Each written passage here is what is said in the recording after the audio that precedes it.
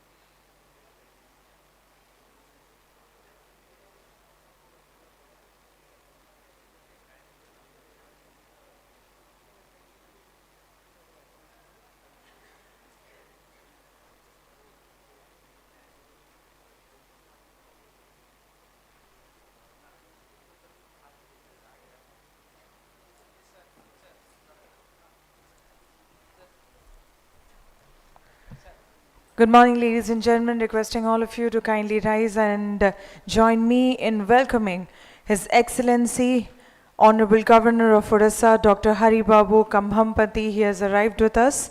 I'd also like to request Shri Suryavanshi Suraj, Minister of Sports and Youth Services, OLLC and HE, to please join us on the stage.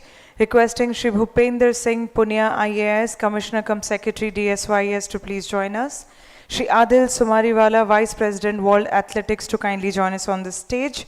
Requesting Padma Shri Srimati Deepa Malik, who's already on the stage, ex-Paralympian, current board member of Asian Paralympic Committee, and Monal Choksi, General Secretary, Swimming Federation of India, along with Padma Shri Shri Dilip Tirki, President, Hockey India. Requesting all of you to kindly rise in honor of the national song and the national anthem.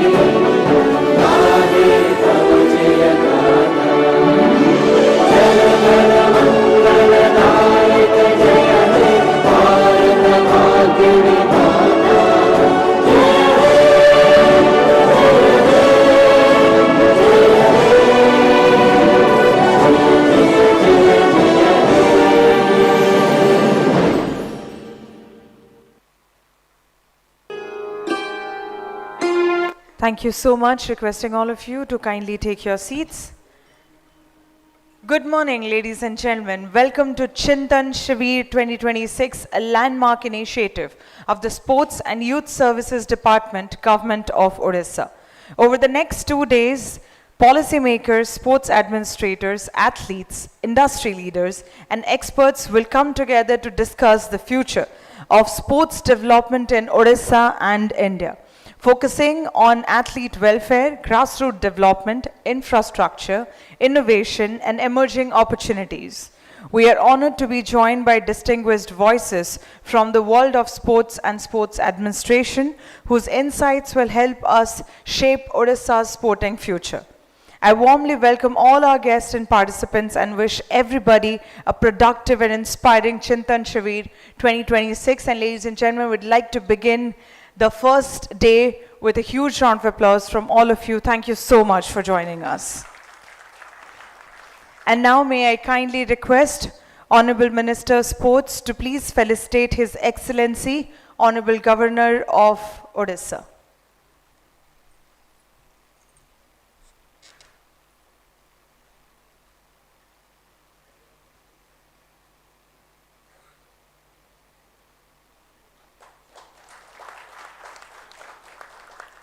Would like to take this moment to thank His Excellency for his kind presence at Chintan Shivir 2026. Now may I kindly request Commissioner cum Secretary Sir to please felicitate Honorable Minister Sports.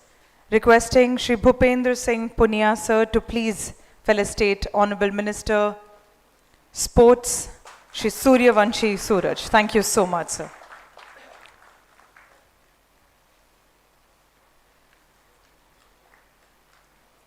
Now may I kindly request Director Sports and Youth Services to kindly join us on the stage to felicitate Commissioner cum Secretary Sports and Youth Services Department.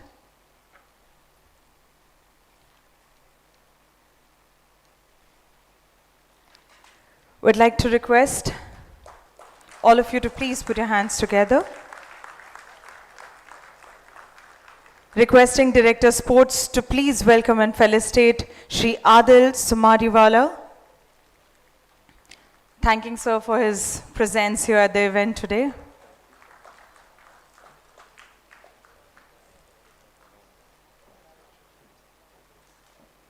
Requesting Director Sports and Youth Services to please felicitate Padma Shri Srimati Deepa Malik.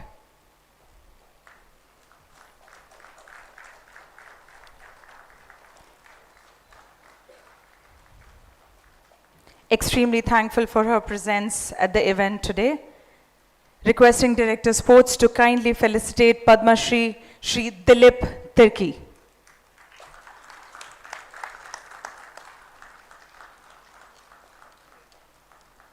Thank you so much for joining us today, sir.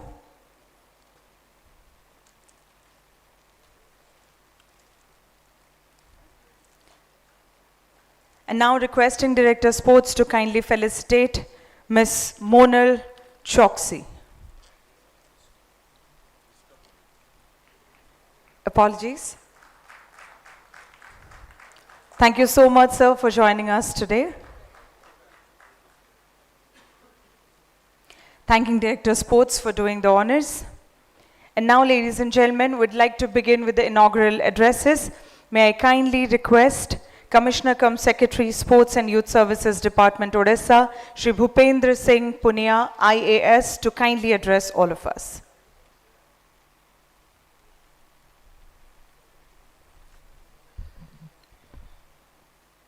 Good morning all. Namaskar. Today it's a very special day for Odisha sports. It gives me immense pride to extend a warm welcome to our Honorable Governor of Odisha, Sri Hari Babu Khambam Patish ji, to this Chintan Shivir, a platform to exchange ideas, gain insights, and chart the road map for Odisha towards sports excellence. He has always supported the promotion of sports and youth development. I also extend a warm welcome to our Honorable Minister, Sports and Youth Services, Sri Suryavanshi Suraj ji, who has been instrumental in the progress of the sports ecosystem. He is a youth icon and has made it possible to take Odisha to greater heights in sports. We have with us Vice President World Athletics, Dr. Adil Ji Sumeriwala, who has been a part of our journey, sharing valuable insights that has won Odisha the hosting right to the World and Asian Indoor Championship 2028. Thank you. We have among us today the finest sports person and President Hockey India Padam Shri Dilip Tirki ji, and Paralympian Padam Shri Srimati Deepa Malik ji. I extend a warm welcome to them. distinguished panelists, eminent experts from the sports industry, representatives from sports federations, associations, athletes, coaches, stakeholders, and esteemed guests. A very warm welcome to all of you to this Chintan Shivir. It gives me immense pleasure to welcome such a distinguished gathering of policymakers, sports administrators, industry leaders, athletes, academicians, and experts who have come together with a shared commitment to shape the future of sports in Odisha. The sporting landscape is evolving rapidly. New technologies are transforming athlete development. Sports science is redefining performance standards. Private sector participation is creating new opportunities, and emerging disciplines such as esports are engaging an entirely new generation of young people. To remain at the forefront of this transformation, it is essential that we continuously reflect, innovate, and adapt. The purpose of this Chintan Shivir is precisely that, to create a platform for meaningful dialogue, exchange of ideas, and collective thinking.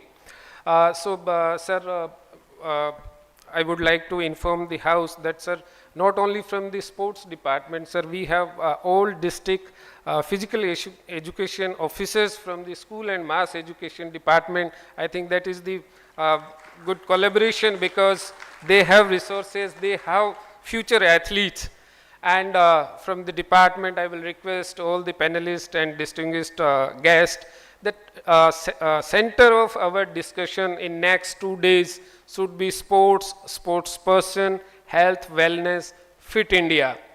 So that should center around this. And at times we feel that, once everything is in place, we will start doing something in sports, in personal life, in professional life. But I think it never happens. So whatever we have with limited resources, can we start the movement?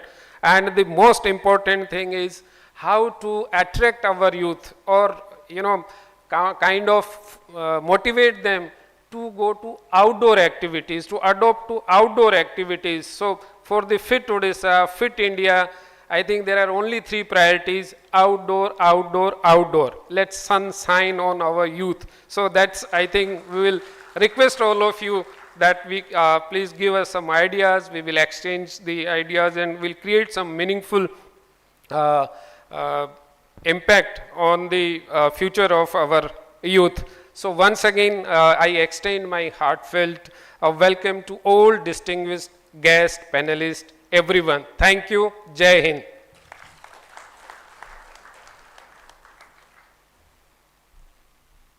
Thank you so much, sir, for such a warm welcome address. And now, ladies and gentlemen, it's time for the opening remarks by Honorable Minister, Sports and Youth Services, Odisha, Shri Suryavanshi Suraj.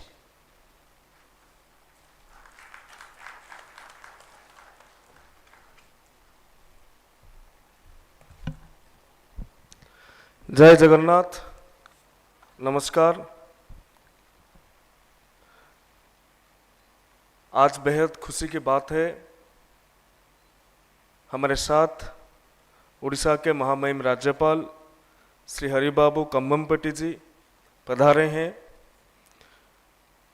जिनका sports में, youth services में कैसे उड़ीसा के युवा सशक्त हो, समृद्ध हो, बहुत बड़ा डायरेक्शन भी रहा है, मार्गदर्शन भी रहा है।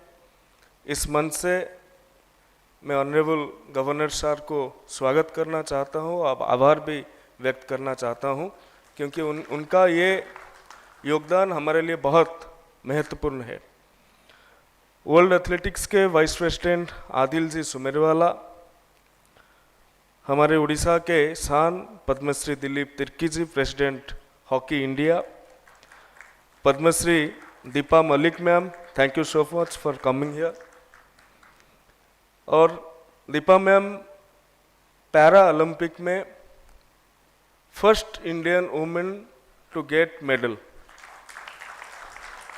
सो सिर्फ पारा एथलीट्स व पारा प्लेयर्स के लिए वो इंस्पिरेशन नहीं है, हम सभी के लिए वो इंस्पिरेशन है। यहाँ पे पधारे हुए Monal Chokshi ji, secretary general swimming federation of India, उनके साथ बहुत साझा हम किए हैं और उनके मार्गदर्शन में उड़ीसा अब हमारे जो 30 जिले हैं वो 30 जिले में ओलंपिक साइज और ओलंपिक स्टैंडर्ड का स्विमिंग पूल बनाने जा रहा है। इसके लिए इनका बहुत योगदान भी है और जिसके नेतृत्व में ये कार्यक्रम हुआ है, जो बहुत ही कम समय में ये कार्यक्रम को क्यूरेट कर पाए। श्री भूपिंदर सिंह पुनिया जी, कमिश्नर कम सेक्रेटरी, मंच के सामने पधारे हुए सभी खेल में एक्सेल का जो हासिल किए हैं सभी महानुभव, सभी एसोसिएशन के रिप्रेजेंटेटिव, उड़ीसा के हर प्रांत से आए हुए सभी फिजिकल एजुकेशन टीचर्स को, मीडिया के बंधुओं को आज के ये चिंतन शिविर में मैं स्वागत करता हूँ। और आप सबका योगदान है, बहुत कम समय में शॉर्ट नोटिस में आप सबको इनविटेशन हुआ था, आप सब आए, इसके लिए हम बेहद खुश हैं। और ये बात भी मैं बताना चाहता हूँ कि राष्ट्रीय स्तर पर पिछले महीने में चिंतन शिविर कश्मीर में हुआ था, तो हमारे स्पोर्ट्स मिनिस्टर हमको मार्गदर्शन दिए थे कि हर राज्य भी ऐसे चिंतन शिविर करे और अपना जितने भी एसोसिएशन है, स्पोर्ट्स एंथुजियास्ट हैं, इंडस्ट्री लीडर्स हैं, सबको बुलाए। एक इकोसिस्टम में कैसे स्पोर्ट्स के लिए एक विचार हो, स्पोर्ट्स के लिए मंथन हो, स्पोर्ट्स के लिए चिंतन हो, ये चिंतन शिविर में हम ये आने वाले 2 दिन में ये करने जा रहे हैं। और आज हम जिस समय पर खड़े हैं, हमारा देश जिस समय पर खड़ा है, विश्व स्तर पर महत्वपूर्ण प्रगति की और भी है और विभिन्न खेलों में विश्व स्तरीय खिलाड़ियों की उत्पादन में भी देश लगा हुआ है। लेकिन हमारी आकांक्षा केवल सहभागिता और पदक में सीमित नहीं है। प्रधानमंत्री श्री नरेंद्र मोदी जी के नेतृत्व में भारत एक वैश्विक खेल महाशक्ति बनने की ओर अग्रसर हो रहा है। ये लक्ष्य मजबूत खेल संस्कृति को बढ़ावा देने और आधारभूत स्तर पर विकास को सुदृढ़ करने और खेल विज्ञान और जितने भी state of the art techniques है उसका लाभ उठाने, और हमें आशा है कि 2036 का जो ओलंपिक होगा उसको मेजबानी करने का भी अवसर हमें प्राप्त होगा। तो 10 साल पहले हम ये रोड मैप प्रस्तुत कर रहे हैं, आने वाले समय में हम कैसे स्पोर्ट्स इकोसिस्टम को विश्व स्तर पर, विश्व पटल पर एक बहुत बड़ा दृष्टि दे सकते हैं। उड़ीसा भी इस राष्ट्रीय दृष्टि में एक प्रमुख योगदानकर्ता होने पर बहुत गर्व करता है। वर्षों का प्रयासों, राज्य में विश्व स्तरीय संरचना, खिलाड़ियों का विकास, आधारभूत स्तर की कार्यक्रमों और प्रमुख राष्ट्रीय और अंतर्राष्ट्रीय आयोजनों की मेजबानी के माध्यम से भारत के प्रमुख खेल गंतव्यों में अपनी पहचान बनाई है। मैं इस अवसर पर जितने भी भारत के सभी बड़े महानुभव हैं, स्पोर्ट्स एंथुजियास्ट हैं, सबको प्रभु जगन्नाथ जी के मिट्टी पर स्वागत करता हूं। और आने वाले 2 दिन में आप सबका जितना भी इनपुट रहेगा, हमारा जो पॉलिसी रहेगा उसमें रिफ्लेक्ट करेगा, ये वादा भी आपको करता हूं। ओडिशार कोण अनुकोणरू आसीथिबा समस्त खेल शिक्षक मानंकु एवं एसोसिएशन सब कर्मकर्ता मानंकु आज विशेष कार्यक्रम रे शुभेच्छा ज्ञापन करुछि, स्वागत करुछि।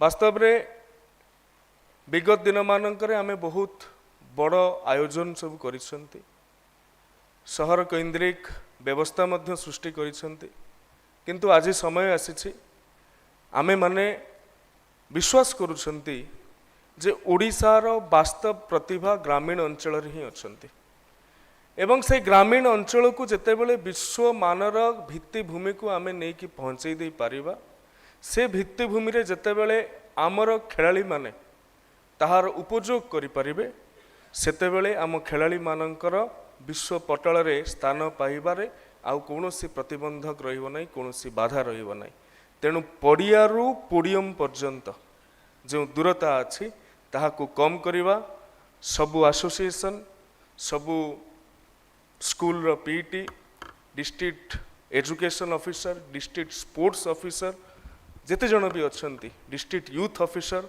समस्ते गोटे छात तले आसंतु एकाकार हेबा एवं ओडिशा जो स्वप्न देखुछि आमर सौभाग्य 2028 मसीह आमे वर्ल्ड एथलेटिक्स इंडोर एवं एशियन एथलेटिक्स इंडोर ये दुईटी करने को जाउछंती केवल सेतिकी नुहे आमे जो कॉन्टिनेंटल टूर गत थर ब्रोंज करिथिलु एथर आमे सिल्वर करने को जाउछंती एवं गोल्ड मध्य आगामी दिन मानकरे करिबा किंतु एठी प्रश्न उठुची आमर खेलाड़ी माने आमर कोच माने आमर क्रीडा प्रशासक माने एथिरु केते लाभान्वित हेबे से तुलना रे से दृढ़ पॉलिसी दृढ़ संस्कार न आनिले एवं समस्ते गोटे छता तलुकु न आसिले एटा केबे भी संभवपर हेई परिबो नाही स्कूल गेम्स रे होउची सीबीएसई तार गेम्स करुछि अन्य व्यवस्था अन्य स्कूल माने तांको गेम्स करुछंती एसोसिएशन तांको गेम्स करुछि स्पोर्ट्स डिपार्टमेंट सीएम ट्रॉफी करुछि टैलेंट आइडेंटिफिकेशन तो होउछि किंतु केते व्यवस्थित ढंग रे होउछि जो पिलाटा स्कूल रे नेशनल पर्यंत पहुंचुछि से एसोसिएशन माध्यम रे स्टेट पर्यंत आसी पारुछि कि जदि स्टेट पर्यंत आसी पारु नाही ताले से नेशनल रो मेडल ता पई केते गुरुत्वपूर्ण ता कैरियर पई केते लाभदायक हेबो एभली अनेक प्रश्न एभली अनेक प्रस्ताव एभली अनेक अनुभूति आज आपण माने आम गहन रे उपस्थापन करिवे तेणु एठी जो मानस मंथन हेबो जो अमृत बाहरिबो से आमर जो जेन जी कहउछंती बा अमृत पीढ़ी कहउछंती सेमानंग पई गोटे बड़ लाभदायक व्यवस्था हबो बोली मैं आशा करछि समस्त को आउ थे धन्यवाद कृतज्ञता वंदे उत्कल जननी भारत माता की जय।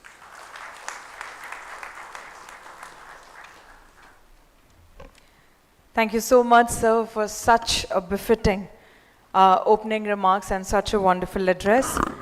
And now, ladies and gentlemen, it's finally time to invite His Excellency, Honorable Governor of Odisha. I'll request all of you to please join me in welcoming him to the podium for his address now.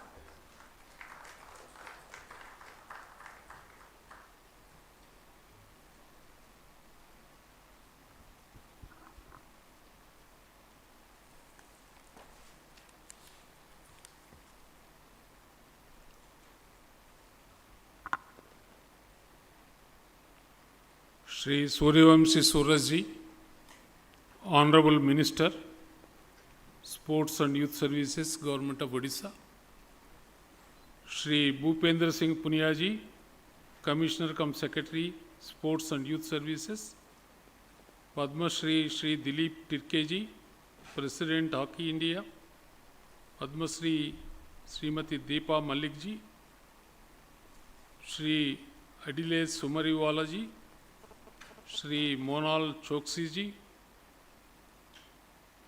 and Mr. Gopi Chand from my native state of Andhra Pradesh, well-known sportsman and coach in badminton. Distinguished panelists, guests, participants, ladies and gentlemen. It is indeed a matter of great pleasure and privilege for me to be here at the inaugural session of the two-day state-level Chintan Shivir 2026 organized by the Department of Sports and Youth Services, Government of Odisha. A Chintan Shivir is more than an event, it is a platform for collective wisdom and purposeful reflection.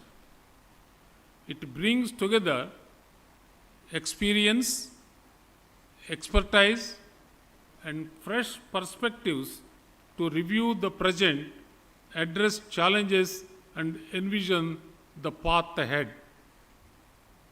Such initiatives are vital for nurturing institutions that continuously evolve and excel. At the outset, I would like to congratulate and commend the Honorable Minister for Sports and Youth Services, Shri Suryavamsha Surajji, and his entire team for organizing this pioneering and forward-looking initiative. Bringing together policy makers, sports administrators, athletes, industry leaders, sports science experts, academicians, and other stakeholders under one roof is a remarkable effort. It reflects a clear understanding that the future of sports cannot be shaped in isolation. It must emerge through consultation, collaboration, and collective wisdom. This Chintan Shivir is therefore not merely an event, but an important exercise in building consensus and charting a roadmap for the years ahead. Friends, one of the greatest lessons of life is that excellence is never a destination. It is a continuous journey. Whether in sports, governance, institutions, or personal life, progress comes to those who are willing to pause, reflect, and ask difficult questions. Every individual, every organization, and every system must periodically review its performance, revisit its assumptions, and identify the bottlenecks that stand in the way of growth. True success belongs not to those who remain satisfied with their achievements, but to those who constantly seek better ways of doing things. Innovation begins when we challenge established practices. Transformation becomes possible when we learn from experience, correct our shortcomings, and create new pathways for the future. The purpose of a Chintan Shivir is precisely this: to engage in honest reflection, learn from best practices, discover from fresh perspectives, and develop actionable solutions. Such collective brainstorming often becomes the starting point of extraordinary achievements. Sports offer one of the finest examples of this principle. Champions are not created merely through talent. They emerge through continuous self-assessment, disciplined preparation, and an unwavering commitment to improvement. Every record broken and every milestone achieved is the result of learning, adapting, and striving for higher standards. The same spirit must guide our efforts in building a stronger sporting ecosystem. I am happy to note that Odisha's journey in the field of sports has earned admiration across the country and beyond. The state has demonstrated how visionary leadership, sustained investments, and dedicated efforts can transform the sporting landscape.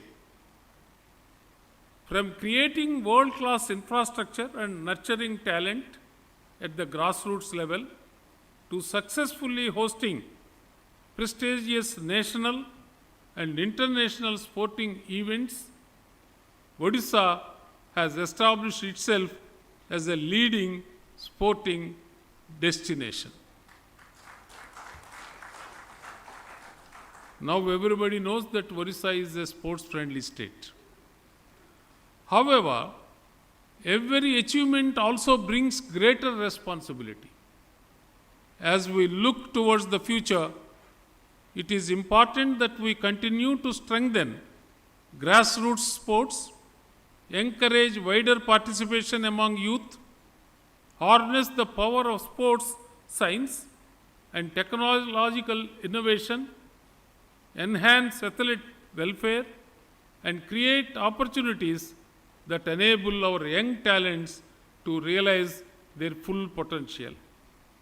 We must ensure that sports become not only a pathway to excellence, but also a vehicle for character building, leadership, discipline, and social development.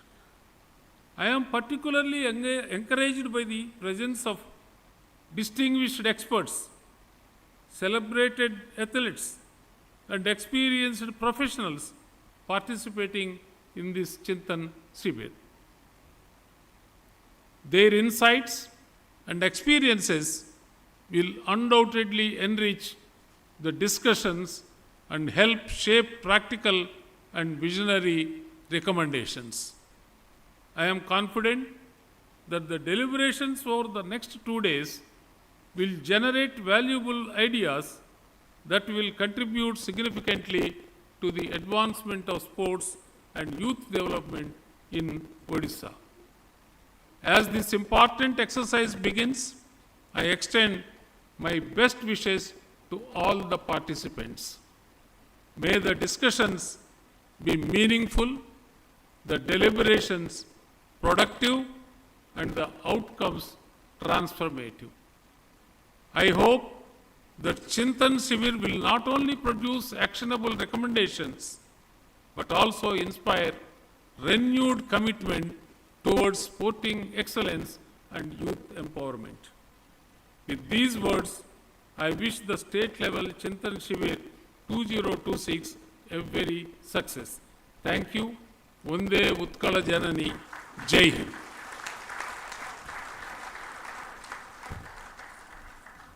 Thank you so much, sir, for such a wholesome address, for your best wishes for Chintan Shivir 2026, and once again for your kind presence here. Thank you so much for being here and making sure that our spirits are uplifted. Thank you so much, sir. With this, we have reached the end of the inaugural session for Chintan Shivir 2026. I'd like to request all of you to kindly rise for the national anthem, following which we shall bid adieu to His Excellency Honorable Governor of Odisha.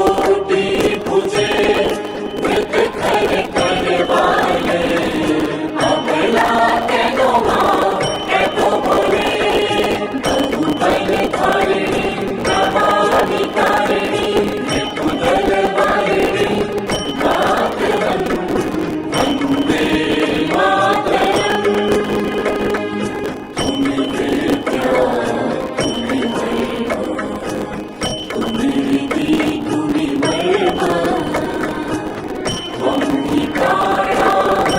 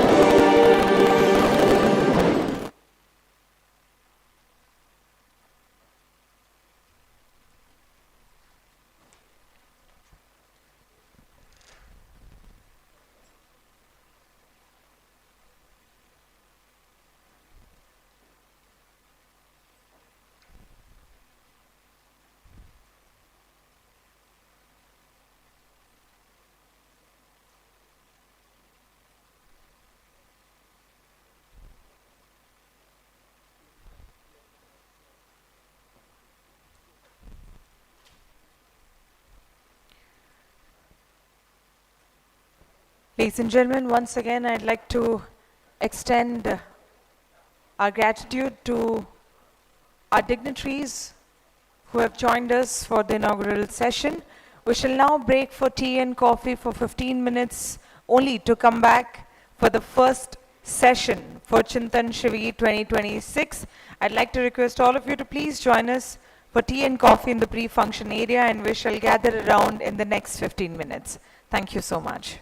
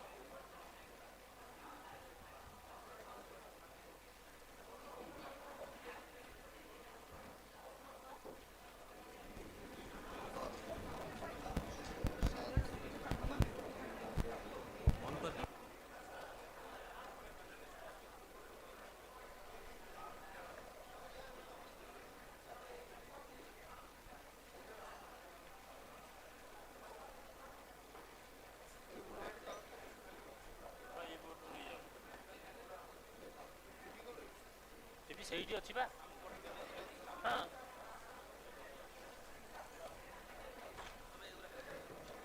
ଏପଟେ ପକା ବୋଉଟା ଫୁଲ କଡ଼ କଡ଼ ଆଣିବ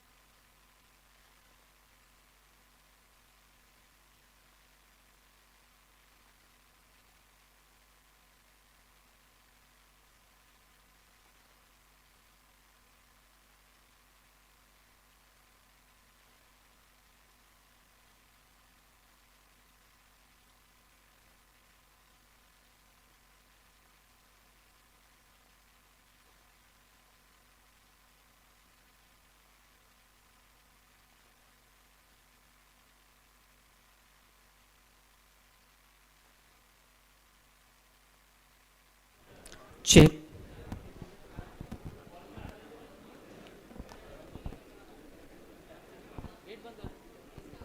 check,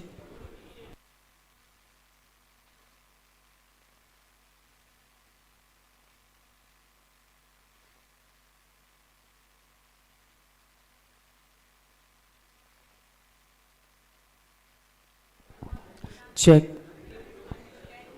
check,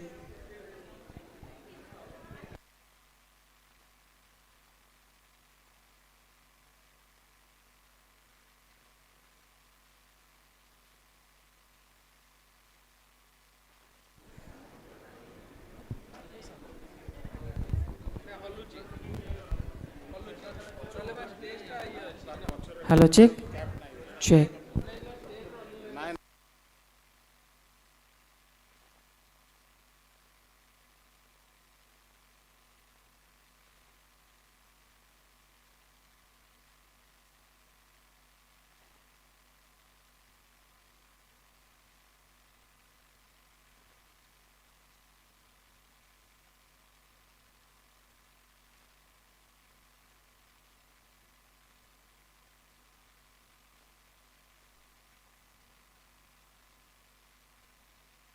check,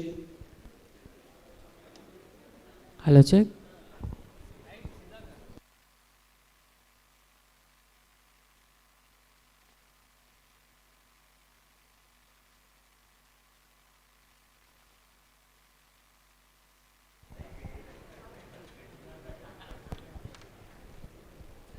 check, hello check,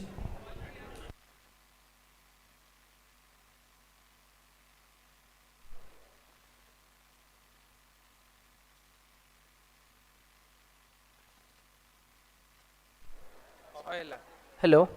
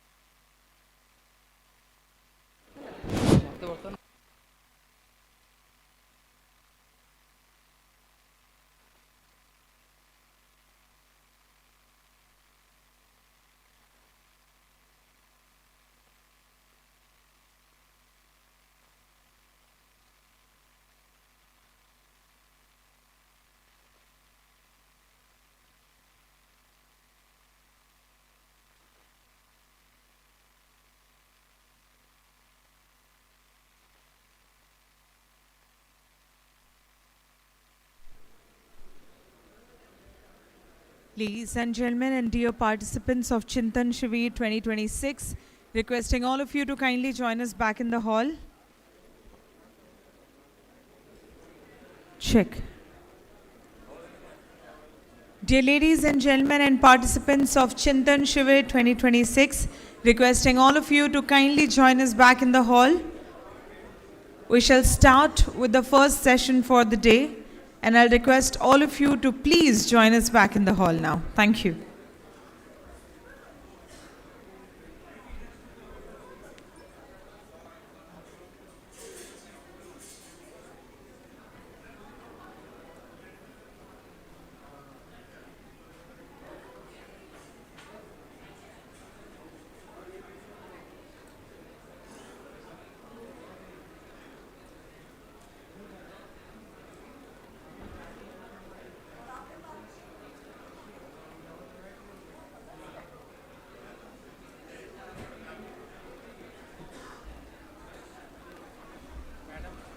sorry sir Sonali Sonali Shubhadarshini इनसे तो विदेश है sir Sonali शुभदर्शनी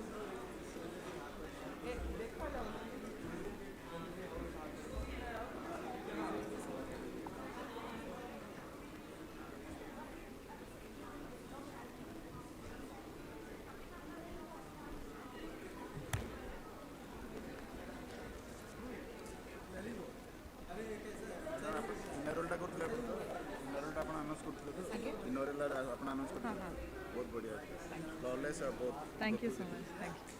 weekly speaker more Geeta neck section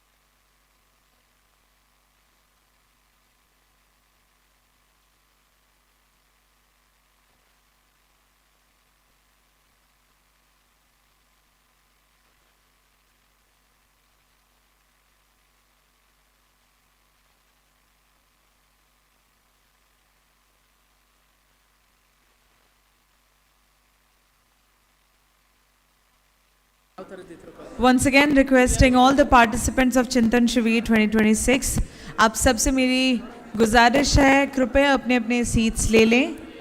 चिंतन शिविर 2026 रो समस्त पार्टिसिपेंट्स माननको अनुरोध करियाकु चाहिबी सेमाने निज निजर सीट्स नै नेबे.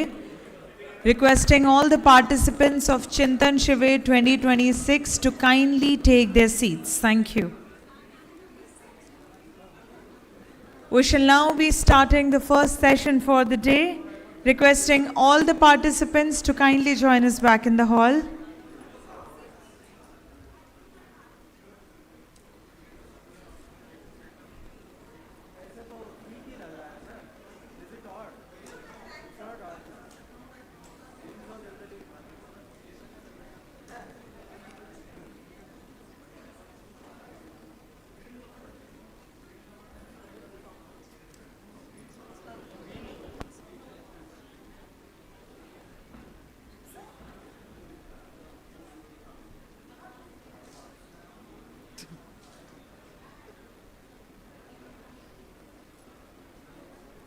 Ma'am.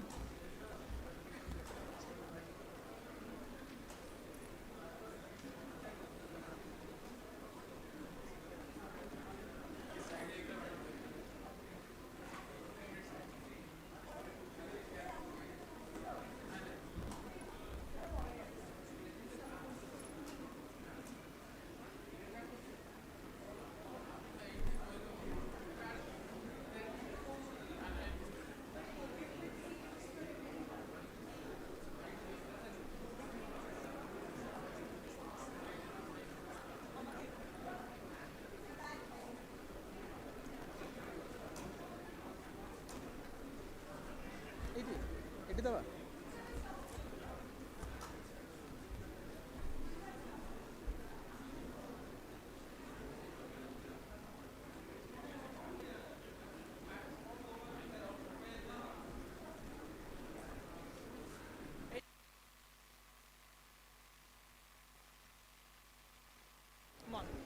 Check.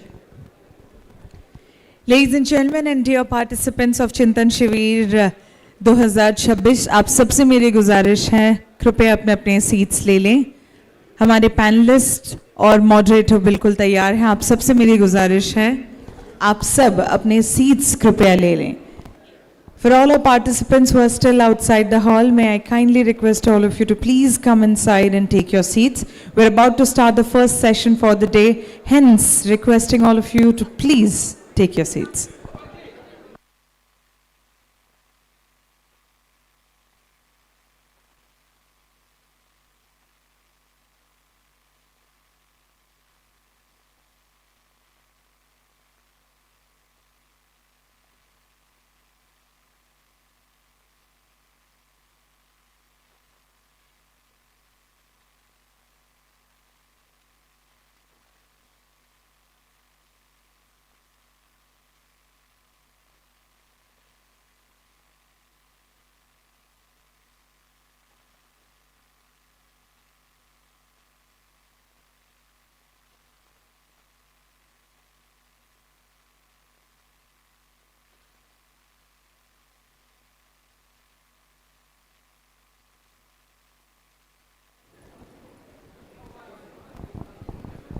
Ladies and gentlemen, once again requesting all of you to kindly take your seats. We are all set to begin the first session for the day. In fact, the first session for Chintan Shivir 2026. अब सबसे मेरी गुजारिश है आप लोग कृपया अपनी अपनी seats ले लें. We're about to start the first session for the day. Thank you.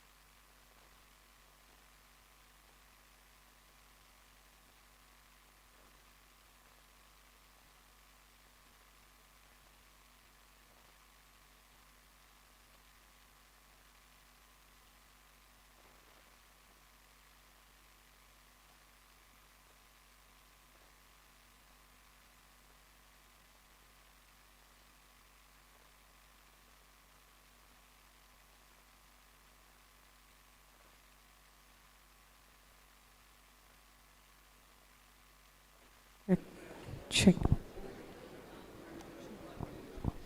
Podium. Check.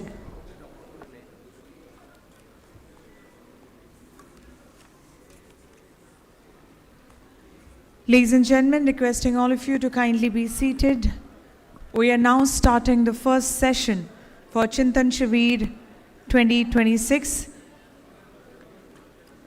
May I kindly request all of you to please take your seats. We can only start the session once everybody is seated.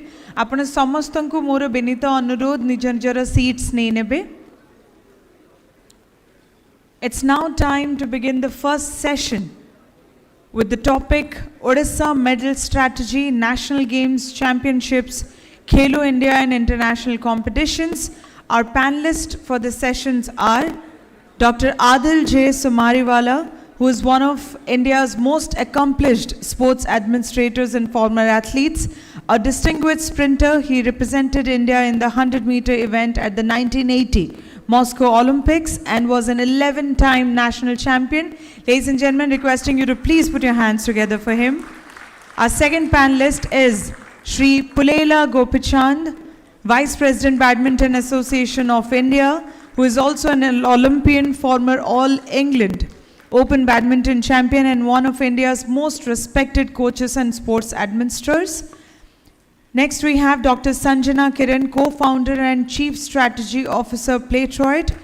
Dr. Sanjana Kiran is a globally recognized high-performance expert, sports strategist and a performance psychologist with extensive experience working with elite athletes, coaches and high-performance teams preparing for the Olympics.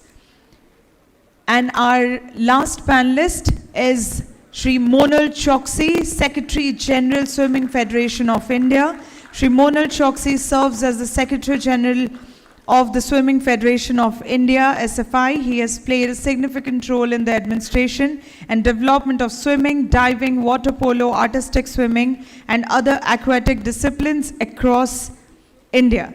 And our moderator for this session is Dr. Yadula Vijay. He is an IAS officer with a work experience as an administrator and a change maker. In his role as a director sports, a position that he currently holds, has been instrumental in shaping key policies. Ladies and gentlemen, before we move ahead with the session, may I kindly request Ms. Sonali Subhadarshini to please felicitate our panelist and our moderator.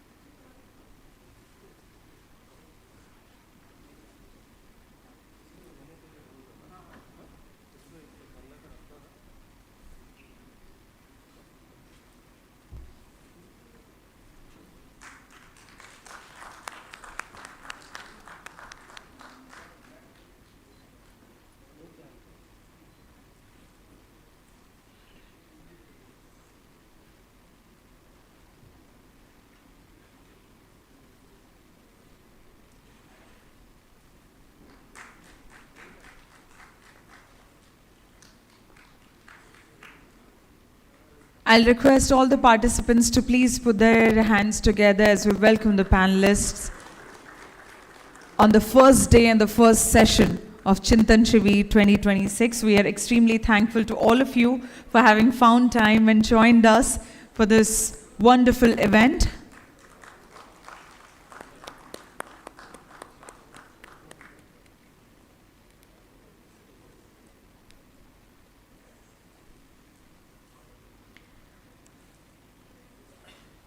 I shall now request Dr. Swarupananda Sahu, Deputy Secretary DSYS, to please throw some light on Odisha's medal strategy, national games, championships, Khelo India and international competitions.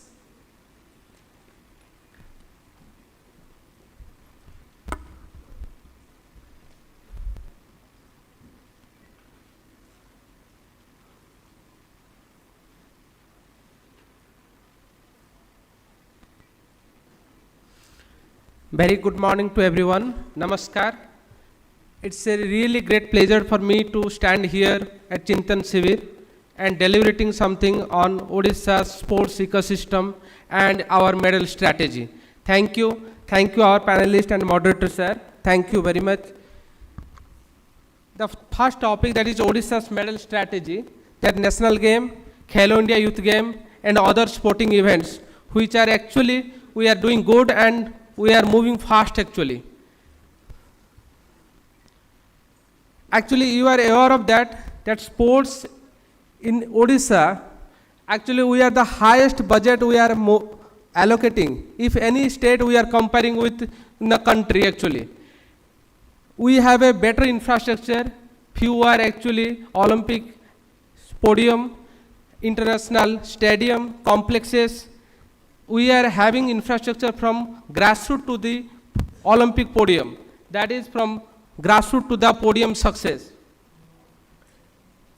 The state has high performance center in 12 disciplines, which has been started since 2018 and it's now continuing. We are having 12 discipline, Olympic discipline wise, and these are established with the support from our corporate partner along with our management partner. And most of our panelists are here also partnering our HPCs. Thank you, sir. We have a strong athlete support system, including financial assistance, job, welfare, and their welfare in a long run, that is indigent sportsperson, pension, nutrition, scholarship, financial assistance. We are having few international sports complex which are hosting international event with the support of our International Sports Federation. You can see that few of the international events we hosted, that is World Cup, then Asian Table Tennis Championship, then under 17 World Cup, FIFA World Cup, and national events, it's continuously happening. And in future, we are hosting, India is hosting the 28th World Indoor Athletic Championship, along with Asian Indoor Athletic Championship. So these are two important events which are scheduled in coming actually years. And recently, we hosted 24th Para Athletic Championship. It's scheduled, it was held in Odisha, Kalinga Stadium only. In Viksit Odisha, Odisha was established in 1936, 1st April of 1936. It's the first linguistic state in the country in British era. And we are going to reach 100-year mark in 2036. And that is aligning with our Olympic hosting, bid hosting, I think. So in 2036, we have a vision to achieve something, that our sports should be accessible to everyone. And there should be larger participation in national team. We want our athletes to be participate in various national team. Then we want by 2029, our national game, when it will be hosted, we want to be top 5 among the states. Then India's international medal tally, we want to contribute significant chunk. This is our major actually vision in 2036. And last, our Honorable Minister always emphasizes that our success will be counted from podium, that is grassroots to the podium, that is podium to Olympic podium, podia to Olympic podium. So that is our tagline Honorable Minister Sir has given. So we are working on that.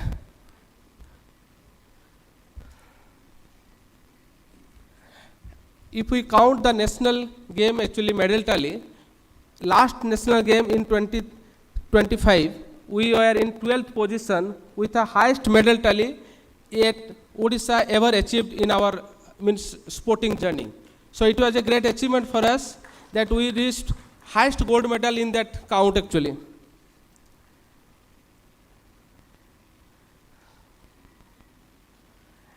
If we analyze our national game actually, that most of the medals are coming from our individual sporting discipline, athletic, gymnastic, then aquatic, rowing, canoeing, cycling.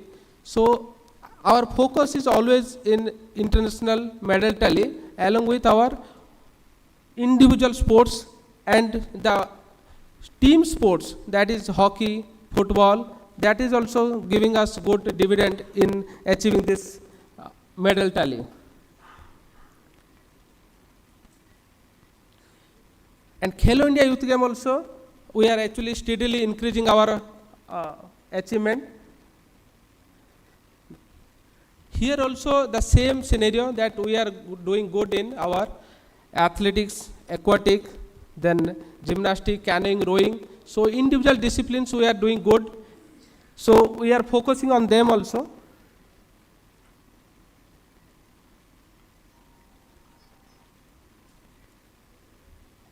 Para athletic game also, we are doing best actually. Since 2025 Khelo India Para Games, we got 12 medals. So it was the best of our competition among.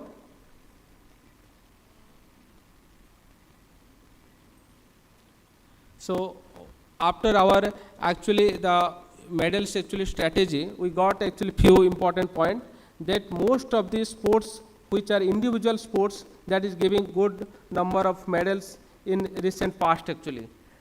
Along with our HPC's functioning, 12 HPC along with Sports Science Center, we are achieving that we can make more number of medals in coming days.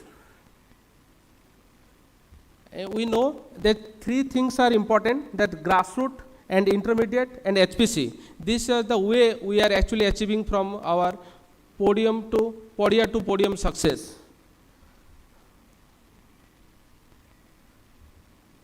Sir, we have 12 high performance center, and in that high performance center, most are actually sports discipline from individual, and 2 are in, that is team discipline, that is hockey and football. And we have 16 sports hostel there across the state, and where 16 sports disciplines are also available for participation and training. In grassroots, we are going to construct 314 block level stadium, that will be a full-fledged stadium along with all the infrastructure facility available for hosting different district level championship, block level championship, with all amenities of sports facility of international standard. Government has approved 124 crore in coming 5 years, and by 2029 we are going to construct 314 blocks across the state. Here that facility will have football, athletic track, volleyball, badminton, table tennis, weightlifting, yoga, gym. Along with that, we are going to integrate, we are to construct 4 regional sports hub that will be having a standard of Olympics like.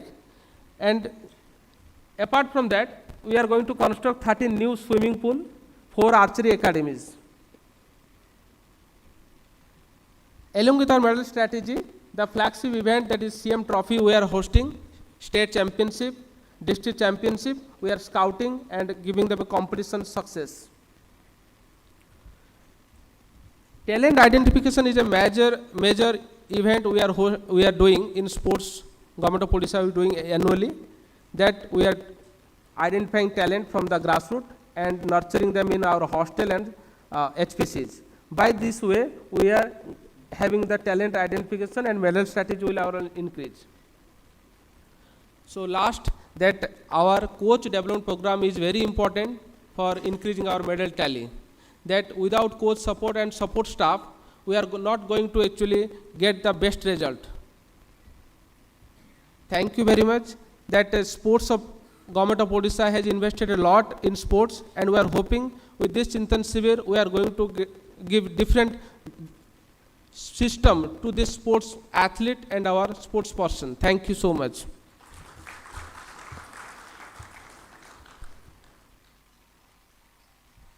Now I will request Director Sir as a moderator of this session to take over. Thank you, sir. Thank you, Swaroop. It was, in fact, a very holistic snapshot of what Odisha as a state has been doing over the years, and a decent,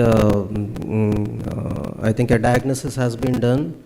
What presently where we are and what needs to be done from the department side. So I once again formally welcome all the panelists here to having been present here, and I would like to tell that in the course of next 50 minutes or 1 hour, so there will be back and forth questions that will be put to the panelists, so you will be responding, and anyone who is having interest in the topic can also respond to those ones. And then there will be an open mic discussion of 20 to 30 minutes wherein the audience and the participants will be posing their queries to the panelists, so you will be responding to those. So Odisha, as we fondly kept calling ourselves as India's best kept secret. So over the years, I guess we are no more a secret in any of the ways.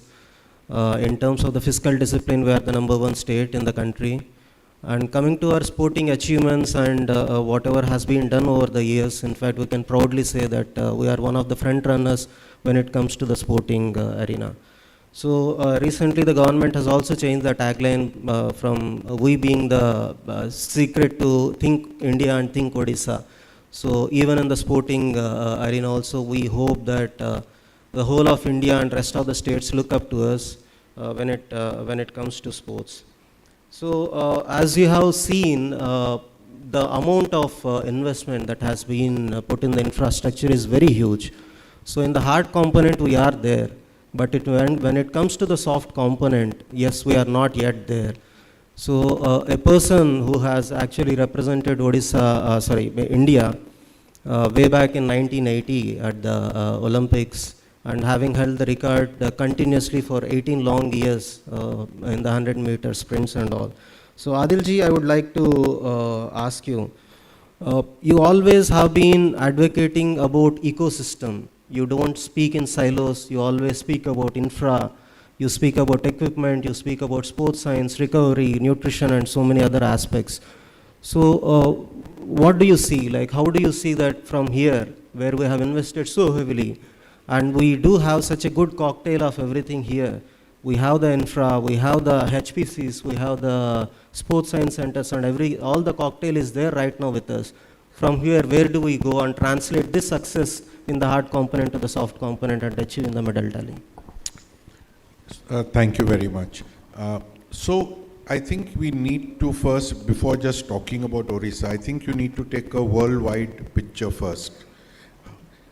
If you look at the Olympic medal tally, top 10 countries get 63% of the medals at the Olympic Games.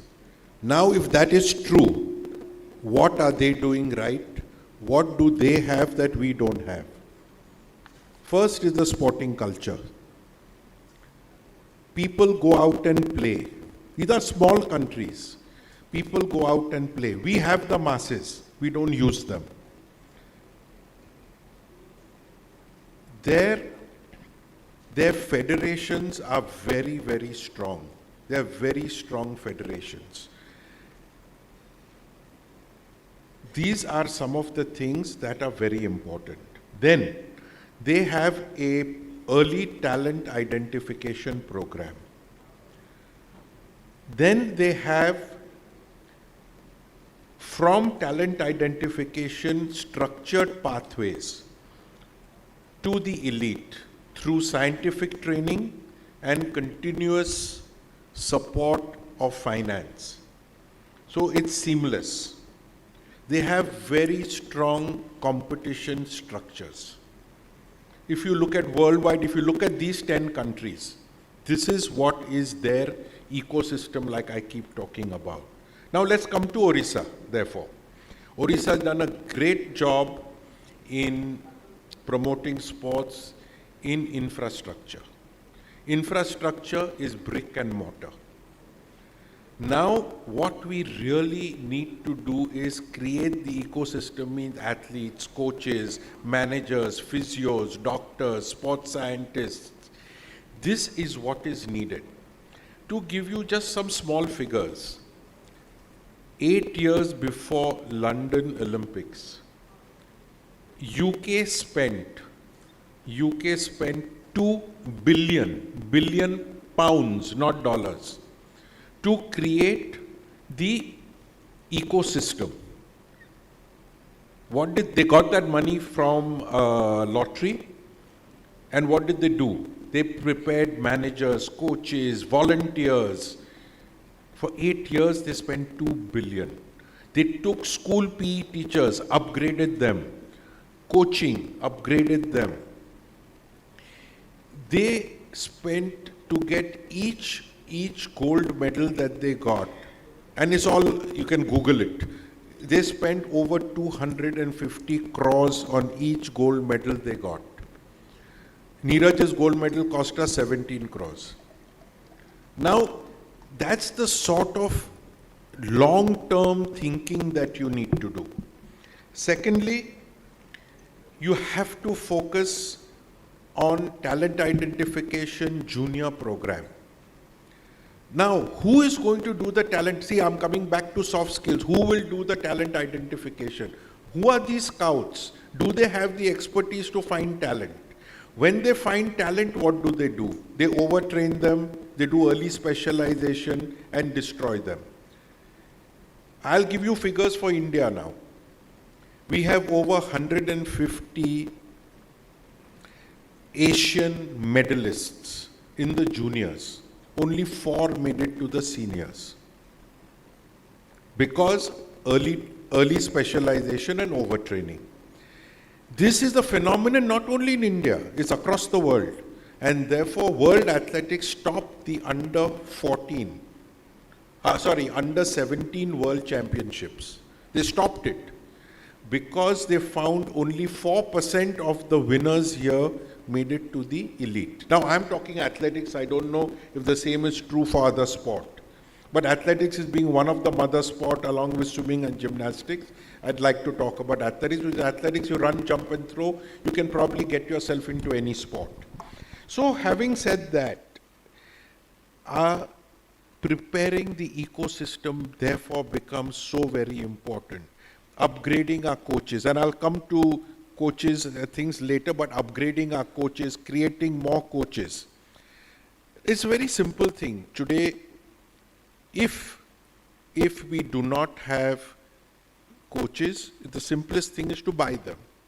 It's not difficult to buy them. If you don't have good doctors, you buy them. But we have very good doctors. If you don't have good physios, you buy them.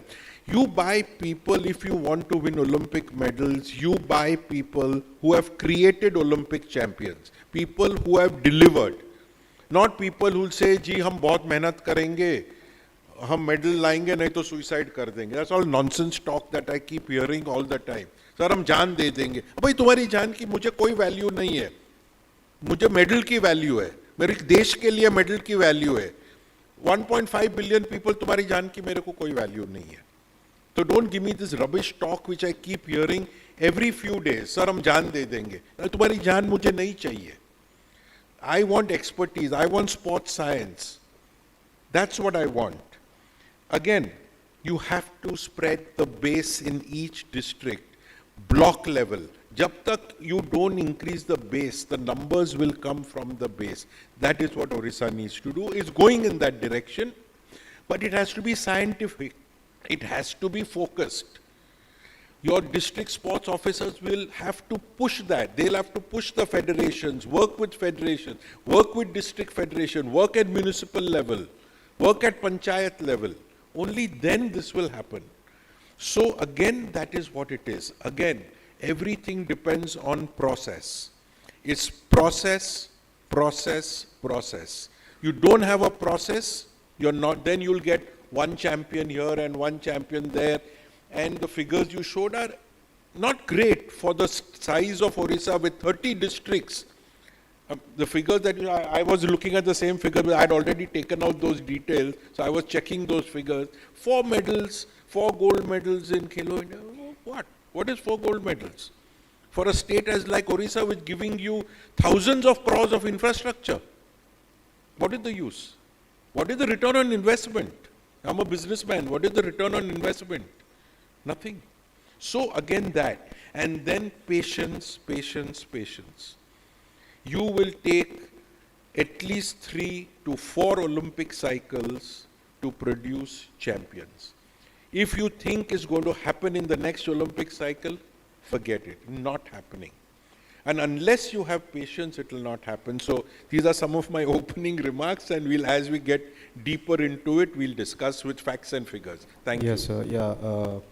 So on this note, actually a person who doesn't need any introduction as such, the third highest civilian award of our country, the Padma Bhushan, and the highest accolade that any player can receive, Arjuna Award winner, and you are in fact called as the Dronacharya of badminton. And come to badminton, it is probably the next most popular game in the country after cricket. So everyone, and after your achievement, especially that the All England Open Badminton Championship that you had achieved in the 90s, there was a rush. In fact, millions of young children had taken up to that sport. And we are pretty happy to be associated with you in the running the HPC of us also. So it's just with so many numbers of young people, young children, the amount of competition, the amount of participation that we are seeing in the open competitions and all. So where do we stand? Can we really aim to be the #1 country in the world in comparison to some of the Southeast Asian nations and some of the European countries that are there presently? Thank you for having me. And a short answer, yes. I think it's definitely possible. I'll just give you a reference point of what badminton has done and what is possible also. 1994, this is a reference point. Indian team was not sent to the Commonwealth Games because we did not fulfill the government criteria of top 6 of Commonwealth nations.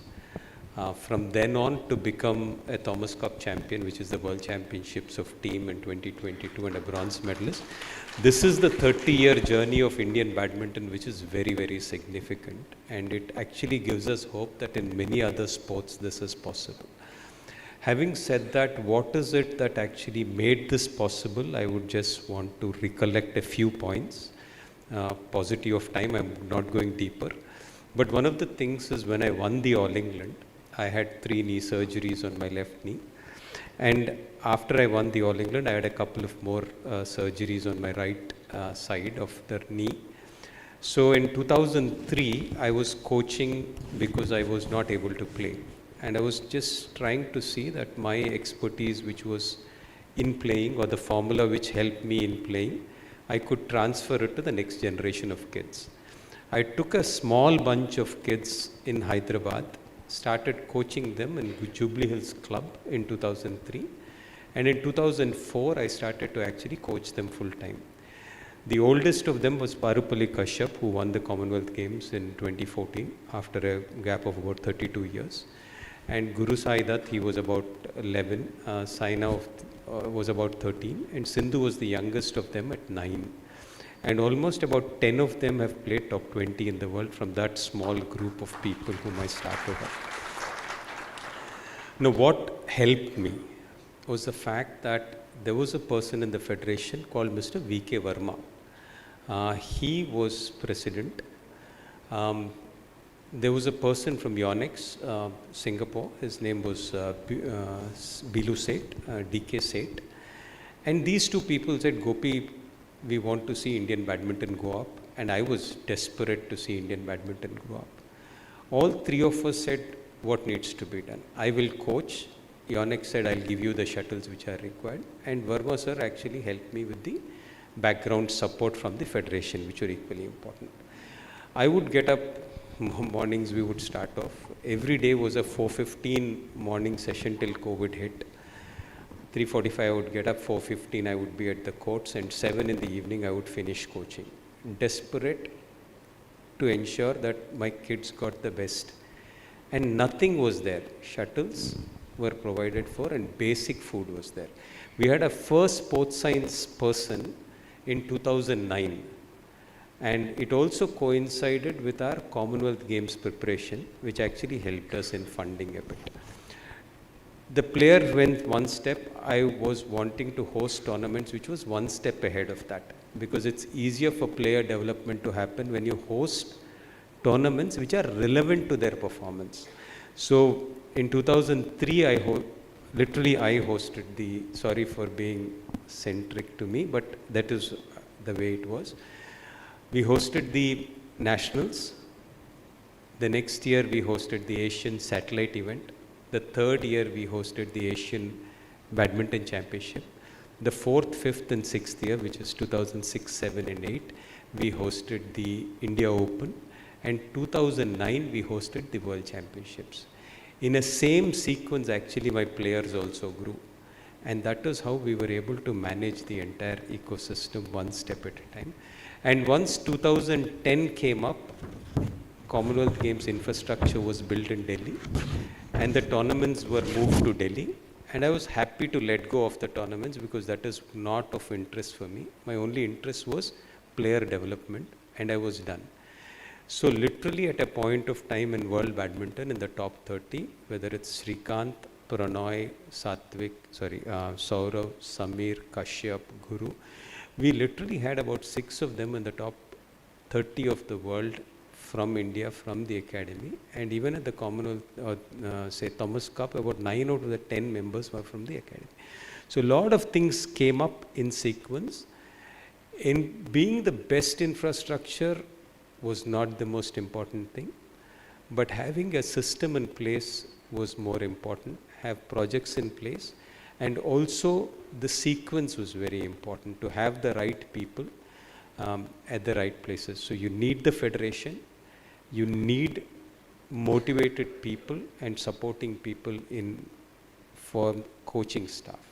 I think with the knowledge, the understanding and the motivation. And we should not do anything which actually stops their motivation. I think that's an important. If something is working, I think we need to ensure that they continue. Because if a player is playing well, that's a 5-year, 10-year cycle. But if a coach is doing well, that's actually a 30, 40-year cycle. So I think you have many, many good things happen. So I think athlete-centric is very critical, but a coach-led or a person who knows what it is needed, I think is supremely important. I think that's how I would put up the ecosystem. Yeah, in fact, fantastically, in fact, put Gopiji. I'll leave, in fact, the thread that has been left open as regards the infrastructure. You said that is not the most important one. In fact, coaching is the most important thing, and athlete welfare is the most important one. So we'll come back to that point again. Right now in our midst, we are having one of the most prominent high-performance expert in India. She is a mind coach, and her profile speaks so high of she being a strategist. She is an innovator in sports, and one of the best sports psychologists that we are having in India right now. You have mostly been associated with 10 other countries apart from India, wherein you have been working with most of the Olympic medalists, Commonwealth medalists, and other areas. And your association with Indian sports is just a couple of years, maybe just 3 years. So just wanted to know, we have always been speaking of two areas. One is the elite level and one is the grassroots level. And when it comes to the grassroots, in fact, in one of your interviews, you happened to say that at grassroots, you think more with your heart and not with your head. So the mindset is actually very different at the grassroots as compared to the elite. So with lots of kids being groomed and lots of athletes, the median age coming down below 20s, and mostly they being in their teens and achieving the puberties and all, with those physiological changes and all, like what is that advocacy that is there in terms of the psychological counseling and support that an athlete requires at the grassroots level?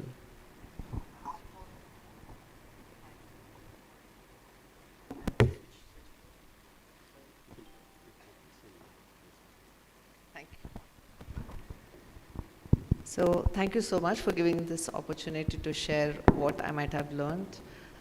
And that's a very important question you asked. So since Youth Olympic Games, Asian Youth Games, which started in 2009 and 2010, which Singapore hosted inaugurally, the age of an elite athlete has drastically dropped, right? Most of them, at least in my experience since 2016 Rio, what I've consistently seen is the work, I work on Olympic cycles with each of my clients. So the new applications or requests I get is children who are all of 10 years, 11 years. Some haven't even attained puberty or, are pre-pubertal. And well, that's a challenge for the entire world. So we can no longer talk in terms of elite or grassroots. It's important to talk about the age groups right now, right? So what is the age group we are addressing? What are the experiences? What is the ecosystem around them? Money will give us infrastructure, right?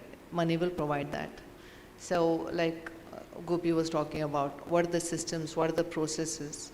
How do we kind of build them in such a way that they understand children, right? Rather than calling them young athletes, it's important we say that they're children. So more than often, if you look at the statistics of those who have made it to Olympic medals and represented their nations consistently and have a long longevity in sports and have consistently performed, these were individuals who enjoyed sport. They played with their heart, correct? And when you play with your heart, you go all out, full of motivation, nothing to lose, right?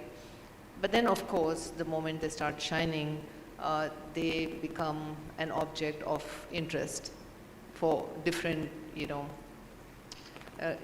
for different, what do I say, parts of the ecosystem you're in, right? So, and then, of course, given that they're young, in this case, you mentioned teenagers, their ego is fragile, their hormones are raging, and somewhere along the way, while the ecosystem is aligning its self-esteem and self-worth on the outcomes of their endeavors, the children also start doing that. And that's dangerous, right? That's dangerous for their well-being, that's dangerous for their longevity as well, right? Now, where does sports psychology feature? One is in educating the system to understand the psychological aspects to a child, educating the coaches to also understand what is in them psychologically that kind of helps them enjoy their roles, and then also impart that to their athletes. And happy coaches have different conversations. There's nothing wrong in encouraging athletes to push their limits. There's nothing wrong at all. If we say this is competitive sport, then outcome will matter. But the journey to the outcome, that is where some decisions need to be made, correct? And ultimately, no matter whether you're grassroots or elite, at the end of the day, when you're performing, for your technique and tactic and your physicality to work for you, your mentality matters, right? Now, keeping that as the central focus, one are the coaches, which is their immediate, environment around them. And I completely agree with Gopi when he mentions, it has to be athlete-centered but coach-driven. But then the next round of people, which is where you get your sports scientists. So are they psychologically aligned? Do they understand what a child is? Do they understand safety for them? Do they understand physiological changes? Do they understand their needs, right? Do they understand how to map the progress of their talent? For countries like China, for example, right? Yes, Chinese children predominantly have taken up specialization and super specialization early. But what I see, especially say in the last 10, 15 years, is the trends have changed over there too. So while they're looking at talent identification, they're also looking at markers, not so much physically, but also markers in terms of, does a child understand what they're getting into, right? All children have resilience, but it's the system that can boost that resilience or take away from it.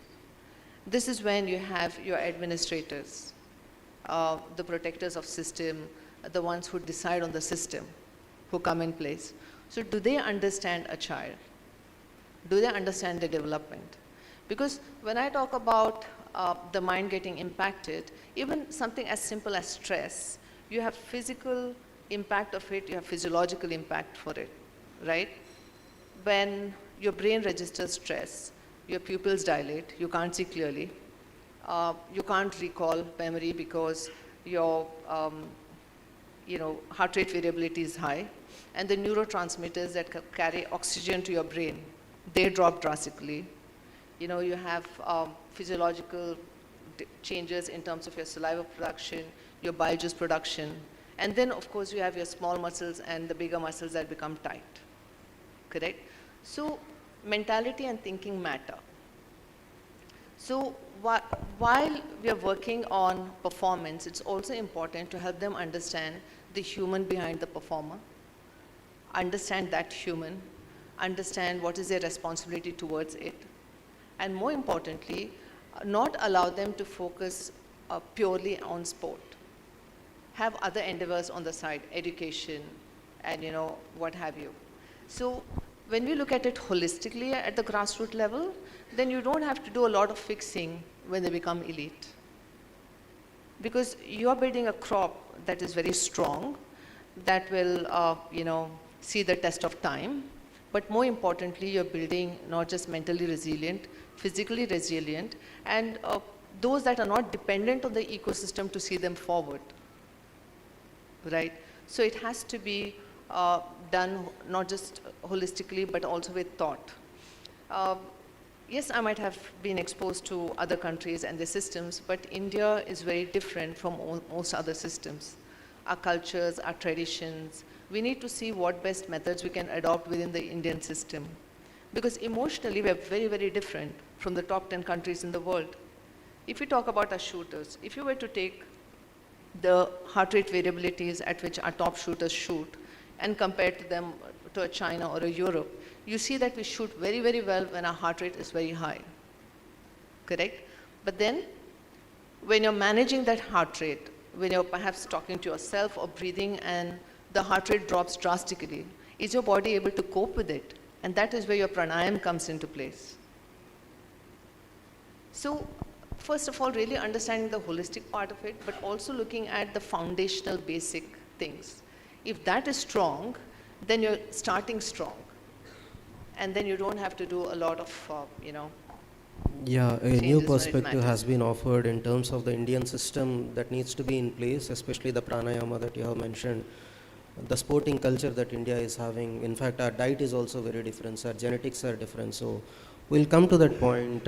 In fact, the fragile egos that you have spoken of and the motivation, I guess Gopiji is having, definitely will have a say on some of the motivational aspects there. Coming to one of the disciplines which is having the highest medal category events, in fact, when it comes to the number of events that it hosts, that is aquatics. Nearly 50 odd medals are there for taking. It spreads across swimming, diving, water polo, and so many other things. And one of the most decorated Olympian, Mr. Phelps, also has consecutively for the 4 Olympic cycles, I guess, like he was there. So a lot has been advocated in the swimming arena, as Adilji has also pointed out, that along with athletics being the mother discipline, swimming is also one of the disciplines which is quite vast and robust.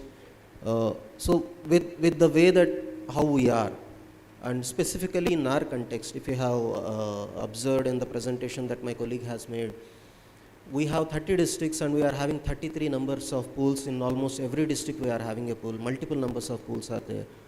Each and every one of it is of a Olympic size pool. There is a very robust pay and play program that we are running in collaboration with JSW.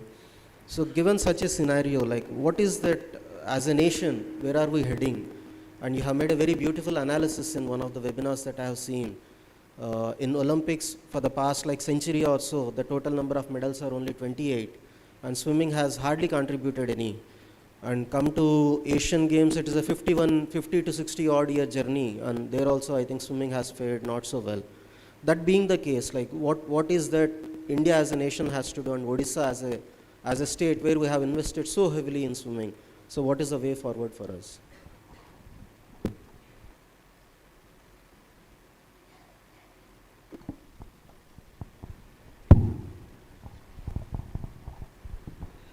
Thank you. Thank you for having me also. You have a new and a great tagline, Think India, Think Odisha. And that's a transition from the best kept secret. So logically you've done well. I would say that Odisha has led sports in infrastructure creation. Not just creation, but high quality infrastructure creation. So that's a huge kudos to the thinking and the people who are behind this. You mentioned the medal strategy for Odisha or in India at the world level as well as nationally. See, I'll speak from a context of aquatic sports and more from the context of swimming also, because swimming is a sport where the peak performance, and I would imagine that it is true for a lot of other sports, but in swimming particularly, the peak performance age is between 22 to 26. And we are unable to retain our athletes' performance and progress them towards their trajectories. This has been part of a lot of our presentations to the Government of India also. Recently, in 2025, we published the top 20 rankings across all age groups, open total rankings for both men and women for all events. And a few things jump out immediately if somebody is willing to look at that.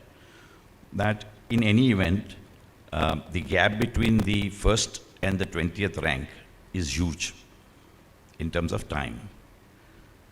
Secondly, the gap between the first 2-3 ranked athletes in India and the world standards that are required to win medals at that level are also huge.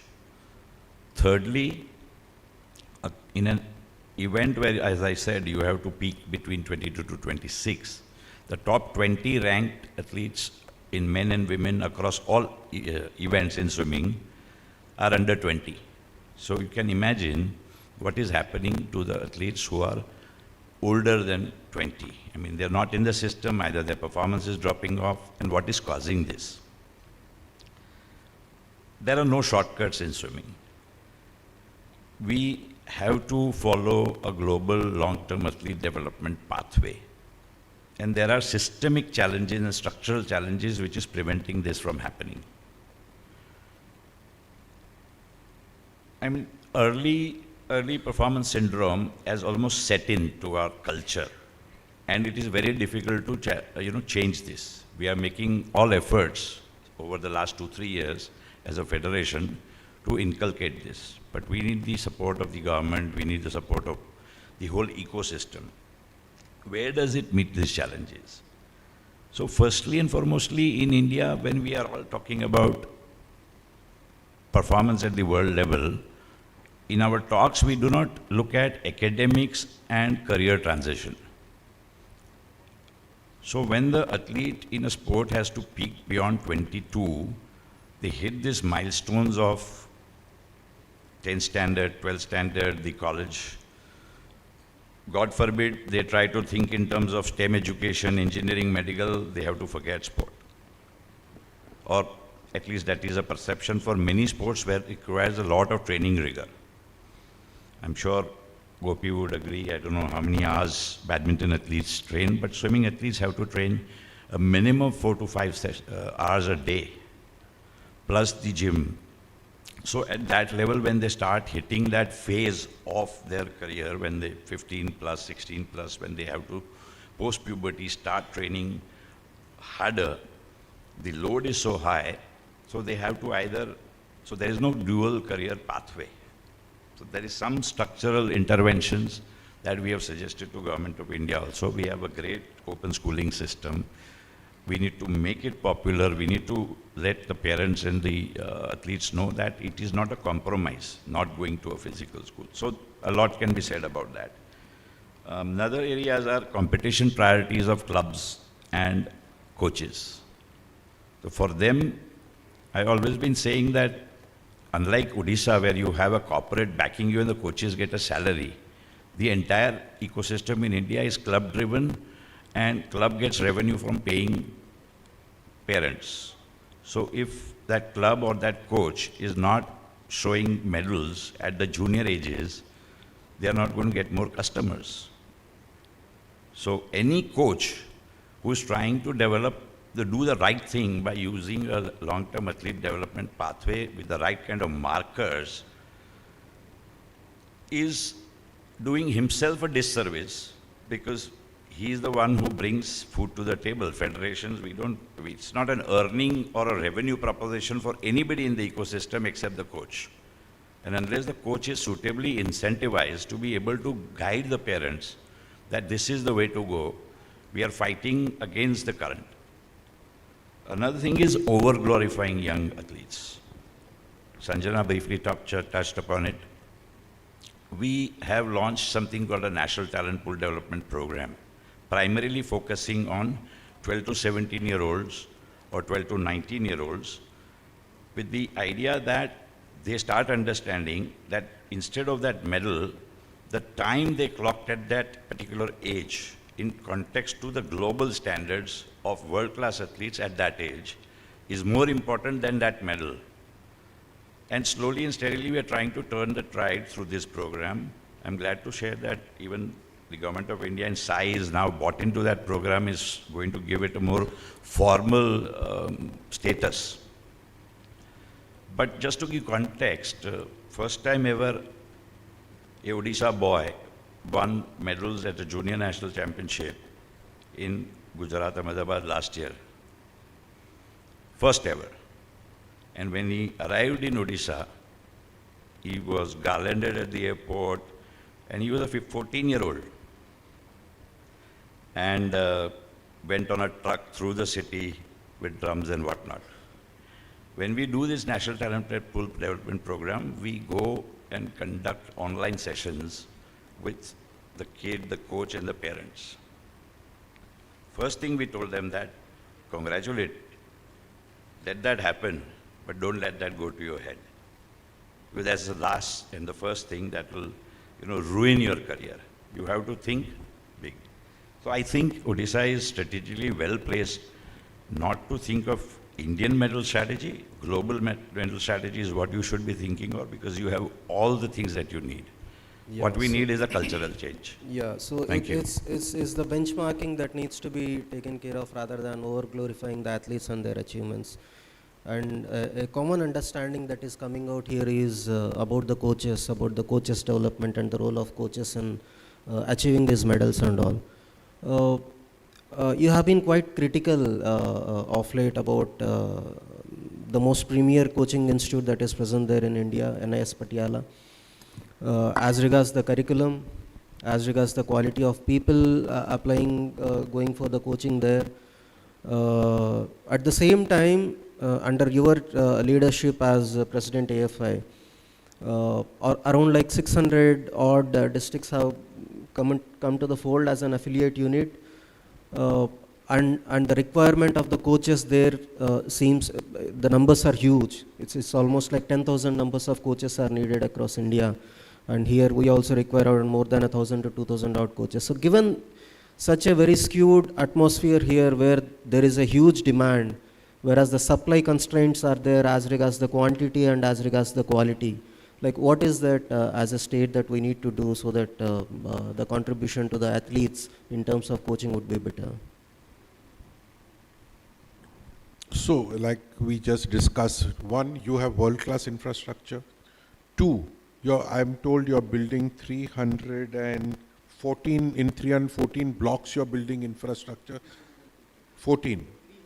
Yeah, 314. You're building, yeah, that's excellent. Now what needs to happen is you need to introduce good coaching and sports science. Now you cannot have sports science in 314 centers. So you can do a hub and spoke model. It's possible to do a hub and spoke model, but you need sports science, you need coaching. Now, I've been critical, and he's sitting there, he knows very well my criticism. He's been ED at Patiala. The problem is the curriculum. The problem is the curriculum is not upgraded enough as it should be. Two, what is going in and what is coming out is not of great quality. The people who are becoming coaches, who becomes a coach? Anybody who has anything better to do in life will do that. The last resort is to become coach, so you'll get a government job in one of your 314 districts or 30 districts or whatever. So that is the problem. For example, the difference between LNCP, Trivandrum and Patiala is great. The people who are going in there are far better. But I'm not, that system is, I'm not discussing that system. We've been doing a lot of discussion and that is getting overhauled. But then every federation has a coaching program of their international federation. Now I pulled out some figures for Odisha. Let me give you those figures. There is pre-level 1, level 1, level 2, level 3. We have, Athletic Federation has 3,800 pre-level 1 coaches. Only 128 are from Odisha. They have to apply and take the course, but they don't do it. Level 1, 1,380. Only 14 are from Odisha.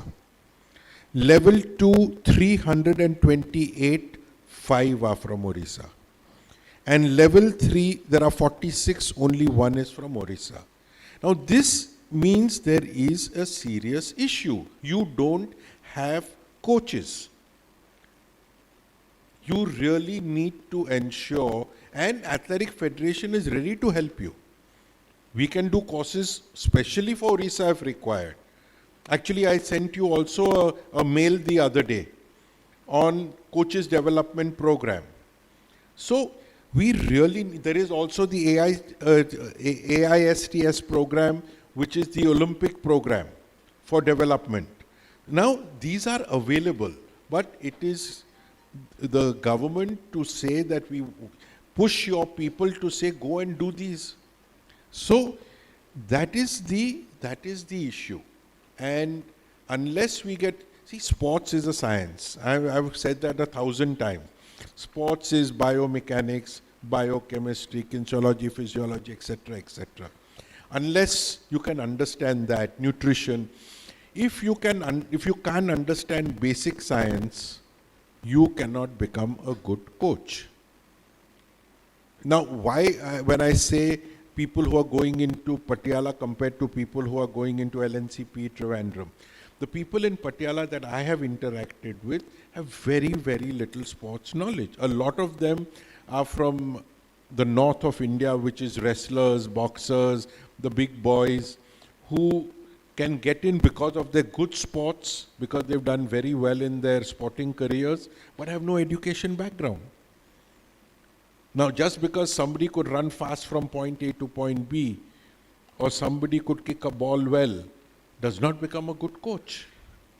It's education. And that is why I have 7 foreign coaches.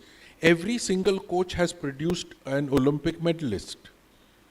So you need to, if you have to fight at that level, then you need to bring coaches of that level.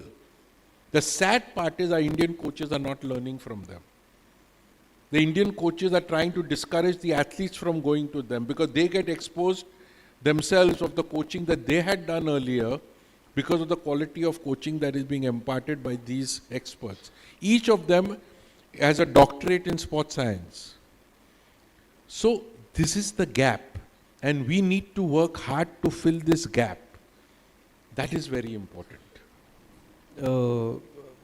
Yes, sir. In fact, the coaches requirement that we are having and the gap that you have spoken of, and quite famously that you have referred the massiers and all as glorified malishwalas, in fact, like the way that they have been. Yeah, I call them malishwalas. They are not really, I mean, the physio, between, let's take the 100 meters, between the semi-final and the final at the World Championship Olympic Games is 90 minutes.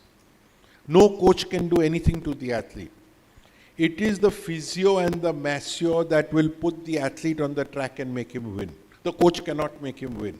So again, that's why I keep saying ecosystem, ecosystem, ecosystem. You need the nutritionist, you need the mind trainer, you need the psychologist, you need that whole ecosystem. The center being the sports science in whole of this one, so that is what it is being. So we'll come to the sustainable model maybe because buying coaches, hiring foreign coaches, I don't know for how long it can continue and how long we can keep investing till the time we are there.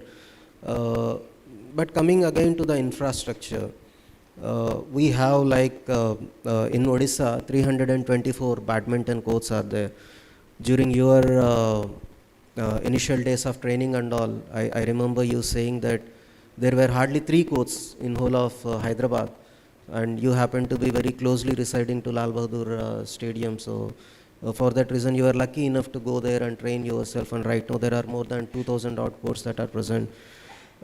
In Odisha itself, with such huge infrastructure that we are having, 324 is, I don't think like no other state is having such big infra. We are also thinking of coming up with a grassroots program for badminton. All being said, predominantly we see that most of the medalists are coming from either from your academy at Gachibowli or say the other ones in Padukone Academy in Bangalore. So where exactly does government actually stand here? Does it mean that there should be more of private investment, private players needs to run these academies, or is there role for the government, and or do we need to take a step back and lease out this to the private players? Is there any question of efficiency that is there in running this program? Well, I don't, it's a deeper, because I think some of the points which have come up, which Adil sir has said, Choksi ji has said, or Sanjana has, these are fundamentally the most important things. Culturally, where are we? Systemically, where are we? And what it basically comes down to is a set of motivated people with the knowledge and who have a role in the ecosystem to be able to do it. The sad reality of our scenario is that we are people who are pretty strong in federations, right? So Adil sir or Choksi ji or myself and Sanjana, we are on platforms which matter. But still, the systemic change takes a lot of time. And I know Adil sir has been shouting at the top of his voice, trying to change these things, but these things are very slow to happen. And we sometimes tend to go up and down in this ecosystem quite a bit. And new officials, new people, new policies actually make us go back and forth, and we are just roaming around in the same place. And with only cosmetic changes to schemes, which are not necessarily taking us forward. That is one fundamental issue which is important. Having said that, there's no easy answer. But what would be important for me is how many kids are playing, and I think I'll come back to what Sanjana has spoken about. Children playing sport for fun, for recreation. Coming to Choksi sir's point, saying that with a long-term athlete development model in place, which comes out because the coach there is not judged by his junior athlete doing well, but he is judged by his following the philosophy of long-term athlete development. And that depends on what are the medals. If you're going to celebrate an under-11 winner and make him a star, then you will have age fraud, or you will have, in some cases, doping issues or overtraining issues, because that is what helps the coach come through. So I think our coaches' evaluation points have to change. The second fundamental issue is coach development a motivation issue, or is it a knowledge issue? If you think it's a knowledge issue, then courses will solve the problem. But in my view, it is a motivation issue, because today we don't have dearth of finding ways of enhancing knowledge. But if it's a motivation issue, we need to systemically change it. We need to recognize good performers, because if we don't recognize good performance and train and treat everybody as the same, then I think we are not going up. And that's an important factor. So coming back to your fundamental question of private, I think the system has to be, we still don't have, in this entire ecosystem, we still don't have who's a grassroots level coach. What are the qualities which he needs? It's almost like you're telling that I'm producing a maths teacher.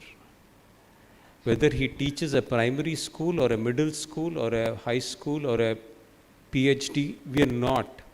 The transfer of talent from one to the next and the initial coaches being recognized doesn't happen enough in an ecosystem where coaches are trying to hold back. And I completely agree with Adil sir. The coaches are holding back because their recognition is linked to the player performance. So till the time we say that your kid or your player is your chance to become a high-level coach, he'll want to hold on whether he has the capability or not. Our system would be better off if we actually reward people for giving up to the next level rather than holding on to the next level. I think that's a fundamental flaw. I remember one, I don't want to name the match, but this has actually happened in a real tournament where one of our teams was passing balls to the next players, and the comment was, forward was asking, ball mujhe pass kar, and the defender is telling, aake leke ja. That is the reality of Indian sport. The coaches, grassroots coaches are saying, you find your own grassroots level, you come and take it. And they're holding on, and a defender is trying to score a goal, and a forward is actually saying, you come and pick the ball up from the defender. We need an entire ecosystem which actually follows up, and it's a huge challenge, and we need to really act on it. The state has to help the center, the district has to help the state, the government organizations have to be helping the private ones, the private has to be helping the NGOs, and everybody has to work together as a system, and that becomes fundamentally very, very important.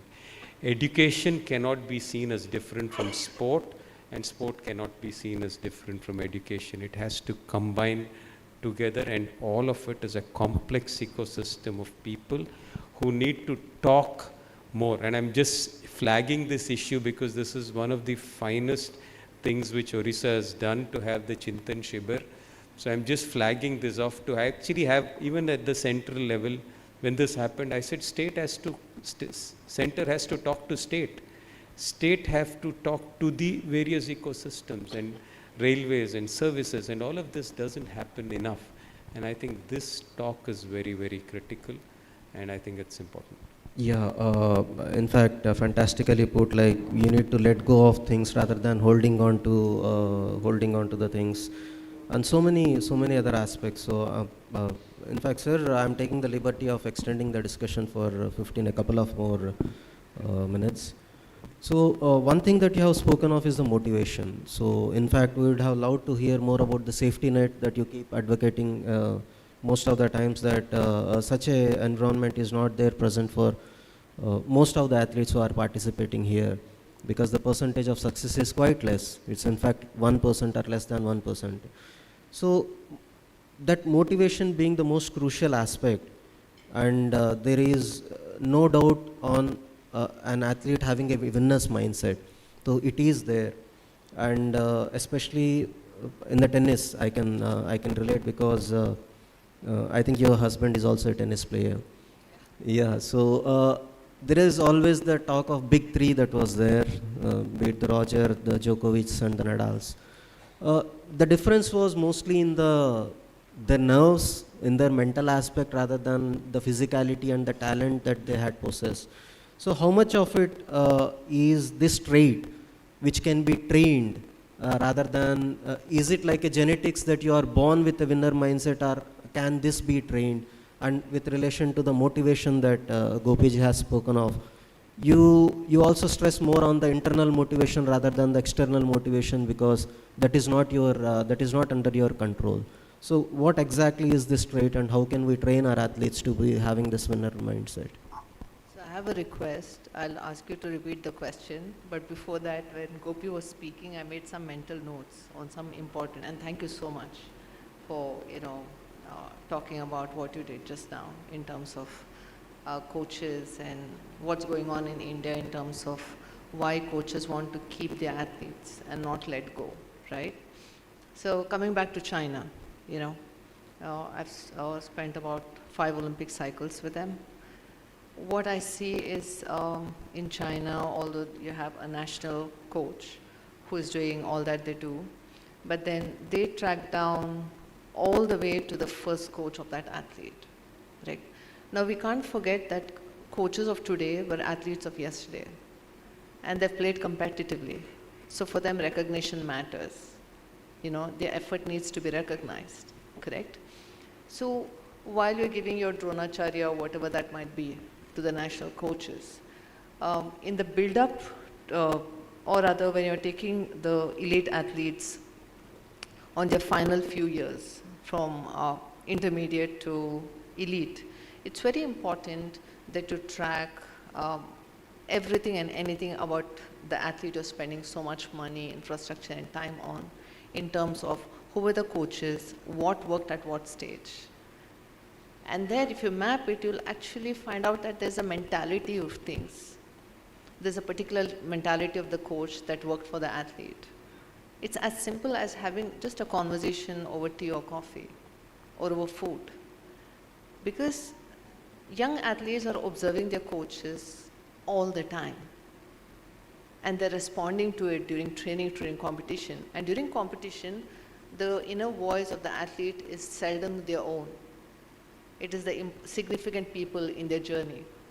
And one of the most significant person is the coach. And then of course the sports scientist and all of that. So if you have a system where if someone wins an Olympic medal, we recognize everyone who were there right from day one, you know, then that takes away the burden or that, you know, over possessiveness. Because like Monal correctly mentioned, it's also about business.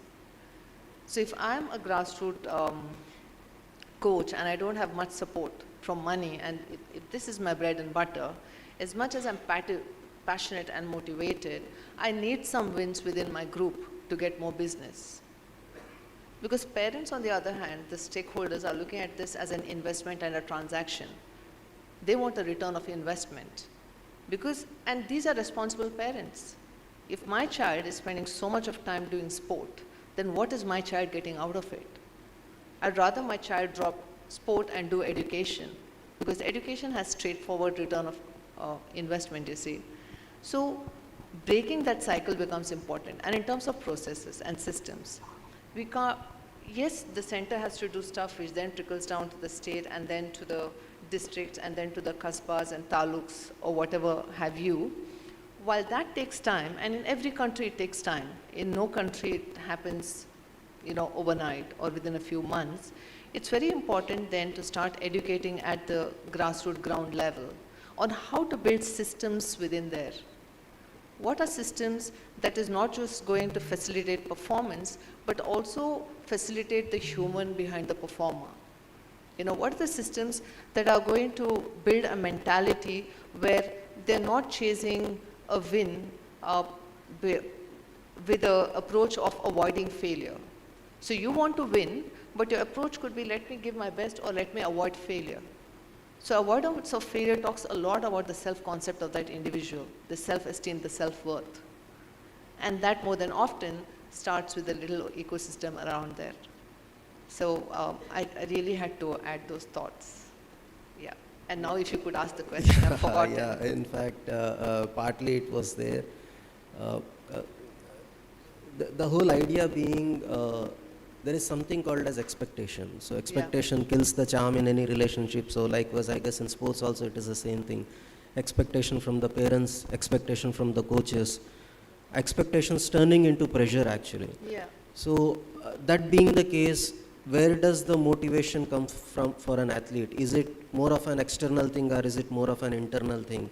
So of which like, that is one question which I would like to know. The other thing being, the difference between gold, the difference between a podium finish and a non-podium finish is mostly mental rather than physical. That being the case, can we actually nurture and train an athlete to have this winner mindset? So is it more of a genetic and a natural trait that an athlete can have? So that is what I wanted. So to answer your previous question, it's about intention and purpose. ठीक, intention है कि आपकी नियत है, ठीक, but purpose एक expectation होना चाहिए. हम जो भी करते हैं, it's very important that we chase excellence, but we don't have to compare ourselves with others. बहुत ही important है, especially largely if India has to grow from a developing nation to a developed one. And especially knowing that we have so many youth, you know, and when you talk about Gen Zs and now Gen Alphas, ये बहुत ही समझदार, बहुत ही smart individuals हैं. Expectations होना बहुत important है, pressure भी बहुत important है, because एक जिम्मेदारी है, ठीक? But the question is, how can you enjoy while you have the load of expectations? Expectations becomes a load based on your mentality, based on your self-belief, and based on your intention. अगर आपका motivation external है, तब आपके expectations बहुत ही क्या बताएं, selfish हो जाते हैं, ठीक है ना? अगर आपका motivation internal है, तो आप कुछ कर रहे हो, खुद के लिए कर रहे हो, this is where you're pushing your limits, this is where you're chasing excellence, है ना? And again, that builds in a child depending on the achievement orientation of the parent, the significant people around them, achievement orientation of the coaches. So anyone who's in contact with children, what's their achievement orientation? So in my work with children, young athletes, I work mostly with the coaches and the parents than with the child. ठीक है ना? So it really is whether your expectation is coming out of intention or for purpose. So that's very important. दूसरा stress. When we say competitive sport, the whole idea of competitive sport is play with stress, in stressful, or play in situations where there are challenges, where there's a task difficulty, where there's an expectation, where there are certain rules, where there are certain norms. So that is where the stress comes from. So how do you go about accepting the stress and enjoying it? You know, and also for your body to function, physiologically for you to be charged and to be able to give your best, you can't be too relaxed. Mentally you need to be calm because thinking and reasoning is happening here. Body-wise, you need to be pumped up. So is the stress you're experiencing facilitative or debilitative? Facilitative is when you see it as excitement. अगर आप कोई date पे जाते हैं young बच्चे, तब भी वो स्ट्रेस में होते हैं, एक्साइटेड होते हैं. जब शादी हो रही है या घर बना रहे हैं या फर्स्ट जॉब लगता है, ठीक है ना, बट जब उससे वो गुजर रहे हैं तब स्ट्रेसेस नेगेटिव और पॉजिटिव होते हैं. तो getting them to understand stress क्या होता है, एंजाइटी क्या होता है, how to accept it and how to challenge it rather than quickly getting into इसको मैनेज कैसे करते हैं, मैनेज क्यों करना है. Emotional regulation, when you look at a baby, उनको स्ट्रेस में डालो तो दे नो नेचुरली उसको कैसे ठीक करते हैं. So this is where again we need to come back to traditional methods of managing it. And जो आपका दूसरा क्वेश्चन था वो मैं भूल गई. I think it's what you have answered, in fact, in this itself, regarding the winner's mindset. So one needs to challenge themselves, one need to have the expectation also, and there should be no comparison, and pressure is positive. It cannot be negative all the times. Yeah, and winning mindset is about being your best, being excellent. A winning mindset is never about the outcome. तो जब आप अपने best के लिए आप train करते हो and आपका फोकस होता है कि हाँ मुझे बेस्ट देना ही है, स्ट्रेस होगा, हाँ होना भी चाहिए, बट अगर आपका बेस्ट सबसे बेस्ट है तो पोडियम मिल जाएगा आपको. You have to train for the podium but you need to perform to be your best. तो वो जो ट्रेनिंग मेंटालिटी होता है वो कंपटीशन मेंटालिटी से अलग होता है. So it's more on concentrating on the process rather than on the product. So that's what essentially it is. Yeah. So we are actually running short of time. So one last pointed question to Mr. Choksi would be, not everyone should be working on everything. So what suits you may not be suiting me. That is a basic dictum in any of the spheres, be it economic sphere, be it sporting sphere, or anywhere. So should every state be working on all the disciplines, or should there be this concept of like one sport, one district, or say few sports and one state and few sports, or should we actually go and concentrate on all the ones? Like what exactly is the take here?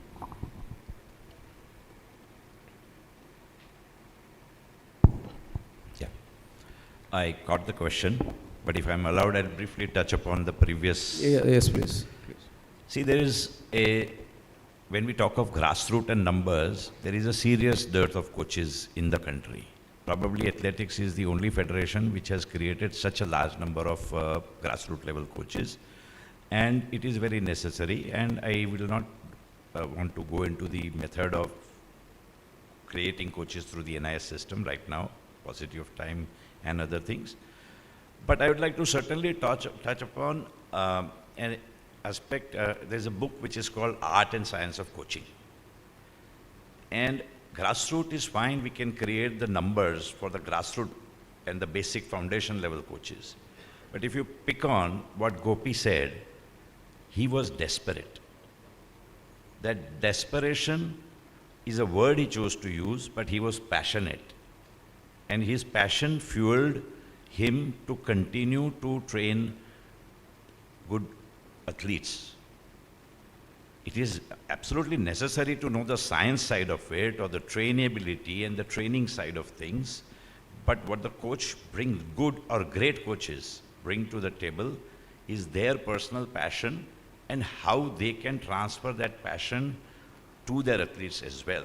So this is the big difference between great coaches and good coaches also. So I thought that's very, very important. And presently, I don't think very few sports in India probably have coaches in that great category. And therefore, we are relying on the foreign talent who may not be as passionate as Indian coaches if they chose to become, equip themselves to become good coaches. Answering your question on should everybody do everything, absolutely not. And every sport will have some kind of specialization depending on region, genetics, etc. It goes for the federation, the government, and the state governments to kind of be able to identify that. There are methodologies for talent scouting. She's worked a lot in China, and probably she's aware that in China at a very, very young age, there is a battery of tests which will tell the state, because that's the state running it, that, okay, this kid is good for basketball or badminton or swimming, and they have those tests so that they segregate like you do it in a factory. We can't do it here. But Government of India, you are aware, has started a talent cluster approach. So that is also slightly in that direction. We're trying to identify regional talent clusters from each individual sport so that everybody is not doing everything. A lot can be talked about on that area, but yeah, in context to swimming, we have done some pilots. We are now about to do that, scale those pilots up in Kerala and Tamil Nadu. We've also proposed to Odisha to, do that. And swimming, when we say swimming, it's aquatics. So there are certain disciplines which are very low-hanging fruits. Like for Odisha, you have a fantastic gymnastics program going. There is a lot of correlation between gymnastics and diving. So if we start at a younger age and identify kids who are good in gymnastics, they could definitely be good in diving. And that's a very low-hanging fruit for aquatics as a discipline at the Asian Championship, and also in the long run towards the Olympic and the World Championship also. Water polo, maybe not.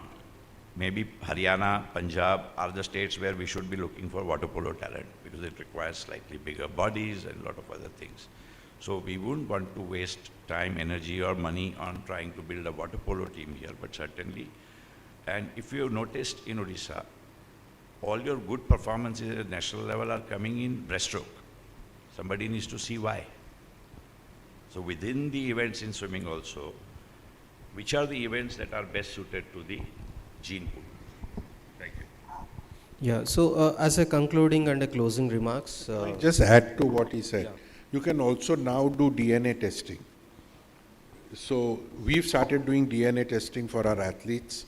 The only problem we have is that we don't have data. We have only Caucasian data is available worldwide. So we are now building a database to figure out which athletes would be more attuned to which event. He talked about gymnastics. Odisha is doing well in gymnastics. They should be trying pole vault. If they're doing well in gymnastics, then that's one of course, presently you're doing okay in sprints, but that may not actually be the event. To me, it could be that it's middle and long distance because the tribal people, etc., are strong. It's very similar to Africans who do long distances every day to go to school or whatever. But again, DNA testing would be a more scientific way of trying to do a faster, to crush your period. Yeah, so objective way of identifying like what suits our bodies and what's our genetics and all. So as concluding, as already told, like we have short past our time that has been given. So you mentioned that we have already reached the tipping point. The tipping point was where Neeraj Chopra has achieved gold. And after that, you say the two things that a country requires, one is a belief and patience. So we have been patient for quite long, and where exactly do we stand, hoping that we win the bid for hosting 2036 Olympics? So are we going to have more numbers of medals in the Olympics? Are we going to clock the sub 10 mark in the sprints and all in the 100 meters? What exactly? I have no doubt that you can do a sub 10. I mean, but you'll have to see where the world has gone by then. They're probably sub 8. So I think we'll have to, let's not get into specifics, but I think if you're looking at 36, you're already too late. You'll require 4 Olympic cycles. So if you start now, you'll be probably ready by 40 if you put all the blocks in place now. Which means to me a good talent identification program, a good development program from talent identification, taking junior into elite, creating that whole ecosystem simultaneously, getting a proper annual calendar and competition, and something as simple as Knit Jam, which is probably the largest grassroots level program in the world run by Athletic Federation. The Athletic Federation arranges to pay for, through sponsors, for all the athletes, train, travel, food, accommodation, everything. And I'll give you again Odisha figures. In 23-24, only 57 athletes from 10 districts participated. You have 30 districts. And your quota is 13. Means 390 athletes could have participated for free. In 24-25, it reduced to 50 athletes. And from 8 districts. It's the worst in the whole country. These figures are the worst. So, this is what I'm saying. Even when you have the opportunity of sending your athletes for free, and if they are not sent, you have a serious problem. So I think you need to fix the structure. And I said you need to fix the processes and the systems. If those are fixed, you will get people coming up.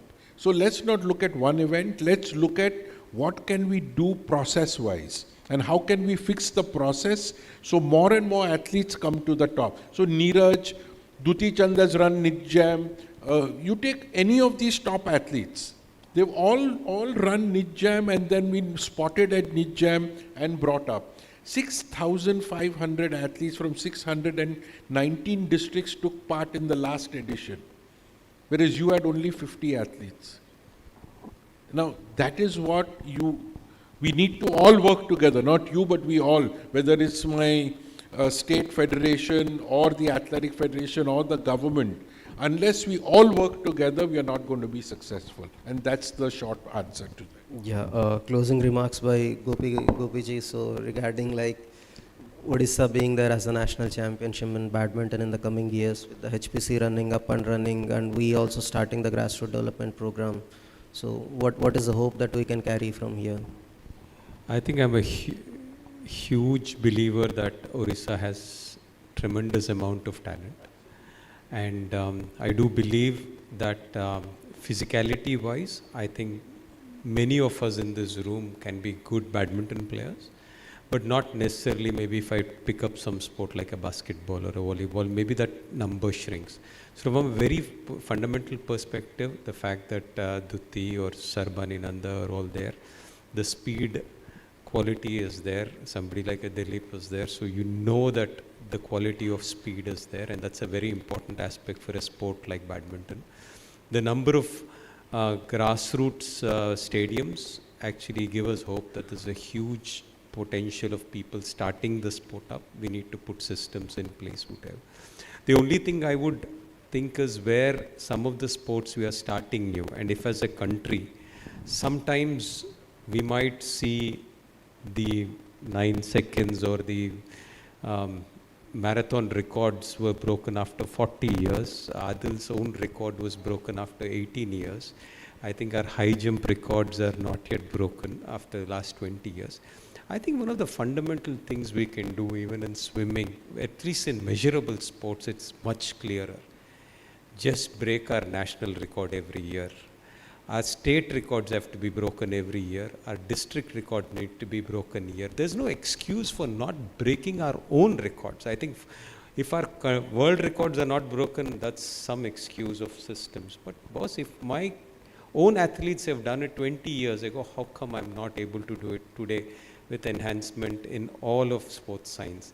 I think that if we are to take that as a one fundamental thing and reward our performers at district, state levels, I think every state would do well in each of these, and we will be tapping in our biggest talent pool, or which is our biggest strength, which is our population. I think we need to go wider. We need to go into communities deeper. Our Agarwal community, our Reddy community, or our populations have to state say, he's my fastest Brahman.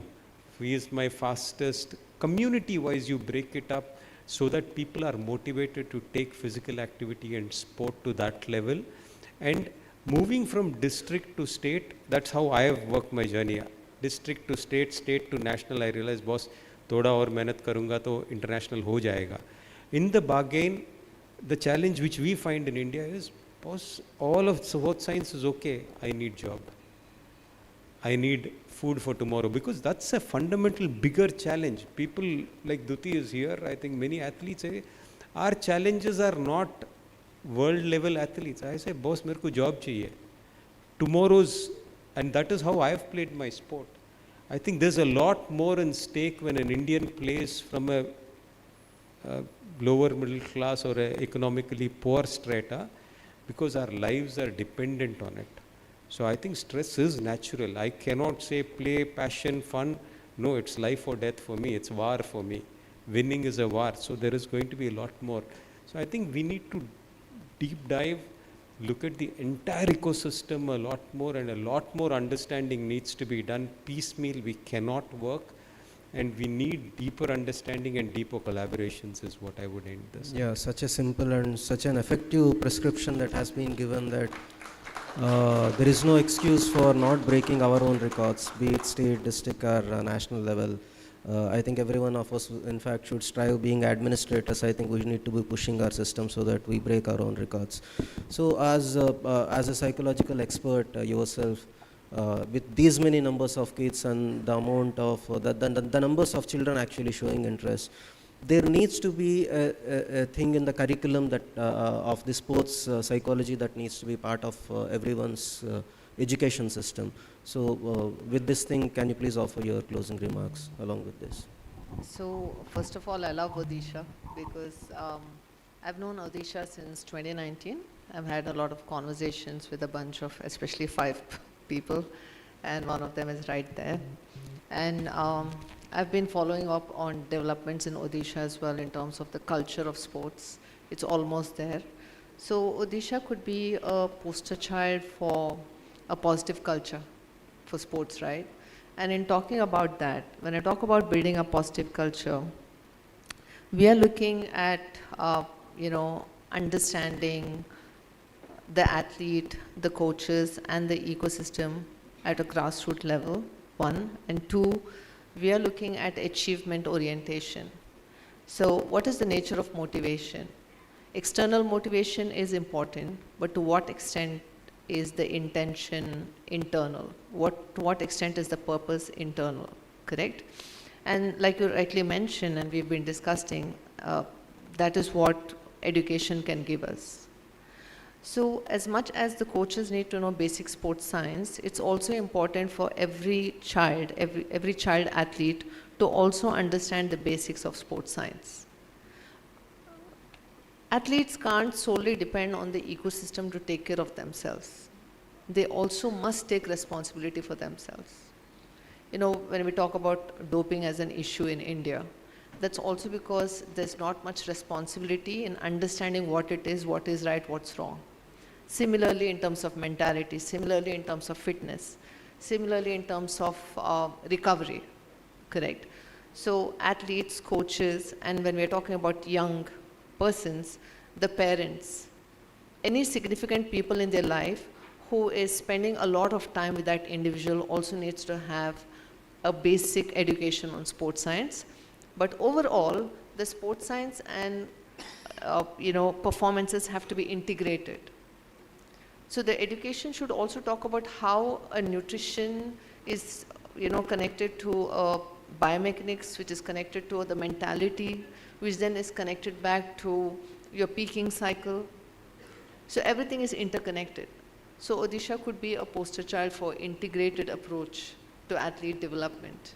And I think education can do that. And it shouldn't be very difficult for you, because when I look at the room, I've been in some of the rooms where the conversations happen. I see most of them are really interested and they look a lot fitter. They have the right questions, you see. So there's already something that's going on for you. If you could just turbocharge this with a little more education, then yeah. And at any point, if you need my help, I'd love to support you guys on this. So. Yeah, thank you. And Monalji, you had a roadmap for 2028. I think coming in the coming Olympic cycle that is in Los Angeles. So are we looking at any medals in swimming? No. And there was never a roadmap for 2028. The only roadmap in this sport you can make is for 2036 and beyond. It is a realistic picture. Anybody wants to see a good presentation on swimming will put those 2-3 slides there, but it is fooling yourself. So that's a very straight and simple answer. This is aquatics, particularly swimming, is an extremely high demanding sport. There are no shortcuts. You have to look at your junior talent, put them into good programs. At the junior level, you have to keep things simple. Do not overcomplicate it with sports science. Keep it simple in the sense that have good coaches training your talent, who know what to do with these kids, not somebody who's in it for the short, this thing. But 2028, 2030, we could probably look at something, if we keep the current talent on track without any agendas or personal agendas or coaches having diverse interests. If we can keep that talent on track, we do have some talented athletes who could make us proud at 2030.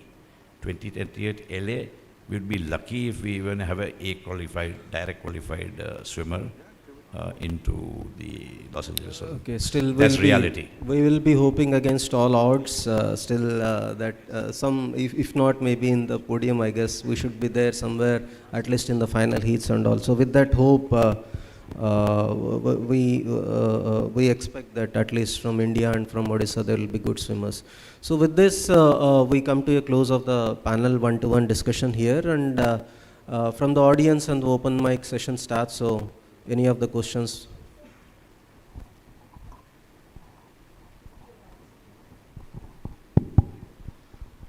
Good afternoon, ladies and gentlemen.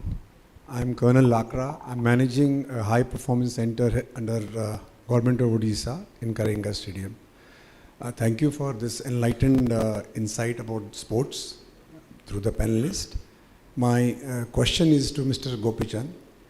It is a great honor to speak to you. I've been a big fan of yours. I've been to your Gachibowli in 2009-10 when it was a very humble infrastructure.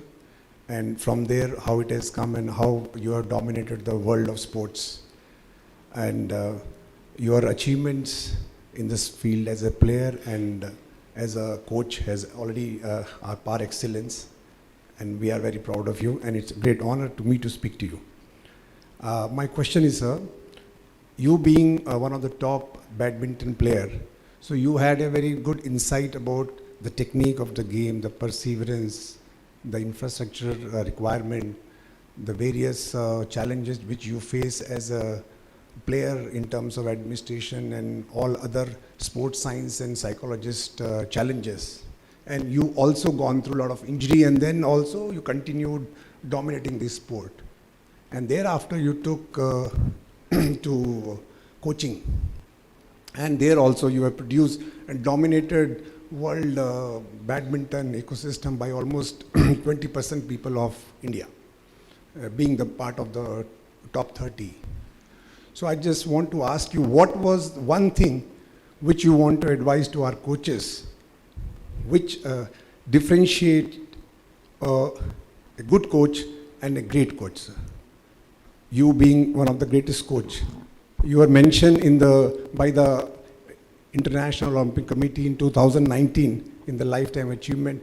You are the only coach in India who has been honored by that. So we are very proud of you, sir. Thank you for the kind words, first of all.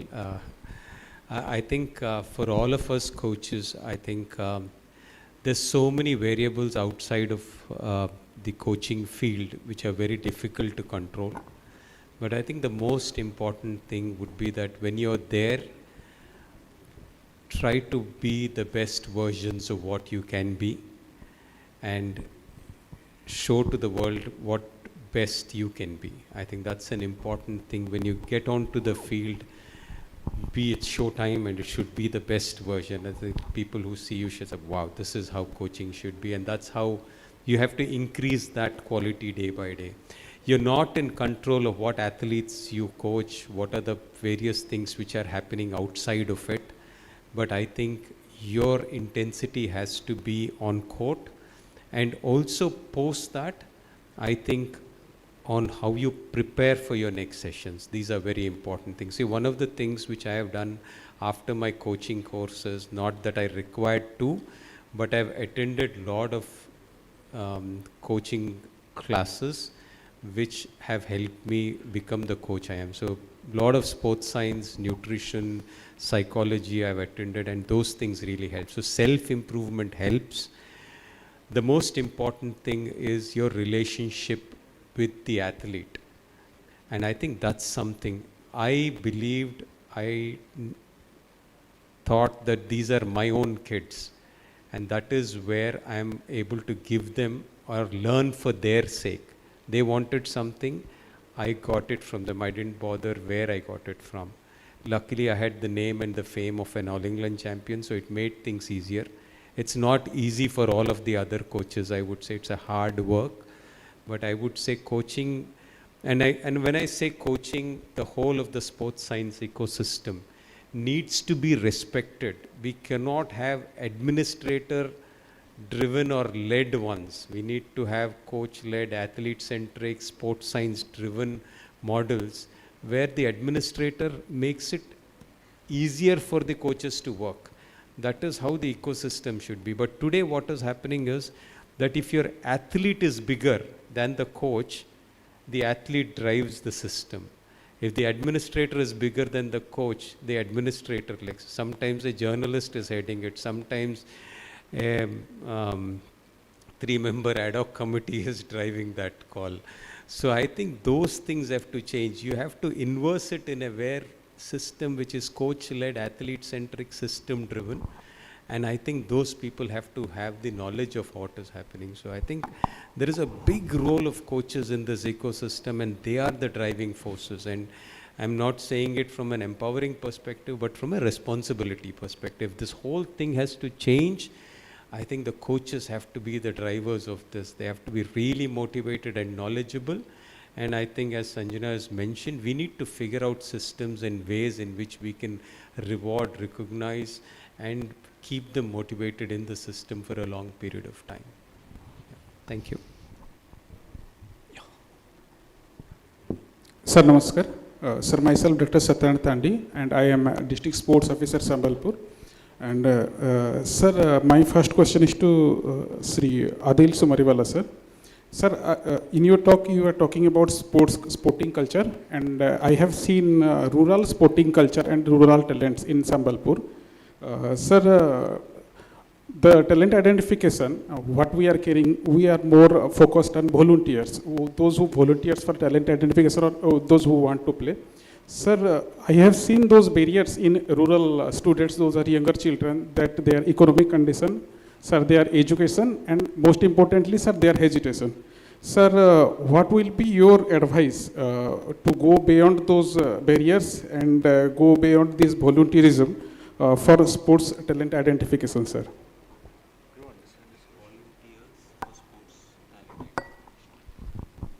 See, today there is volunteers because you don't have enough people to do it.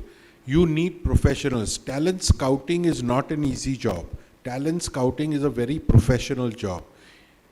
You have to actually have the eye for talent scouting, you have to have the knowledge for talent scouting. For example, I just said when he talked about gymnastics and diving, similarly gymnastics and pole vault. So immediately if you see a child in your district who is doing a certain sport or is good at something, you immediately start looking in which sport can I fit this person. Today you will have volunteers, we don't have professionals, but the volunteers are good. There are lots of very good volunteers who actually have an eye and who can do it. So it's going to be a combination of it till we can get more professionals into the system.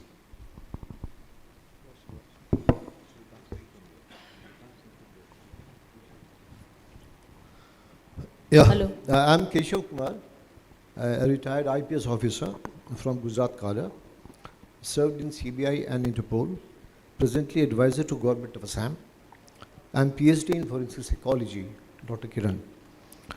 I am trying to demystify forensics application all over. I'm trying my hands on sports. I'm grateful to the minister who spotted this thing and gave me an opportunity. My question is directed to Mr. Swariwala and Dr. Sanjana. Well, when we have discussed on this issue, I have one suggestion to make, that presently what has happened, the top performance of athletes is not limited to the demand of fame, public recognition, sponsorship and prize money, but genetic inheritance. Having done psychology and forensics, I think genetics plays a major role. In recent years, we have witnessed those specific tests that identify a person's athletic talents. We have mentioned about this. I would like to narrate one example here. I belong to Gujarat. When I was SP Junagadh, we used to have one tribe called Siddhis. They are from the African descent. The Nawab of Junagadh had got them for guarding their palace. Now they are naturalized Gujaratis and they are excellent sportsmen. So I would strongly recommend if we can have something DNA testing for talent acquisition. I think that can play a major role. Now my question would be, is Odisha considering to do this? That is one. Secondly, now question about DNA is over. Now the question is about forensic psychology, about the psychology part. Can there be a synergy between genetics and psychology for talent acquisition? I think if this is done, I think the entire problem of talent acquisition can be taken care of. So these are my two questions, and one more. With regard having served in the CBI, I have seen corruption at very close quarters. How are we going to address this issue? That should also be a part of the Chintan Shivir. How to investigate such cases? There's crime in sports. These are some of my suggestions that I would like to tell to be for all of you. And I want to seek answers for this. Thank you so much. Could you repeat your first question to Mr. Adil again? Yeah, this synergy between psychology and DNA, genetics for talent acquisition. Yeah, that was the psychology question, but you had the first question, which was more Mr. Adil's. So, okay, I'll give you one part of it. Genetics in India is at very, very infancy stage. So we don't have data. Athletics Federation hardly a few months ago has started collecting data and doing DNA testing. Nobody else is doing it in the country yet. So till we get sufficient data, we are not going to be able to pinpoint and say, because there's only Caucasian data available across the world. We don't have any other data. On the psychology part, I'm sure she'll be able to explain better. On corruption, I mean, I think corruption is everywhere. There's corruption in the country. When corruption in the country will stop, corruption in sports will also stop. And this corruption in sports is a misnomer. What corruption? When you talk about corruption, there are two parts to it. One is in government and one is in federation. Federation has no money. So federation does chindi chori. It'll steal tracksuit, it'll steal some spikes, shoes. Federations have no money. Then if you're talking about infrastructure, the federations don't do infrastructure. Somebody else is doing infrastructure. So this whole sports corruption is a total misnomer, and you blame sports people for it. It's not the sports people who have not even 0.1% of the corruption. Infrastructure is done by other bodies. So I think you need to look there and not bring it up in a sports seminar, but bring it somewhere else. Because this is total misnomer. Sports is corrupt. Nahi hai. 0.01% hai compared to the total corruption connected to sports in the country. So I think we need to separate, sir, these two. And you've been a very senior IPS police officer, and you know these things. There's a similar question I was asked at the IAS Masuri, Lal Bahadur Shastri. No, sports is corrupt. अरे भाई कहाँ है, पैसा ही नहीं है federation के पास, तो क्या करप्शन करेगा, वो चिंदी चोरी करेगा. Sorry. Now about the DNA and psychology, there is a link. It's scientifically established. I think the bigger question for us is, elite athletic journeys are extraordinary journeys, right? It's not easy. At least the Olympic medalist I've worked with, I haven't come across one medalist who has told me that they love waking up at 4 a.m. They love missing birthdays or fun, but they do it for the passion of sport, correct? So the question is, is our goal to kind of build greatest of all athletes who are a poster to everything good there is, to sports, to physical movement, to play, correct? Or is the goal broken souls? What I have understood in my journey of 26 years is when I meet my clients the first time, more than 75% of them are mentally ill. This was not because they had a history of mental illness, but this is what sports did to them, correct? So their journeys are so traumatic, and they're so passionate about what they do, but also their achievement orientation is so outcome focused that that's where they land, correct? Now talking about genetics and your motivation. So let's say you have someone with the best genes there is. That does not mean automatically this individual will take on elite sport. They'll enjoy the journey. So why are we even looking there? Right? So let's go neutral. Let's not bother about whether they're genetically endowed or not. Let's not bother about are they coming from a particular region or not. Let's allow children to play. Let's allow them to play a lot of sports. Let it be done at the school level. And then, the ones who are made for sports, they will emerge. And like it was correctly said by Gopi, in terms of talent identification as well, what are your markers? Motivation, again, what does the child know about, whether they want to become an elite athlete or not, right? So the link is there, but does that matter is the question. So I'll leave it there. A practical example of what both of them said. In swimming, we have a foreign expert who has worked a little bit on DNA testing, and we have done pilots, and we were not doing anything very hi-fi. I mean, fundamentally at that young age, and that fellow has worked with some German scientists who have a little bit of experience, so that kind of links into the Caucasian data. But the only thing we were testing, which connects to Sanjana's thing, the gene that was testing was for whether this individual has a tendency to be a worrier or a warrior. Yeah, see, so this kind of gives us a little bit, if it is accurate. I mean, we don't have hard data on that, we just started, but whether this individual is a warrior or a worrier. And that is a certain type of gene sequencing which was being tested. Time will tell whether we are on the right track or not. Sorry, can I just? Yeah. So the gene does tell you that, but that's actually talking about whether an individual can get addicted to something. So we don't want individuals that are addicted to sports. We don't want people that are obsessed. We want passionate individuals because they keep it positive, one. And two, even your fingerprint can tell a lot about an individual, whether they're trait anxious or not. But that does not mean that if an individual is trait anxious, they can't be their best. It's just about how they manage that trait anxiety. Yeah, I just wanted to clarify that because I didn't want to leave an incomplete discussion there. We won't be taking any more questions. So what we will do is there is ample opportunity for every one of us to interact with the panelists during the tea time as well as tea breaks and the lunch breaks. So we'll be ending this one wherein every one of us know one of the very famous film personality, Rajamouli. He has produced a RRR movie. So on a similar note, today one of the very eminent sports personality here, Mr. Gopi Chandji, has also given a perspective to us, which is a RRR perspective, having a responsibility, reward and a recognition perspective that one needs to have.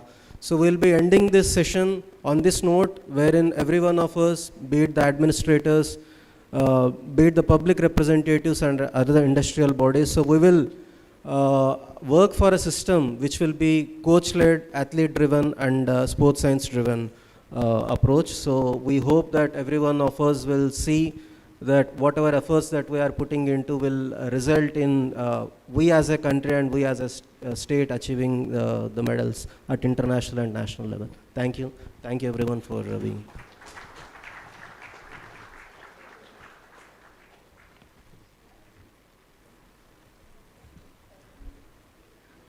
Thank you so much. May I request the panelist and the moderator to kindly come forward for a group photograph.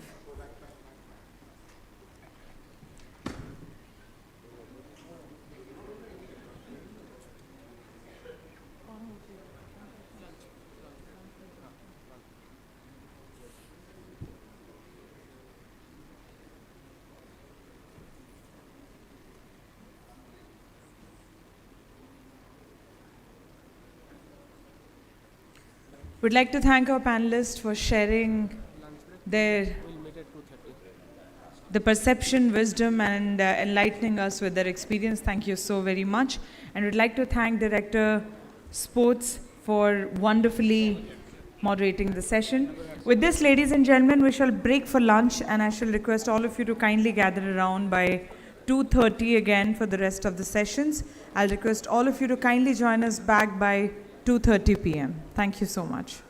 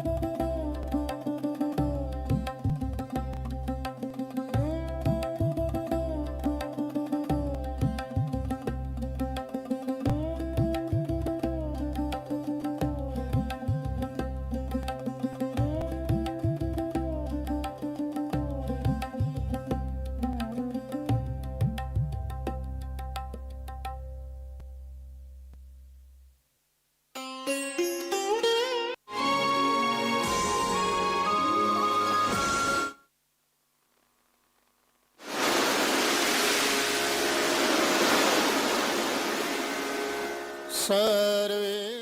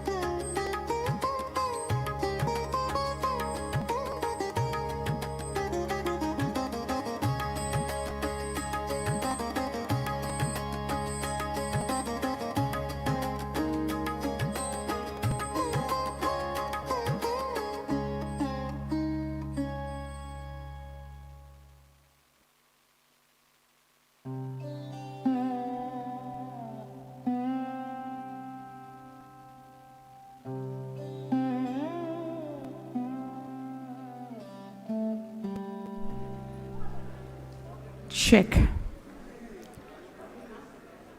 Good afternoon, ladies and gentlemen. Welcome back to the post-lunch session. I hope all of you had a hearty lunch. And it's now time to dive back into the sessions once again. Ladies and gentlemen, the next session is going to be very, very interesting for all the sports enthusiasts, all the policy makers, and all our participants present here with us today, which is about talent identification and development, grassroots to HPC level and coach development. We are going to start the session very soon. I'll request all of you to please take your seats. जो लोग भी hall के बाहर हैं उनके लिए भी एक स्पेशल अनाउंसमेंट है to kindly join us back in the hall. We are all set to begin the second session. We are a little tight on time, so we'll expect all of you to kindly cooperate.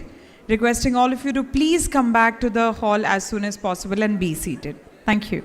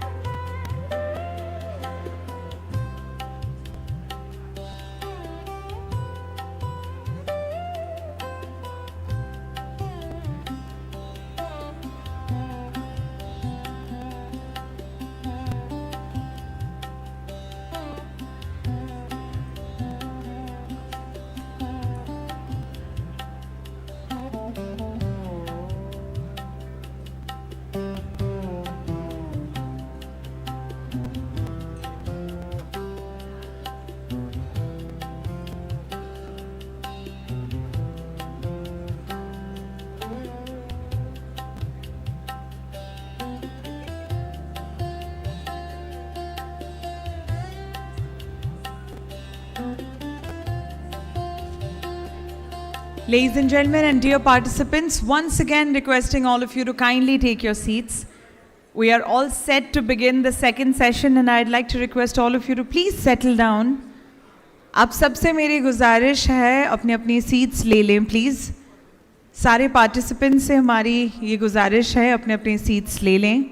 हम आज की second session की शुरुआत करने जा रहे हैं और हम चाहेंगे कि आप सब अपनी अपनी जगहों पे बैठ जाएं please. Once again requesting all of you to please put your phones on silent and maintain a little silence so that all of us can completely experience everything that is going to be heard in this hall today about the second session that is about talent identification and development, grassroots to HPC level and coach development. पहला session बहुत ही अच्छा था. Thank you for all of your participation. It made the session very, very lively and we are expecting the same in the sessions coming forward.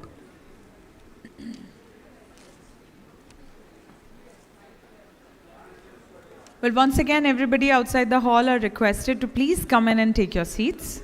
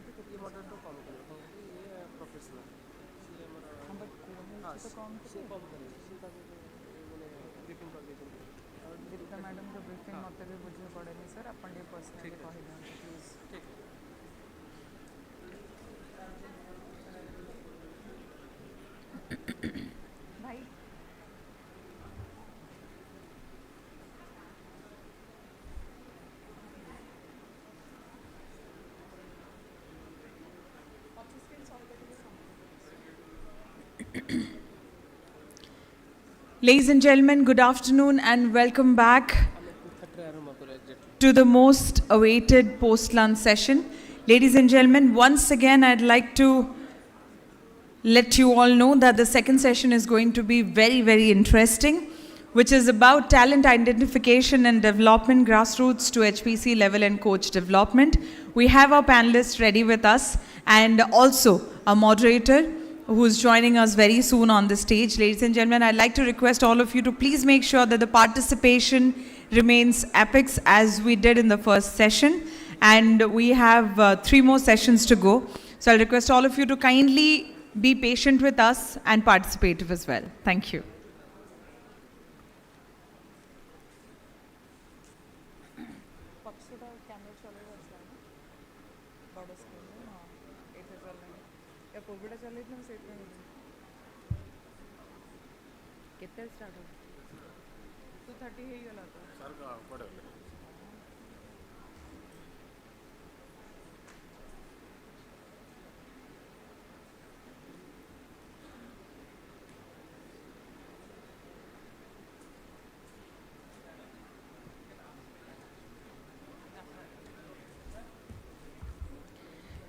Ladies and gentlemen, it's time to invite our panelist and our moderator on the stage right now. Joining us virtually is Lieutenant Colonel A. Rajesh Anantharaman, now retired, Head of Sports and Talent Development, Sports Authority of Gujarat. He's a renowned expert in talent identification and high-performance sports. He has helped develop some of India's finest athletes, including Olympic champion Neeraj Chopra, while championing the integration of sports science and technology into athlete development. He's joining us virtually. Next we have with us Dr. Ravindra Singh Rajpurohit. He's joining us, who is the head Department of Advanced Training and Coaching, Swarnim Gujarat Sports University, a respected coach, educator and sports performance expert. We also have with us Colonel Raj Singh Visnoi. We are honored to have him today with us, who is the ex-senior executive director, SAI NSI NIS Patiala, a veteran sports administrator. He has played a pivotal role in strengthening India's coaching ecosystem sports education framework. Panelist with us today, Colonel Mohan Rao, our first Commandant currently, Army Sports Institute Pune, has been instrumental in shaping India's high-performance sports ecosystem. With this, we come to an end of the list of panelists, but now I'm yet to introduce our moderator for this session.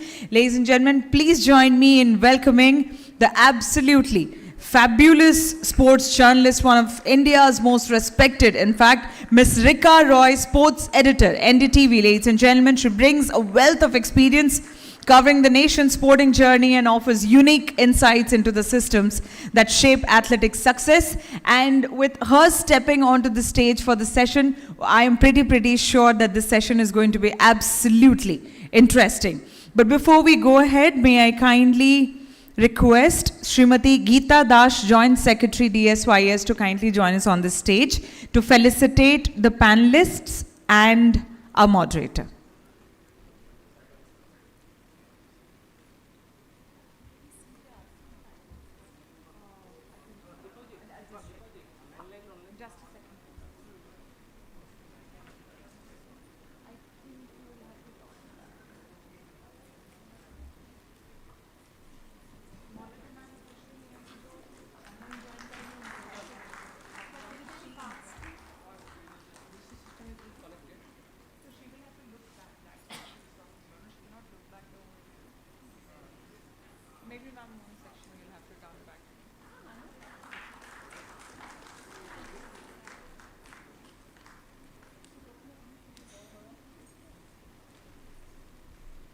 Ladies and gentlemen, तालियां बजती रहनी चाहिए. As we all know, Chintan Shivir 2026 is witnessing amazing panelists this year from all over India. Each one of them are doing absolutely fantastic and excellent in their respective fields. Requesting all of you to please keep putting your hands together. Would like to thank Geeta ma'am for welcoming all our panelists. And now I'd like to request her to please welcome our moderator, Ms. Rika Roy.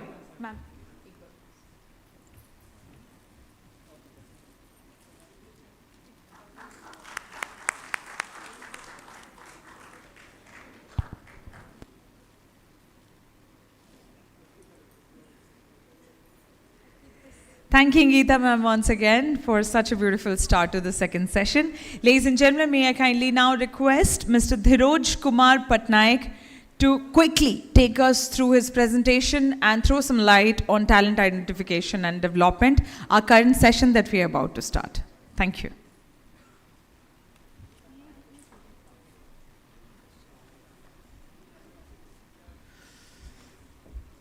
Samastanko Namaskar and a warm welcome to all the panelists and dignitaries and delegates to the second session of this Chintan Shivir 2026. The second session is about talent identification and athlete development in Odisha. Whenever we talk about sporting excellence, we often celebrate champions. However, behind every champion lies a journey that begins much earlier, that is, with the identification of talent.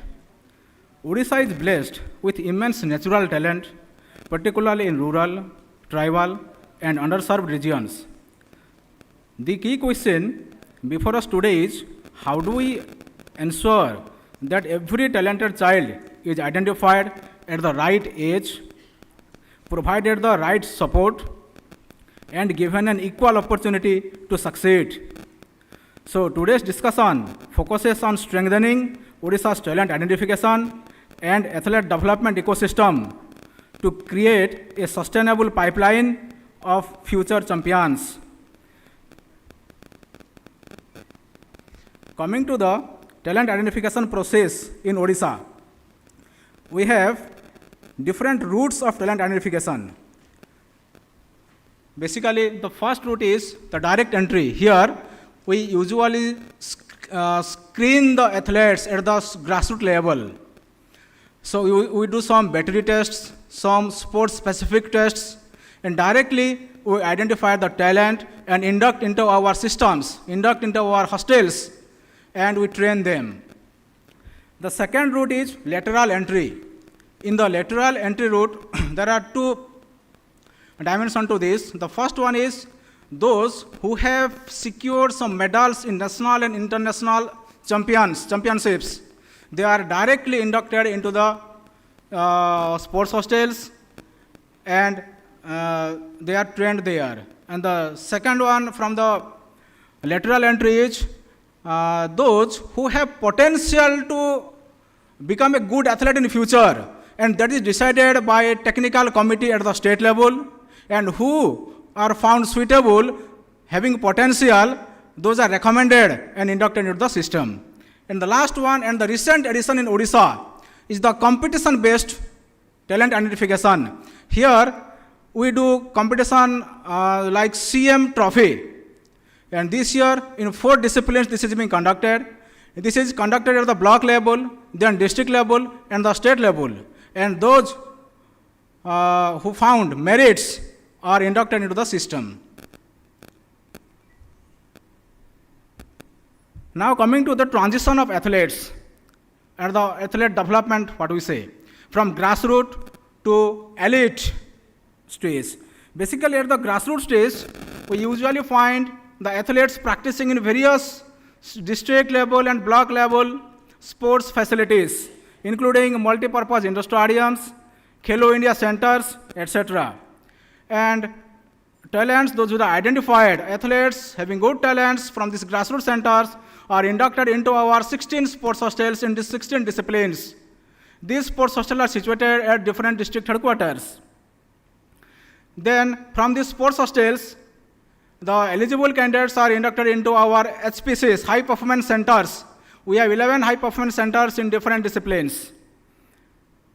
And those are given advanced level of training, and then they become eligible to participate in the international championships. But even after this talent identification and transition, we have certain challenges. So what are the key challenges in talent identification process? The first one is talent scouting. Though we have different mechanisms, different routes for scouting talents, but there is an absence of statewide scientifically, which is more scientific in nature. Though we are having certain battery tests, but this should be more and more scientific, which is age appropriate, and specific sports discipline-wise tests should be done. And there should be a biomechanical tracking system at the grassroots level. We should be knowing everything about their physical body structure, about their achievement, etc. We should have a proper tracking system. Apart from that, there is a pipeline leakage. Here, during the transition phases from early stages of grassroots level to the elite level, we usually miss certain athletes, certain dropouts we find from the sub-junior to junior and junior to senior. Basically, there are more athletes at the sub-junior, junior levels, but at the senior level, athletes dropouts are higher. Apart from that, there are certain systemic challenges, sport-specific challenges. The talent identification process should be sport-specific, and it should not be one-size-fits-all approach. These are certain challenges we are having. And after this discussion, we expect that the inputs from these panel discussions and the open mic discussions, it would help us to take Odisha and the athletes from Odisha to a seamless approach from grassroots to elite, and it helps us secure the athletes more and more medals. Thank you all.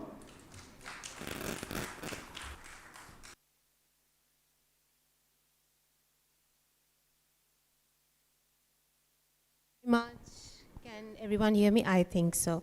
Thank you very much, everyone, for convening in this room once again after lunch. And I would say I am really, really grateful to the Odisha government for putting together the first state Chintan Shivir after the central government had done it earlier, last month, I would say. And I'm also grateful for, calling me here to understand where Odisha is and where we can collectively put our heads together to improve. To learn more about talent identification, I have a very learned panel with me this afternoon. I'll start with you, Colonel Bishnoi. You've been in the sporting system for a very, very long time. You've seen athletes literally from the time they were brought into the system to the time they've become Olympic medal winners. The pyramid is very, very steep. More often than not, we see these kids fall wayside. And if I'm not wrong, a Government of India statistics that was thrown up just after COVID in 2021, it said only 9.3% of the kids who joined India's sporting system and joined at the Khelo India level went on to play at the highest level. So what's happening to the rest 97%? Thank you so much. And first of all, I thank Odisha government to invite me here. And it's my pleasure to at least share my experience with such a learned gathering and such a experienced people here. Talent scouting, again, it's a challenge for everyone. And I've been in the system and been training young kids, part of a system where we were scouting them at a young age of 8 years and then leading them to Olympic and their podium. So as the government is already doing some sort of talent scouting at their level, yes, there are two methods. One is identifying the raw talent and other one is identifying the proven talent. So once we are identifying a raw talent and taking these talent from grassroots level, block level, district level, it requires a system. It requires a system. We don't have a system at present, and if I call it, we should have a talent scouting team or talent scouters. And today we are lucky that we have got our physical education staff here, the teachers here, they are here. So they can be a great help in identifying this talent and also getting this talent to the sports ecosystem. Each school, each block has got thousands of students whose age are between 5 to 18 when they are studying in school. The real talent lies there. There are so many physical education teachers. Some schools are lucky they have got qualified coaches. There, if they identify this kind of talent, it will be a great help for the complete system to get that broad base. That is what we are lacking now. To get that broad base, I think we must have a talent scouting program. A talent scouter trained. It did not require that big an effort to have raw talent spotted and identified. For example, in a village, if a boy is running 5 meters ahead of other boys in a 100-meter sprint, definitely we can spot something in that boy. He is doing a broad jump slightly better than others. Something can be bought, and thereafter he can be guided to those centers which will be developed here in it. So a talent scouting program with small capacity building to those physical education teachers to make them talent scouter is required. And I think with this kind of system, we can have the system of raw talent identification at grassroots level. It's not very difficult. We can have certain parameters which is already set by various federations. As in the previous panel, we saw district level tournaments conducted by athletic federation. We have swimming parameters. So some parameters can be taught, some capsules can be run, and these talent scouters can be trained at block level. So that is one way of getting the talent in the mainstream, raw talent. And thereafter, what I talked about proven talent, yes, all these competitions give an opportunity to select those proven talent. What at the national level we are doing it, we have the topmost scheme of top scheme where we are getting these top athletes in top scheme and at least getting these top athletes to increase the medal level at national level so that we know that these are the elite athletes and we can get medals out of them. Same way the state can have a top scheme, especially in talent scouting. These are the athletes, the potential athletes, which has to be nurtured. So it's not only scouting, talent has to be developed and nurtured also. Absolutely. Let's also go over to Colonel A. Rajesh, who's joining us online. He's the head of sports and talent development, Sports Authority of Gujarat. Can we please have his link up? Colonel Rajesh, can you hear us? Yeah, thank you. Thank you for having me, and thank you to the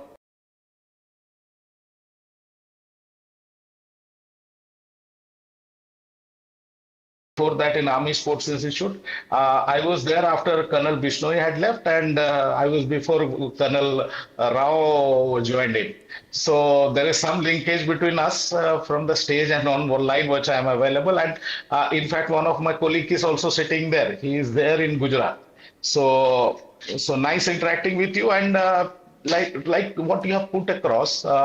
I have been in this field for quite some time, and I being a sports performance so let me ask you the question. I can tell you there are low-hanging fruits first, which we should be looking at. Like for example, recently we were going through the Khelo India talent scouting schemes and methods for weightlifting. To be precise, I'll tell you there is a test which is called Cooper test, which is a 12-minute run. Anybody, it is very well known that if you run 12 minutes, then obviously you are identifying your red muscle fibers, which doesn't require, which is not essential for weightlifting at all. There is no correlation. A correlation between a 12-minute run and a weightlifting is very difficult. So we can eliminate this kind of, and there is another test also, which is a 300-meter run. See, weightlifting is done, it is a bilateral activity, whereas running is a unilateral activity. So similar as revisit of this kind of tests can be done. And in particular to Odisha, what I'll see, what I have overheard is how we to go about it. There are around 61,000 schools in Odisha, and about 75 lakhs students studying in these schools. And mass education has each and every data of those children. The only difference is the same data is not with DSYS there. And how do you handle those data? And we are supposed to maintain weight and height of the children. That itself alone gives a lot of information about the children which are there studying. And at the apex level, what I can say is like sports is supposed to be run in the schools. Not by the federations, not by the federation, I mean to say not by the Department of Sports. Because the principal, the PET teacher, they are supposed to know the children in and out. Having few talent scouters going each and every school, 61,000 schools in Odisha. How massive it is. So going to each and every, rather than when I was there, what we tried to do is we tried to train. We are having around almost in Odisha 3,300 odd PETs, government PETs, not and private PETs will be around. If we take it almost 5,000 of them. So if they understand the nuances, what to look, where to look, how to look about it, I think we can go a long way without investing much on anything else.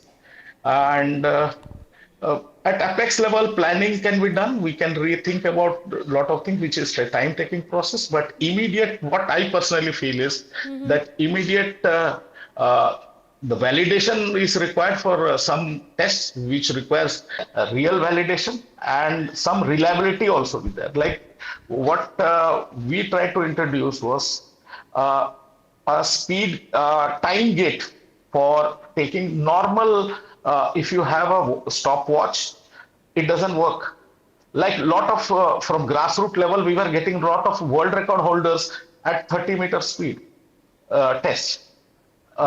If you compare it with the record what we used to get, that was because there was a time error with each person who was taking the time. So these all are the low-hanging fruits. Yeah, but if you give a small little time gates, which was available, which is in Orissa, it is available with the Sports Science Center and with I think HPC, Athletic HPC there with the Reliance. So such grassroots level, if you give those equipment, we can go long way. Thank you. Sir, do stay on with us. I take this question now to Dr. Ravindra Singh Rajpurohit. He's the head of advanced training and coaching at the Swarnim Gujarat Sports University. Sir, basically, Colonel Rajesh spoke about how the identification really lies with the with the PT trainers in schools, and there are 61,000 schools in Odisha. Could you talk to us about certain, curriculum and certification framework that the state needs to institutionalize to get a better hold on scouting? Yeah, first of all, thanks everyone for having me here. And I just give my highly regards to Sports and Youth Service Department and Ministry of Odisha, who take a great initiative in terms of conducting such kind of beautiful 2 days Chintan Shivir, where we just exchange of ideas and deeds with each other and getting good sports security system with this. Coming to your question, see, when we talk about the school system, and we talk about the talent identification in the schools, it's quite a difficult job. The reason behind because throughout the nation, if we talk about on stats part, we have 5 lakh coaches, which is structured and trained unstructured training. Out of that, only 18,000 coaches who are completely certified or diploma holders, in which only 10% is female out of 18,000, means around 15 to 1800. And the number of students in schools are more than 250 millions. So how we cope up with this kind of population, those who are working in the school system, and they are not certified also.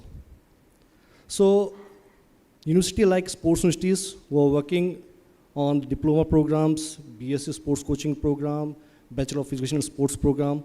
So somewhere they're developing the students, those who are pursuing their curriculum programs. Like if we talk about the diploma program, it's only of 1 year program. Once you complete the graduation, you go for the diploma. With this 1 year frame of time, we are not able to equip ourselves with all the sports ecosystem. We just go the peripheral of sports sciences, in which we study about the kinesiology, biomechanics, sports training, exercise physiology and all. But thanks to Indian government or else state government, they come with some sort of good initiative. They're coming with the programs of 4-year program. After 12th, the students go for the BSc sports coaching, which is a 4-year with the specialization. In that 4-year, they go through with around 20 to 30 subjects, in which they study about all the curriculum aspects, especially sports sciences, high performance, strength and conditioning, sports management, physiotherapy aspects. So somewhere they equip themselves. Even they go with the talent identity subject. So where they learn how we identify the talent, especially the proven talent or youth talent. As Colonel Rajesh mentioned that, it's quite difficult to identify the talent at higher level. Because someone is the weightlifter, there's no use of Cooper 12-minute run and walk test. But for the youth, especially proven talent or young talent, for them we require the talent identification. So we just identify the where he can go in the upcoming future. So through these programs, BSc and BPS, those teachers come with such kind of background after completion of BSc and BPS and the Masters in Sports, Master in Sports Science, they can deliver very well. Because as the tagline is mentioned, that first of all, there are 4 words: thought, dialogue, vision, and mission. So whenever we go with something new, there's thought come in our mind, whether we can execute very well or not. Once the thought come in, then we go for the dialogue, such kind of Chintan Shivir, where we come with the best practices. So how we can overcome with such kind of problems or hazards, how we can identify the talent in schools. So after so many discussions, so many dialogues, we come with the conclusion point, yes, this is the roadmap where we can go. And we set up the vision.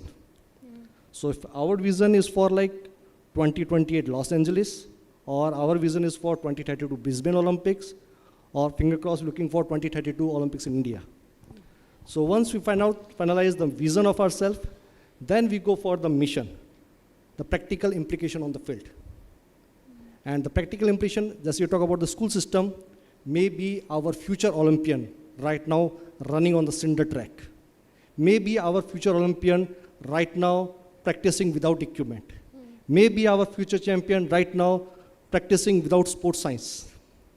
So we have to develop our own structure, our own PE teachers, our own coaches, so they can identify talent at the grassroots level as well as school level. Colonel Rao, you really deal with those athletes who are at the apex of the pyramid at the Army Sports Institute. Once you have got them, what exactly is the way, you keep them? It's one thing is scouting for them, the other thing is retention, retaining them in the system. Are there any best practices to retain them and, take them through the journey in a way that they continue to be there, continue to perform for a certain period of time? Firstly, thank you to Government of Odisha for inviting me up here for such a wonderful brainstorming session. Coming on to your question, I would just like to correlate certain things that we were discussing earlier. I would say, the talent identification as of now, it is a matter of, discussion. Everybody has their own views. I would take it a bit of different. That is, we need to get in the data available and the resources currently working on it in the right direction. Now, when I say, if we give an example of Odisha, the number of schools, number of physical educational teachers and everything it's beyond them to identify somebody. But yes, if we have certain data, such as the anthropometric data, once collected, at the apex level, there's somebody who's reading up that data, trying to make science behind it, and trying to identify somebody's got this talent and can be tested. I think those individuals to be picked up and then tested and then a way ahead. You can't go identifying a talent from across the masses. Yes, you have to identify, but you need to pick up that particular lot which you're going to have the best crop out of it. Now coming to what ASI does. Now ASI does, it's a complete athlete management. When I say a complete ecosystem per se is from womb to tomb. I would say womb is when he comes in and tomb is when he's actually done up with his prime and he needs to be set in a way that is useful in this ecosystem. So when I say I pick up some grassroots ones, when I say, we are currently training almost 300 kids, one of the best in across 7 disciplines. And they are from all across the country. We identify this talent by going into every corner, trying to put the science behind it, and trying to take that risk whether he or she is going to make the cut or not. Now, out of that he or she, there is only a minuscule number who make the cut at the national level, and beyond that at the international level, there are another minuscule one. Now, when you connect these datas, with the available data in Youth Olympics, India has won only 24 medals till now. And in the Olympics, India has won 41 or 42 if I'm not wrong. And out of that 41 and 42, 17 I think have come from field hockey. which is a team game. And remaining are all individual kind of medals. So, and out of these youth Olympics, there are almost 6 who were from ASI. And out of these 6 went on into the senior category. Whether be it boxing, whether be it weightlifting, you know, we had that number of people. Now, how is the best practice of Army Sports Institute? It's actually time-driven and lot of hard work. Even Colonel Bishnoi is here, Brigadier Nayak is here. We had the best minds who've actually laid the foundations. So, once an individual comes in, so it's actually when the bench strength is also there and the one who's competing, so all are competing amongst each other. It is quite known, like for example, if I say a boxing event at the end of the day, somebody who's competing in 51 kg, there's only one guy who's actually going to go ahead. But there is a bench strength of almost 4 chaps who are making him train for that particular competition, which we call them as the sparring partners, whether it be wrestlers or the boxers. Right. No, but those 4, I can't just let them go away in thin air because they've not proved themselves or they've not been able to come in. So how do we absorb them into the ecosystem is either you make out of them good strength and conditioners as per their acumen, or you make them somebody who's moved ahead after his prime, put him in through the coaching part as per as the acumen level. And if somebody is nowhere in part of it, try to absorb him as part of the administrator lot. Right. So it is that particular ecosystem per se has thrived because somebody who's gone ahead. See, the best part of people coming into the army is, one part is taken care. That is the financial backup. Right. I mean, which an athlete, very important for which an athlete looks forward to. You know, and if I say, and then the services part is once he does well, he gets his due. He gets his due. Now, in a way, when I see, compare it with the kids, it's not all that good. When I see the kids part, there are quite a few kids who are not able to go back home to meet up their parents, or the parents coming up to meet them, only because of the fact they can't afford it. Though I look after their competition, I look after their kitting, I look after their education. For example, I've got almost 5 to 6 kids from Odisha. Unfortunately, they don't go back in a term break because they can't afford it. The parents can't come because they can't afford it. They say 3,000, 2,000 bucks going back, coming back, it's quite a thing. And the hunger as on date to win medal or to do good, I would say, is in the rural belt of India. The urban belt of India is probably looking in for, yes, there is. I mean, I don't completely say of there's nobody. It would be there. But what we're looking for the podium finishes at the Olympic level, I think the rural and the tribal belt is the place where the hunger lies and which has to be capitulated. And we have got ample amount of people making them do well. Hold your thought on hunger and motivation. I'll come back to that. Colonel Bishnoi, I'll have to go back to you at this point and zoom in a little bit on the state of Odisha and on the athletes really who come from the underserved communities. Now, there could be an athlete who's brilliant in many ways, but he or she is undernourished. At the first trial or the second trial or, in the beginning of his or her career may not show the kind of spark. What is the way then to notice that athlete and bring him or her to the system, nurture him or her over a period of time so that the brilliance comes out, and this is specific to, to the underserved communities? A good question. Basically, like, we have to align ourselves with our aim and vision of our government. Now, to do well in national games, to do well in Khelo India, get results for our country, get medals for our country. Now we have to identify certain sports, certain disciplines. So once we are identifying certain disciplines, maybe it can be 14, 15, 17, we have to invest our funds, our infrastructure into those specific disciplines. Now the talent scouting also get restricted to those kind of disciplines. So we have to identify these kind of things. Now if we have got these kind of vision, plan and strategy, then definitely your point of looking after these kids is slightly easy. I talked about raw talent, that was building up a sports culture. It was wonderful. We have to build up, and thereafter, as so many sports discipline will be looked after, but to get medals, we have to be very, very specific. We have to be specific, aligning ourselves with our vision. We have to have a dream for that kid that you will be looked after.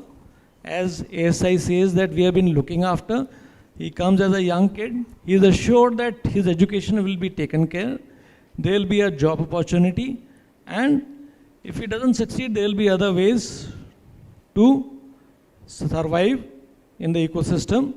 He will be either a sports support, science support, or basically getting jobs somewhere else. If this kind of system is created in the state also, definitely those group of students will opt for sports, and only those limited students and limited athletes can be looked after under the vision of getting medals, and we can get more medals at our aimed tournaments, like whether it is national games or Khelo India games. So I feel that we have to be very, very selective in getting the sports discipline, carrying out talent scouting, and targeting our funds if you want to get medals at international levels. Dr. Rajpurohit, I would like to come to you on the point of education of the athletes. And I am not going to specifically talk about education, but the kind of evolution that comes with education. Now, talk to us a little bit about the responsibility of the PT coaches to bring about that evolution. Often in the sporting system, I hear of this word called weeding out. And what does this word called weeding out?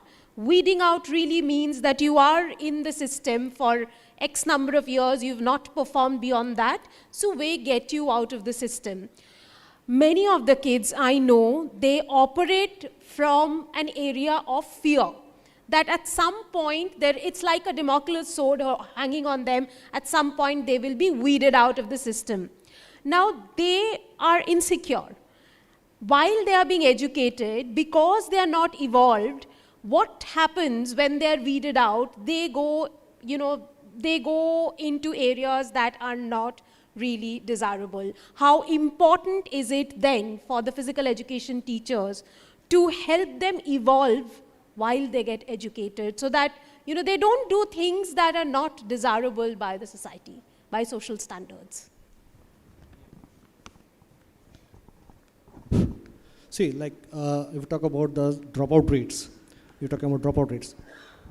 Out of 100 registered athlete, only one athlete get the success at optimum level and for the podium finish.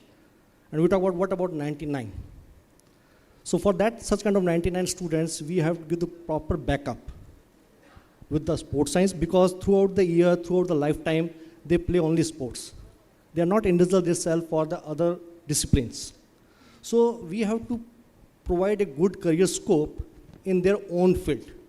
By virtue of performing, like they can perform the sports education courses, management courses, strength training courses, fitness courses, trainer courses. So such kind of area we have to provide them. So they never fear about it. If I am not able to get success after a certain time period, what's about my future? So somehow we have to give the proper backup. And what I believe, we have to give ample of number of possibilities to our students. Because when we talk or when we ask the question, a soldier, and surrounding myself, there are all the soldier, colonel, majors and all.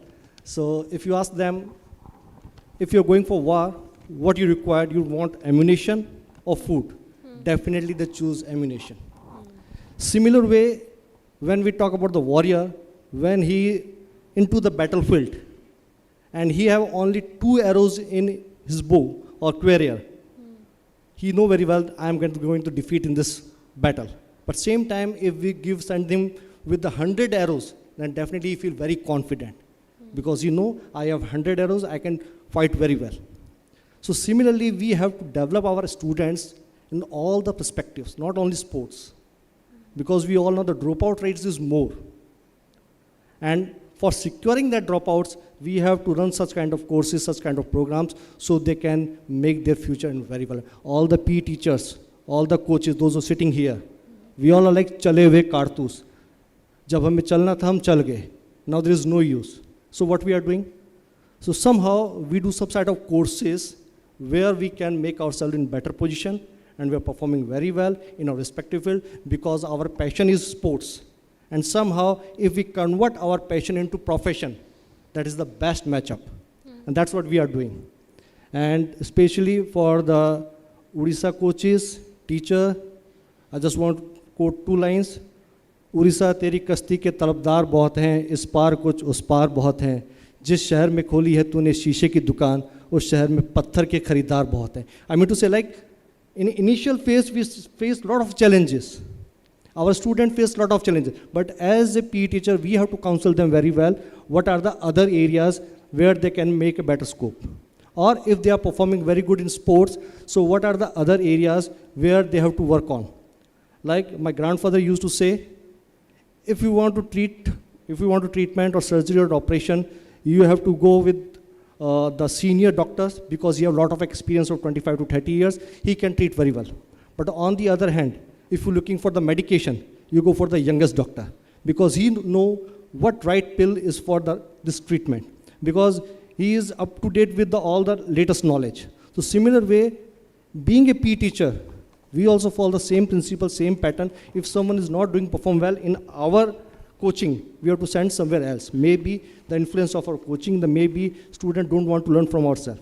So somehow we have to make various pathways, various solutions. So ultimately, our student gets success in the future. Colonel Rajesh, if you can still hear me, I'll come to you. And really, this is an important topic when we are addressing the coaches, the PE teachers, the topic of integrity in sports. And there are many times we have come across incidents when the coaches have helped athletes perform certain things, including doping, and the coaches have been squarely responsible for this, be it their own coach, the grassroots coach, and doping is one example. There are many such things. So just talk to them about integrity, how important it is, and how it is from them the kids learn how to be honest. And without integrity, there is no sports.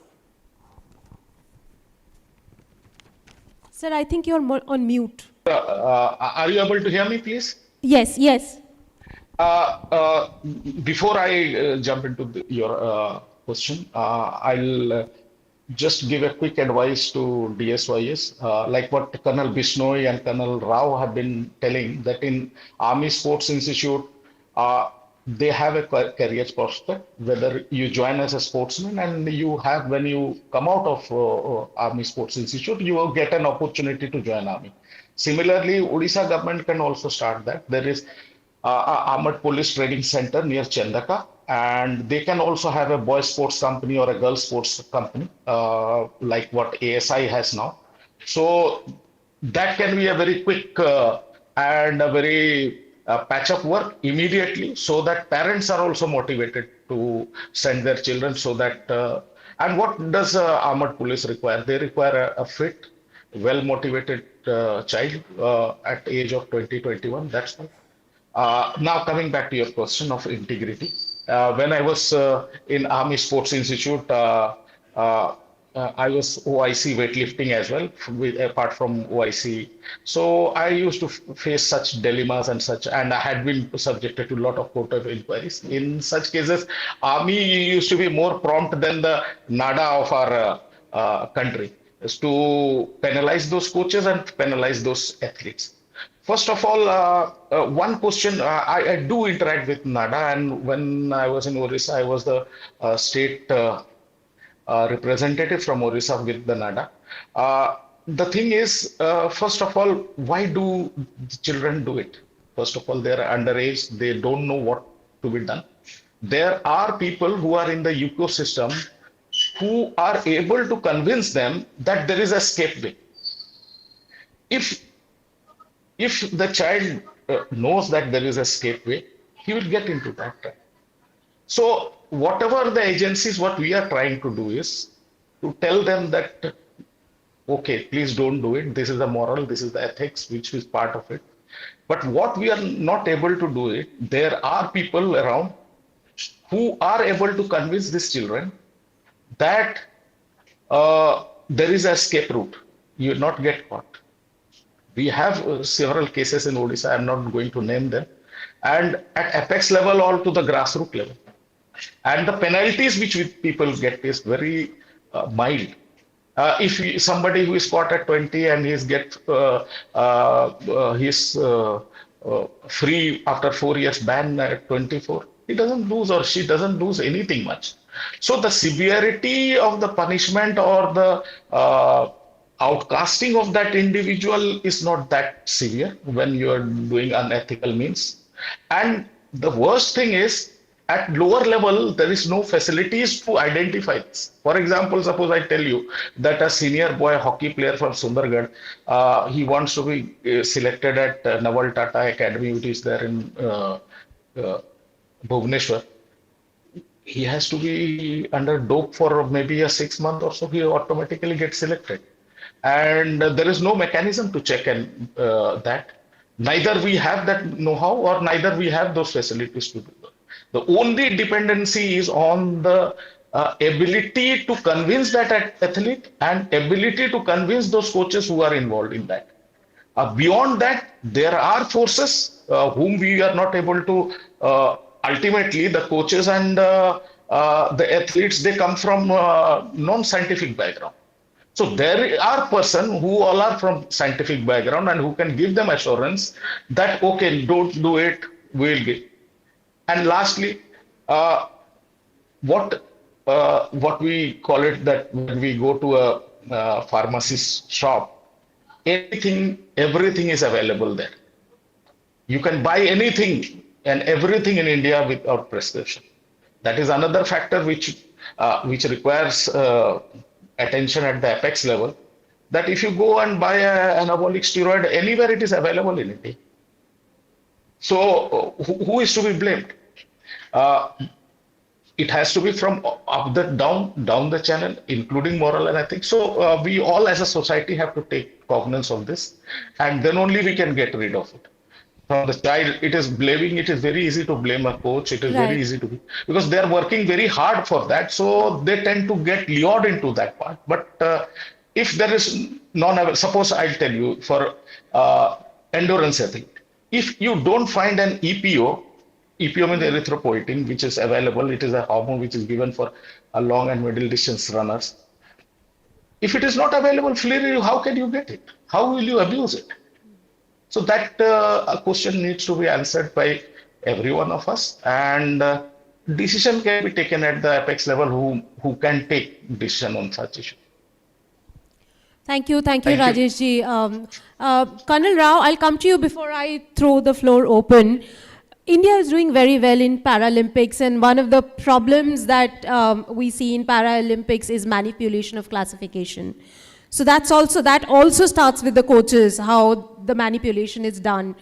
What would you tell the coaches, and how would you then tell the coaches to be aware and not to do such things so that it doesn't affect the athlete at the highest level?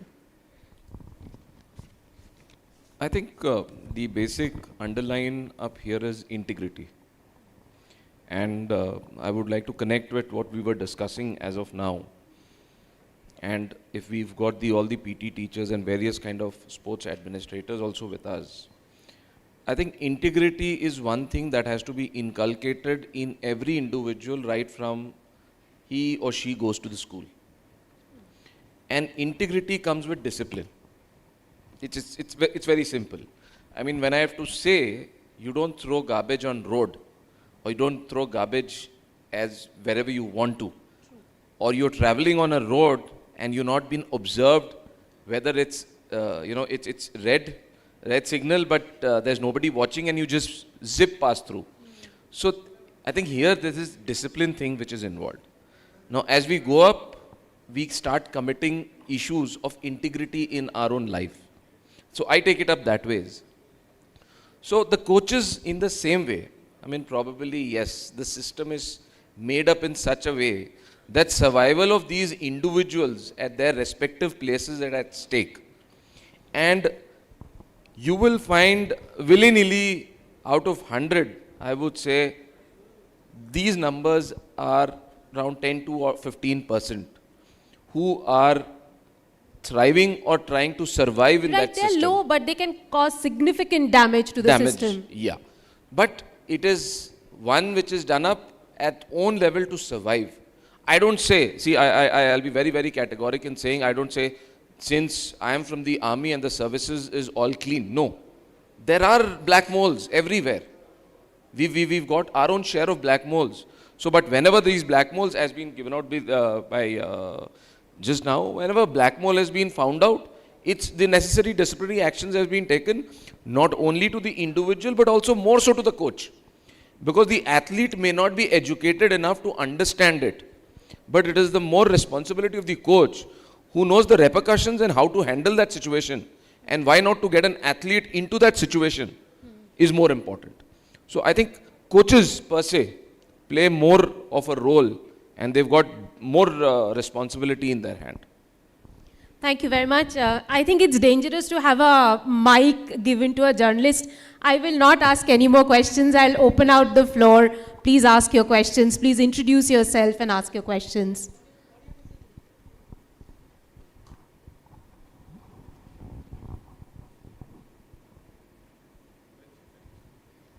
Do I see? Yeah. Yes, we have one question there. Sir, can you introduce yourself and just say who the question is for?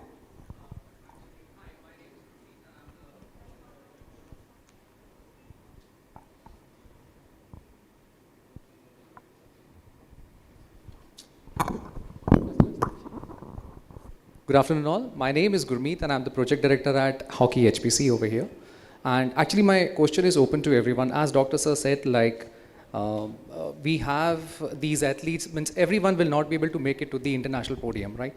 And in the system, once his performance career is over, how do he get settled down? So as we all sports stakeholders over here, how can we help such people? Because there is a big storm of sports management coming over here. Sports industry is booming. And everyone wants to, you know, every student is moving towards the sports industry now. There are a lot of people who are moving into education, into athlete development and all. But do we have that whole infrastructure to get them settled? The job opportunities and all. If in case it is not there, how do we help to create that system? I'll take on this question. Yes, you're right that we don't have so many organizations who are taking this sports person. But definitely government have a lot of sports quotas. We don't fill up those quotas. We should start filling up these quotas. Railways, services, especially some oil companies. These are important organizations which are taking a lot of sportsmen. And they are giving a secure job and opportunities. But if we can get together these private corporates by giving these jobs to our sports person, it will not cost them much. They've got a lot of CSRs. Even paying 50,000 per month as a salary to a sports person is okay for 20 years. I think they can manage this. And they've got a lot of other roles in the company which sports person can play after he retires. The way it happens in railways, he goes and do a booking clerk and ticket collector. In army, he goes as a section commander and other things also. So I think one system is that these corporates join hands with us and give us assurance to these athletes. Okay, just name a Reliance or Jindal, that yes, a person will come to us as an athlete and we can look after him for next 20 years. I think this will promote more athletes to join sports and it will build up the sports ecosystem. So corporates is one answer where we can get this.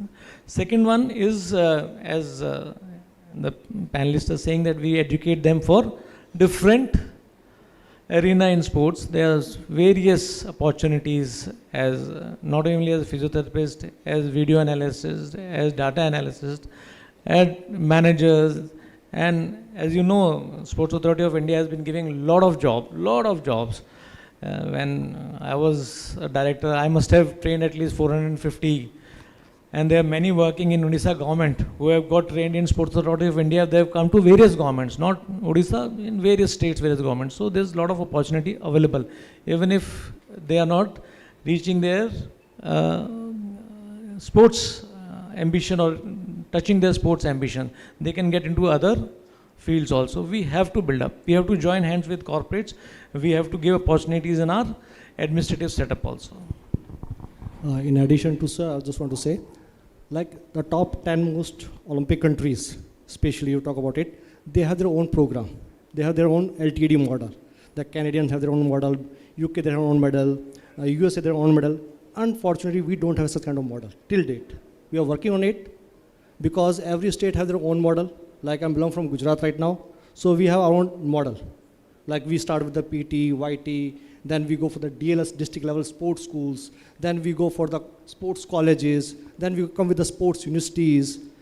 So by passing out through all the layers, students get the idea that nowadays we are not develop ourselves just as an athlete. We have to become like educated athlete now.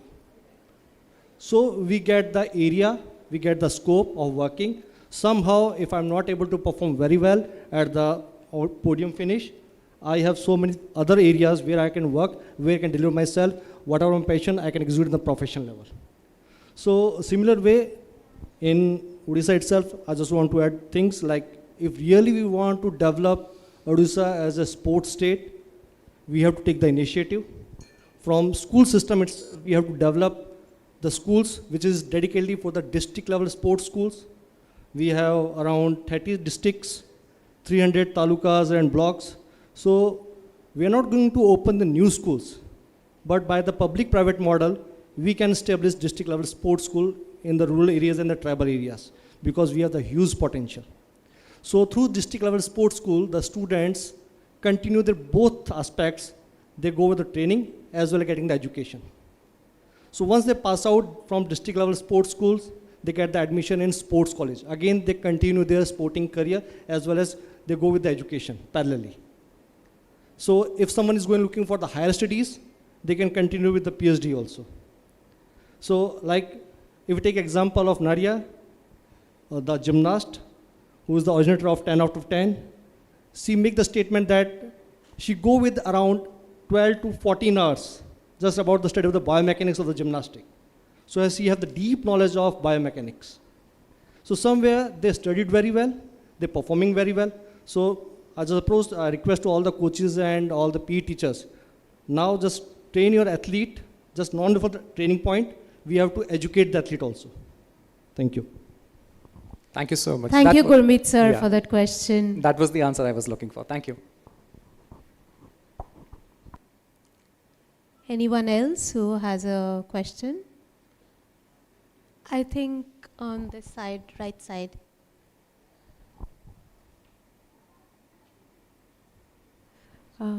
Good evening, everyone. I'm Sonali, Deputy Secretary in the department. So my question will be, what is the right age for talent identification and development? Is there any process as of now in the country where the PET teachers, physical education teachers are given training for how to do the identification of the talent? And the role of the department and federation, what can that be in the identification of the talent? Thank you.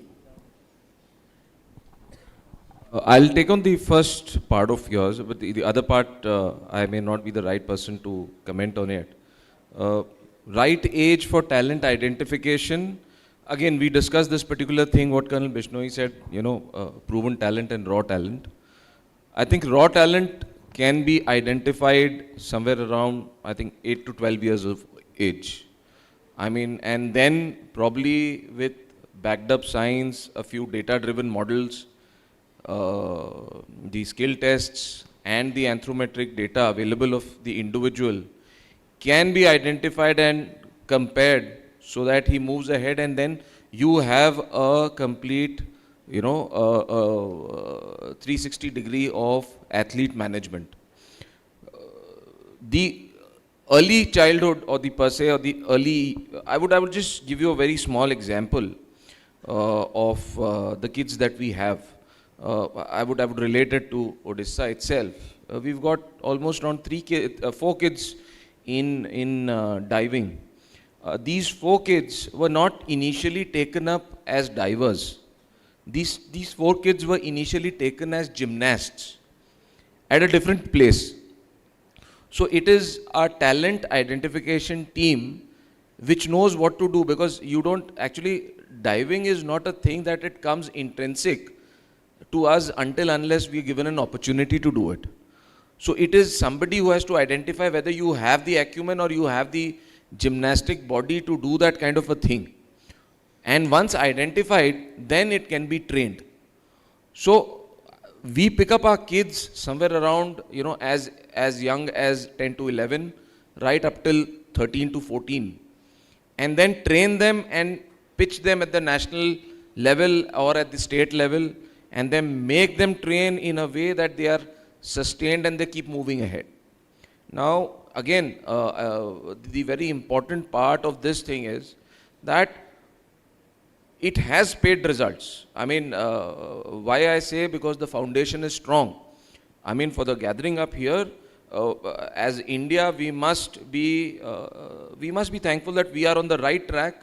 Why? Because last year was the first time in the history of India that India won a diving medal in synchronized diving at the Asian Championship level. So it speaks good about what we are into. But yes, it requires a lot of brainstorming, and it requires a lot of collaboration at each level to ensure that we keep learning and we keep moving forward day by day. Right, I think the clock is ticking down on us. We have time for one last question, if anyone has. Do I see any hands?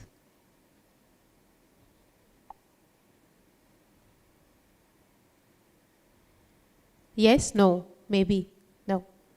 Okay.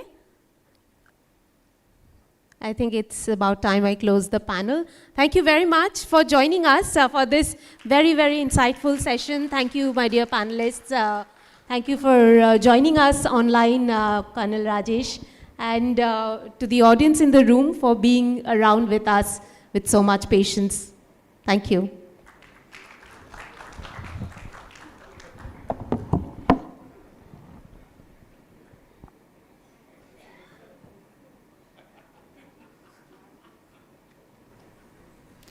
Thank you so much to our moderator and our panelist. Requesting all of them to please step forward for a group picture.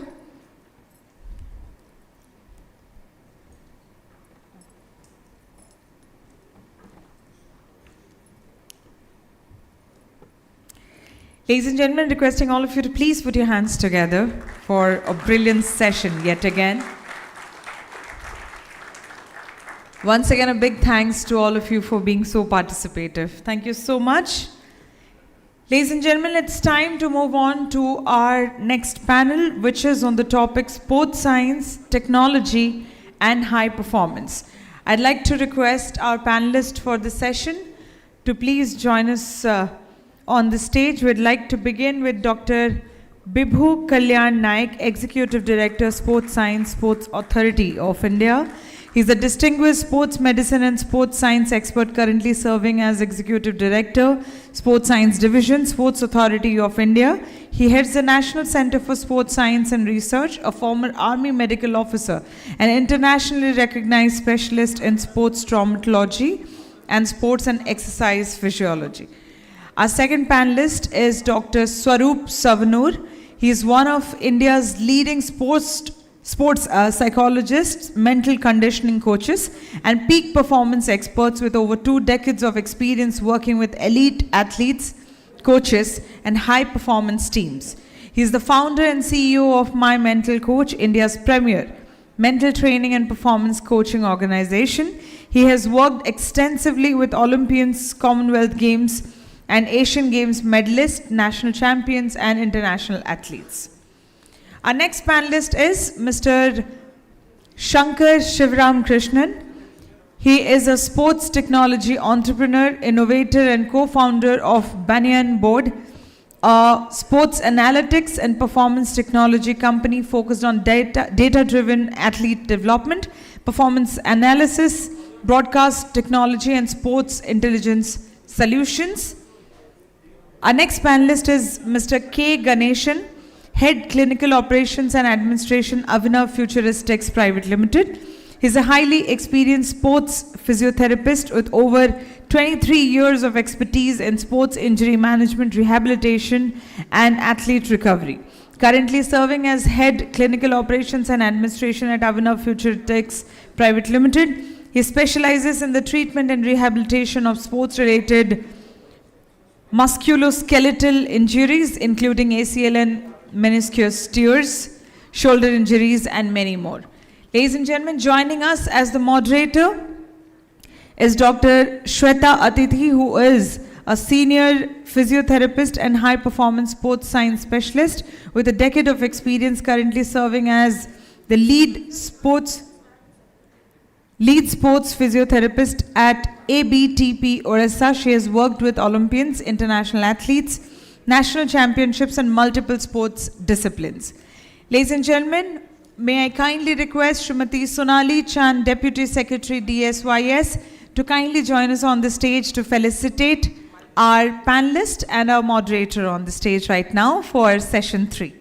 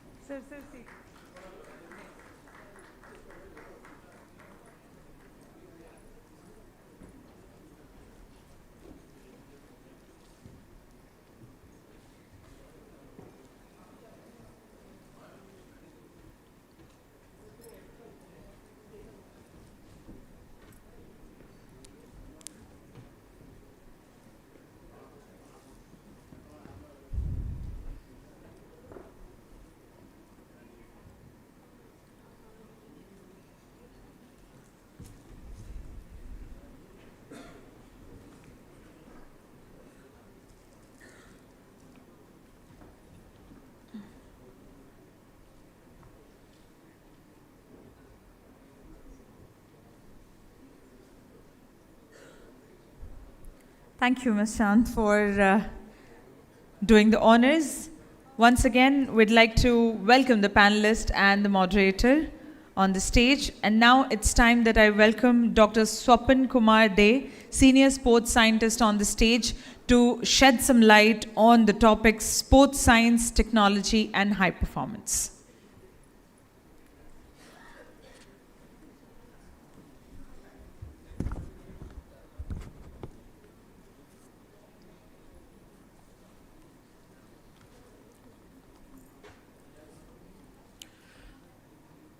Good afternoon to all distinguished dignitaries, respected guests, sports administrators, coaches, sports scientists, researchers, athletes, and participants. It is my privilege and honor to welcome you all the Chintan Shivir on sports science, technology, and high performance. Integrating sports science, technology, and data-driven performance system to optimize athlete development, high performance outcomes. Over the past decade, sports has undergone a remarkable transformation across the world. Success in modern sports is no longer determined solely by talent, hard work, and coaching expertise. Today, the difference between winning and losing often lies in the intelligent application of sports science, technology, and data-driven decision making. Globally, leading sporting nations are investing heavily in multidisciplinary support systems that combine biomechanics, physiology, sports medicine, nutrition, psychology, performance analytics, recovery science, wearable technologies, artificial intelligence, and athlete monitoring systems. These tools help athletes train smarter, recover faster, reduce injury risk, and consistently perform at their highest level. In India, we are witnessing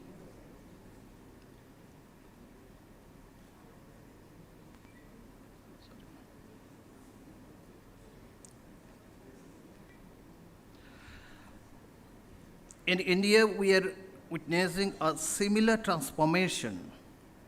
Odisha, in particular, has emerged as a pioneering state in creating an ecosystem that supports high-performance sport. The establishment of multiple high-performance centers at Kalinga Stadium, together with world-class sports science infrastructure and scientific support systems, reflects a long-term commitment to athlete development and sporting excellence. These initiatives have enabled athletes to access integrated sports services ranging from physiotherapy and rehabilitation to biomechanics, sports psychology, nutrition, performance analysis, and recovery management. Such investment have not only improved athlete preparation, but have also positioned Odisha as a national model for sports development. However, while acknowledging this achievement, it is equally important to ask ourselves some critical questions. How can sports science support be extended beyond elite athletes and high performance center to reach district level athletes, sports hostels, academies, and grassroots level programming? How can technology be effectively integrated into daily coaching, practice across different sports?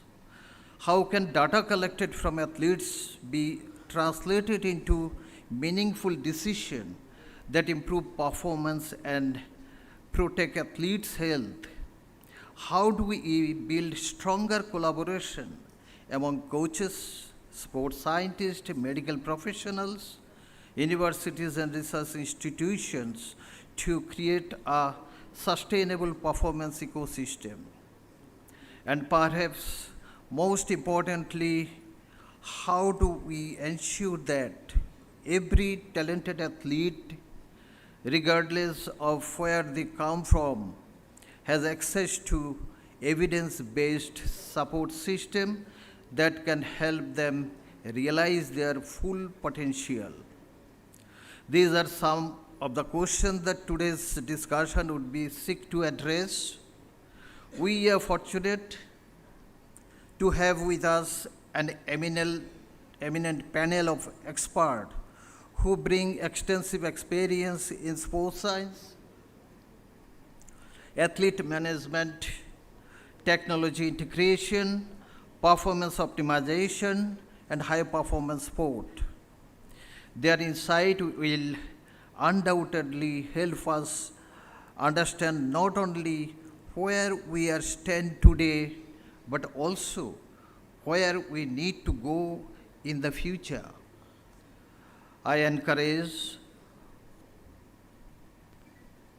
all participants to engage actively in the discussion, share perspective, challenges and conventional thinking, and contribute ideas that can help strengthen the supporting ecosystem of Odisha and India.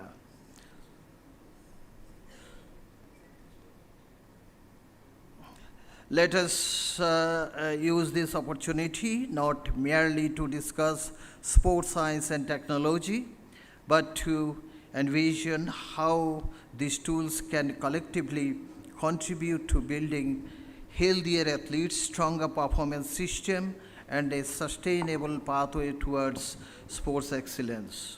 With this word, I once again extend a warm welcome to all of you and look forward to an insightful, stimulating, and productive session. Thank you.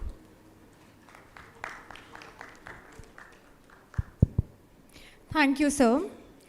As Day sir rightly mentioned that Odisha has world-class infrastructure, high-performance centers, and growing international exposure. But one question still remains.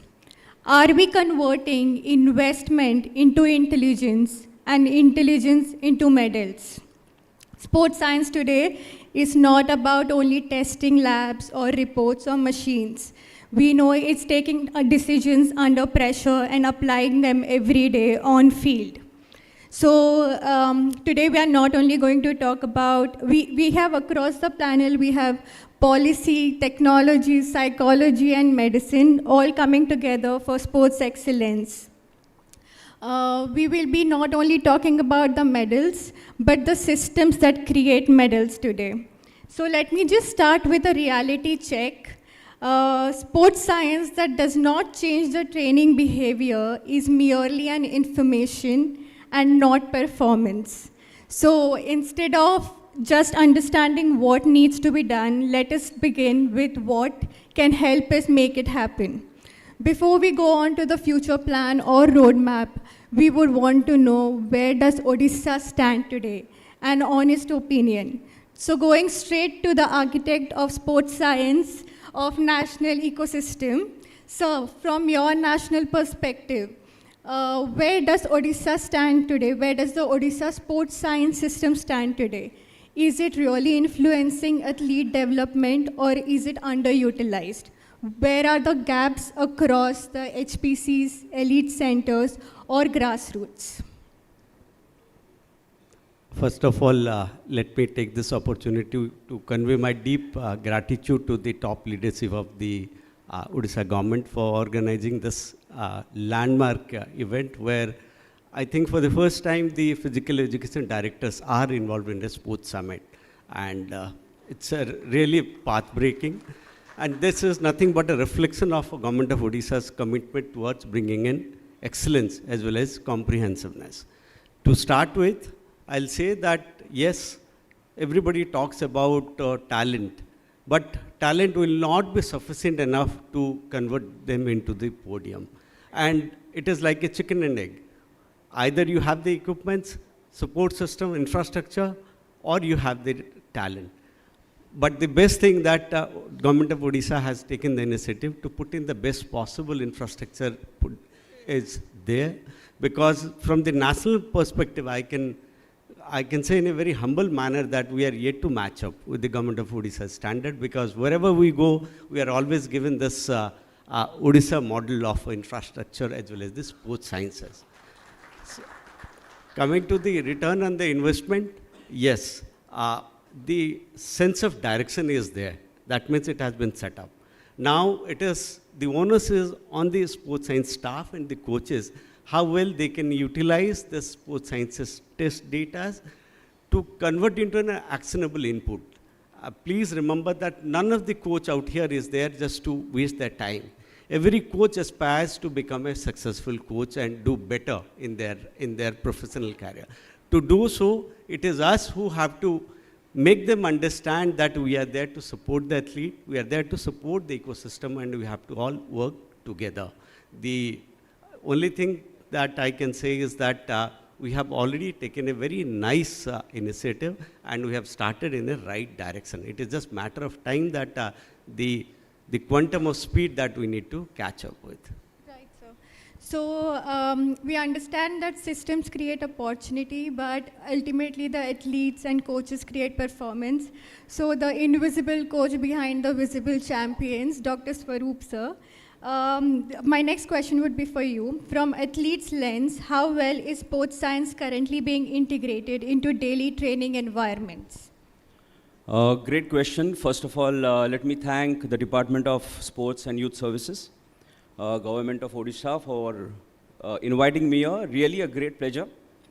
I had been here 3-4 years back when I was part of the Ranji team, and it was fascinated to see the stadium infrastructure, and now today coming for this Chintan Shivir is really just shows the kind of effort that they're putting in sports.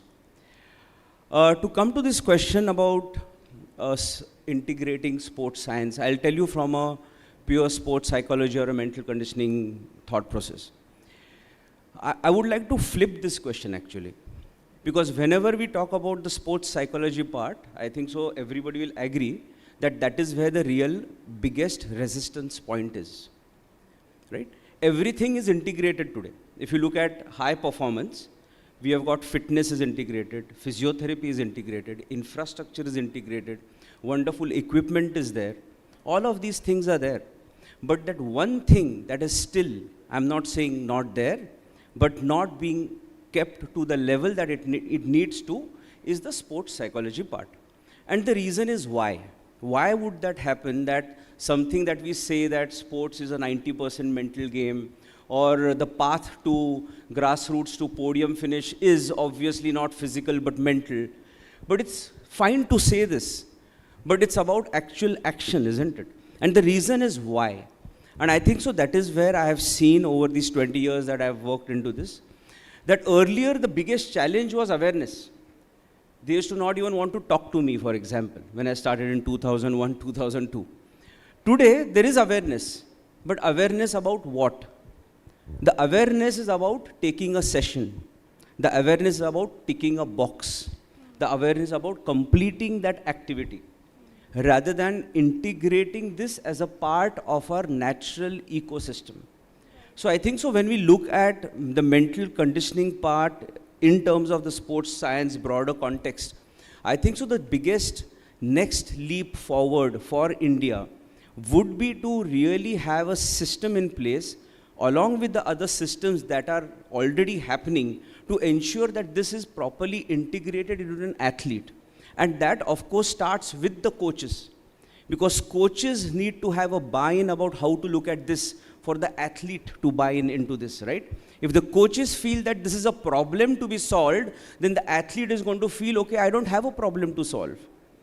So I think so we should go beyond this problem solution approach when we look at the mental part and look at it as a natural training tool. Just as we train our body, we train our skills, we need to train our mind. That's about it.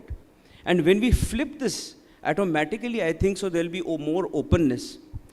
Another thing that I see is that till today, like I was in IPL for 2-3 years with the Punjab Kings, but if you still look at the highest systems, there are many places where the position of a sports psychologist is still not there.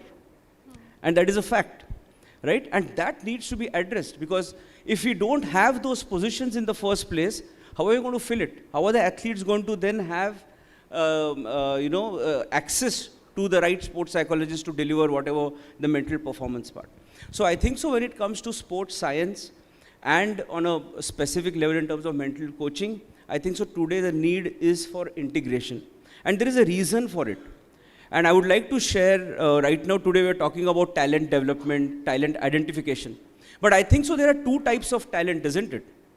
The easiest talent to spot is a talent that shouts. It's easy to spot that because results are immediate. But what about the talent that whispers? What about the talent that is below the performance or the result radar? But that is a talent to be discovered. And that is the talent that we want to tap. not the talent that shouts and where we are going to get results. And I think so that is where sports science should play a very integral part, not just at the performance level, but also at the developmental level. Because when we can have these parameters, for example, it might be basic profiling, not just of an athlete performance, but also of many other factors like anthropometric data, DNA, of longitudinal profiling, ensuring that the athlete over a period of time, we are able to build that. And we have, and then behavioral markers. When we have this kind of talent, we are able to find those even beyond the performance and result ladder that can probably help us get. So there are 2-3 aspects to sports science and specific to mental So coaching. are there any psychological markers for elite success? For early success? See, I think so. For elite success. For elite success. Yes. See, I think so. There is no doubt that there are psychological markers in place. There are a lot of assessments that are done. And but I think so many a times there is also resistance to these assessments. Right. And it is rightly so. Because I think so you can, it's fine to say measure is to treasure. But we can measure objective markers, right? It's easy to measure a person who is running 100 meters and you can measure him over a period of time, you can find out. But how do you measure something objectively which is inherently subjective in nature? And mind is therefore so complex because it is subjective in nature. And therefore there is no one assessment tool that can complete or give us a full picture of an athlete's mindset. And that is where, in fact, we need to have 3 to 4 various objective cum subjective parameters that can give us a holistic, not complete, but at least a more holistic profile of an athlete's mindset. And if it starts from an early age, it might start with simple behaviors, values, right? Ethos, how he is looking at a sport, result versus process. These simple attitudinal changes are so important, especially at the starting point. If we are able to have these markers and build it as an athlete is progressing, we are now getting a more holistic athlete who's integrated in his mindset and understanding of the mind, along with the understanding on the sport and the skills and performance that he needs to. I think the technology should be able to explain the performance here. So going to Shankar sir, the translator between the data and the decisions, how mature is Odisha's technology ecosystem today? Are systems connected or are we still working in silos? Yeah, first of all, thank you for having me at the Chintan Shivir. Really honored to be here. And all the sessions before this, just brilliant. I was taking a lot of notes. Quite honestly, I'm not super deep into the Odisha ecosystem. I've not gone into every one of your HPCs to make a very calculated comment about where we stand. But I've done this a lot in India, and I've heard about the Odisha ecosystem, so I'll just share from that perspective. When you look at the technology landscape, let's look at the farthest possible vision. Right? The farthest possible vision is we should have very good data collection. We should have very good data consumption. Consumption is my athletes and coaches want to look at the data that is collected so painfully. Then those athletes and coaches looking at the data along with the analysts get some insights out of this data. So collection, consumption, insights, because I got to use the data for something. And the last stage is retention, because in every one of these stages, things drop off. With very poor data collection schemes, if the data is collected, it is not used by the athletes and coaches. Even if it's used, it's cursorily used, it's not generating value. Even if it generates value, it's for one analyst or one coach who is good, they leave and the system dies. Right? So if you look at this lens, from what I understand from where Odisha is, I think 1 and 2 are fairly okay compared to the rest of the country. But compared to the rest of the world, probably even at 1, we've got to do work, which is even in data collection. Why do I say that? As a country or as a community in general, data collection is considered a dirty job. Right? Nobody wants to collect good data. Somebody spoke about this. Government of India has an initiative where in every school now, I come from Bangalore, my daughter is in 6th grade. Every school, they're doing an assessment, a 600-meter run. All the assessment is doing is a timing. Right. Now we get the report back, the assessment is 100% wrong. Whatever my daughter's timing was, it is 2x of that. It is not even 10%, 20% off. How do you take this data to anywhere, right? And this is in a city school. Coaches are fairly well paid and so on and so forth.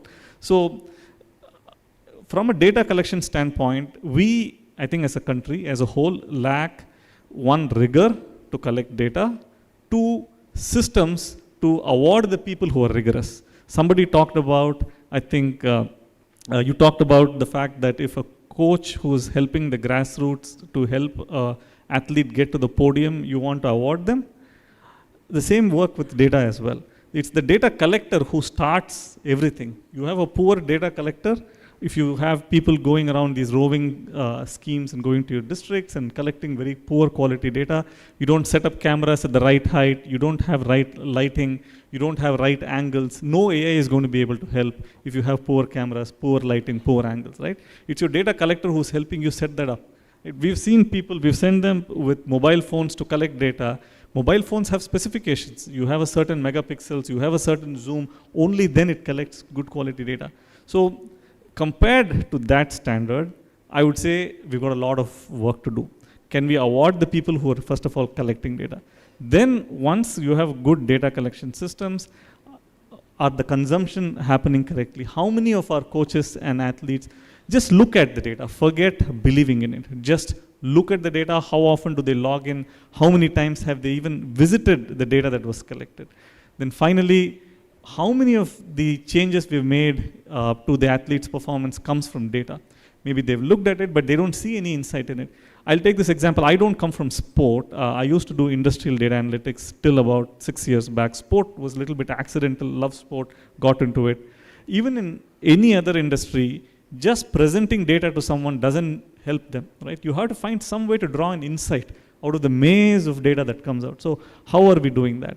Then finally, are we retaining all of these processes? So I feel, from whatever I've seen of India, we have a long way to go even in step one. Step two, even after you collect data, there's hardly any consumption. Even after you consume data, there's hardly any insights. And then even if you get great insights, the one person who's generating the insight leaves, the system dies. So I have a strong perspective that we have a very long way to go if we want to use tech to improve the outcomes of our sports medals. I think we have Ganeshan sir. Sir, you have worked both with data as well as the medicine part. So we'll come back to that question again, but from an injury prevention and recovery perspective, how well are Odisha athletes currently supported? Or what would be the biggest missing link? Thank you everyone for the invitation. And when you have technology available at the state, and you have covered the infrastructure, and I'm assuming that you will have more data available with you. Now, most of the data's reference, we take it from the Western world or from other particular injuries. And when we want to process them or analyze them, most of the time, data is how I perceive it and in what context I'm going to do. I can take a squat jump or the strength of the quadriceps data without knowing whether they are of footballers or hockey players. But then I can take that into a reference for any of my other quadriceps and then compare it and tell, okay, this is acceptable. But I don't know in what context that was done. So if the sports science with the data, if you can come up with an analysis, what currently you have from the Indian aspect. This can be a baseline model for us to go further with every other HPCs or sports science, wherever they go, that we will know, at least have something to refer and see not only the Western but this population. And the other one is sports science is now what we are talking about. 15 years back when I started my sports physiotherapy, that time it was only player, coach, sports physio, and that too sports physio was just field. If I want to tell an athlete do this as a warm-up and not this, there was a resistance from the coach and the player wanted to believe on that. Right. Now we have developed to sports science and technology, but is that mentality still existing? Because even now in surgical, the doctor will say, I will tell you when you can play. So then no technology, no data, nothing. What doctors say, I will follow. Right. So I want to know from the technology and the data what you have available, do you still face that? That means technology is not solving the problem. it is still kept there, so then it's the mental shift that has to come. So these things can give us a foundation to see some other ways to work on. Now, every technology, as Sir said, there is data collection can be done, it has to be done. Now, you can do so many data collection, but who is going to tell what are the data which is useful data and not useful data? We have to do a review as an audit, maybe once in 2 years or once in a year, to see, okay, now these are the data which is not required, or these are the tests that is not required. And all technology data, if we can compare them with the functional tests, because ultimately we cannot take technology to every nook and corner. If we can compare that, then we can make the functional test as mandatory, so that we will have, there is going to be some error. And we can utilize that to analyze, to come to a plan that what we need to do as a functional test, and then that can be converted into a technology based. Right. Then the other important thing, if there is a deficiency in the coach approach or the athlete's capability, technology is not going to cover that. Right. Just like if I'm clinically strong, then I will decide whether I need an MRI or an X-ray. Right. But if I'm not good enough clinically, waiting for an MRI to tell me what to do is not the approach. So we just need to know from the technology aspect, how is our approach, and whatever data we have, are we analyzing and coming to a plan that how this can be taken forward in India. Right. So I think so the translation is always a problem. Going to the ground is always a problem, and we have always seen this कि system तो है, but कभी apply करने में बहुत problem हो जाता है क्योंकि resistance is from the coaches and the athletes. So my question would be directly to Bibhu sir. Evidence-based recommendations often fail to reach daily training plans. So from your experience, what practical interventions actually make coaches trust and use sports science? Let me start, like I started my sporting journey way back in February 2004 at the Army Sports Institute. From there, then I had the privilege of being the doctor for India 3 Olympics and 1 Paralympics where I was the doctor for Deepa ma'am, where ma'am created the history. So in last 23 years, what I have learned is that it is the trust factor, and to have the trust factor, we as the sports scientists or the sports psychologists, the sports physiotherapist or biomechanicist, we have to move out of our lab, go into the FOP. You have to be there, day in, day out when our athletes are training. Then once you are there, then the athlete also starts observing why this person is there. Then that ice is broken, they start approaching, the coaches also start approaching. We need to volunteer. The coach said, we can do this for you. This player is having this, maybe if you use me, I'll be able to do this. So that is the first and foremost thing that we have to do in our Indian setup, because we understand there is attitudinal issues and approach issues by our coaches or athletes, but somebody has to take the initiative, and we love to do it, and we have started doing it. That's why we have started sensitizing our sports science staff that we have to move out of our lab and be there with athletes. And one more small example, at the recently concluded Paris Olympics, for the first time in the history of Indian Olympic contingent, we had 2 sports psychologists and 2 of our nutritionists, apart from the doctors. And of course, for the first time, we had 2 massage therapists as a part. So it is moving. We are moving out of our lab, moving out of our setup to reach our athletes. Right. So the scientist being part of the team or the coach education should be helpful, yes. So my question would be to the Swaroop sir, what psychological or cultural barriers prevent athletes and coaches from fully trusting the sports science system, or how we can improve the practical collaboration? Yes, I think so. I did touch upon this bit earlier in terms of see, I think so for us to do anything, let us say I want to pick up something and I want to add something to me. What is the reason I will either do it or not do it? It is going to be based on how I look at it, right? How I am approaching it. Because approach decides your actions and decisions. If your approach is wrong, your actions and decisions are going to be accordingly. I think so till today, the mental conditioning part is not more mental training, but it's more psychology connected. We need to understand the difference between psychology and mental training. Both are in a way separate, right? The psychology part is the impact that a player would have because of certain uncontrollables that the player is going to face, which is going to lead the player to have certain anxieties, pressures, and performances and all that stuff. That is the effect of something. So it's a cause and an effect relationship, which is very evident in a performance. That is why there is a problem to solve, because yesterday this player was playing very well, today this player is not playing. What is the difference? Technically nothing's changing, physically nothing's changing. The only thing that changes is the mindset. So that's the psychology part. What is the mental training part? Mental training part tells us that today talking is not going to help you on your mindset. If you see, we are more aware of our mind today than any time ever in the history of mankind. Do you agree? Right? We all are aware of mind today. Knowledge about mindset is there everywhere. We have got videos, we have got books, we can talk about mindset.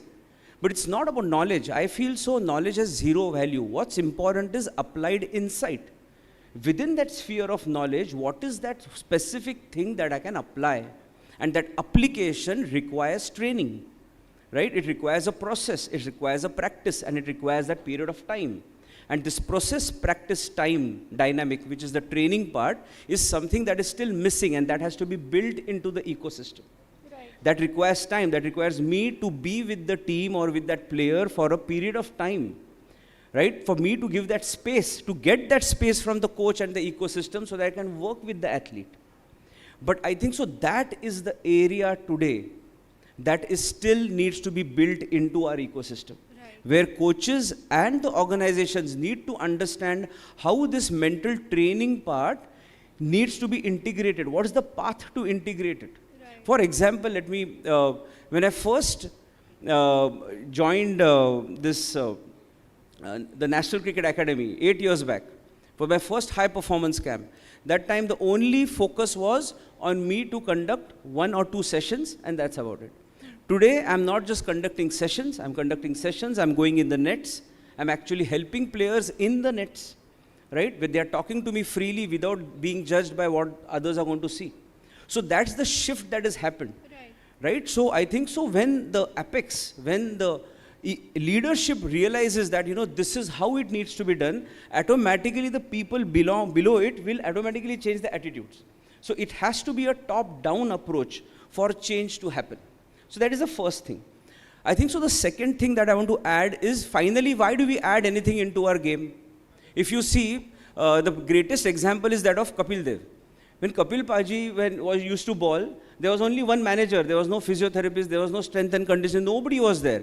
But he never had an injury. He never was absent from a game because of an injury. Does that mean that a strength and conditioning is not required? No, it is required. I think so the earlier need was technical expertise. Then came not only technical, we need the physical expertise. Then we need recovery expertise. Now we need diet expertise. So all of these things are getting met, right, slowly. But as we go up the ladder, and then when everybody does everything, the need is going to be finally coming, what is the competitive edge that an athlete is going to have? Finally, it is all about that competitive edge. Me versus the other. What's going to give me that competitive edge?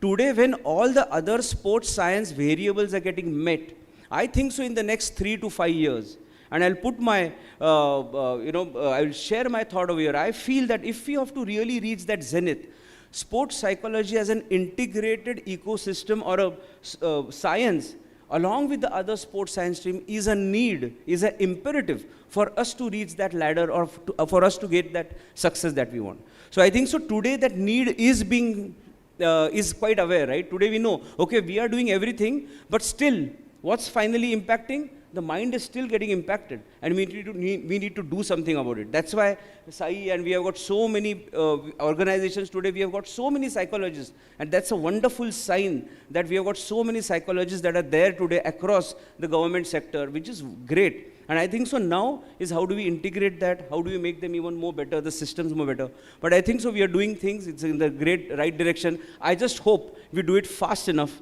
and not slow enough. Right. I think we do understand, people understand it in a way when they understand ki when we don't follow certain inputs from the sports psychologist or the sports science team, what ill effects can happen. So my next question would be to the Ganeshan sir, that what happens when the sports science inputs are ignored or delayed?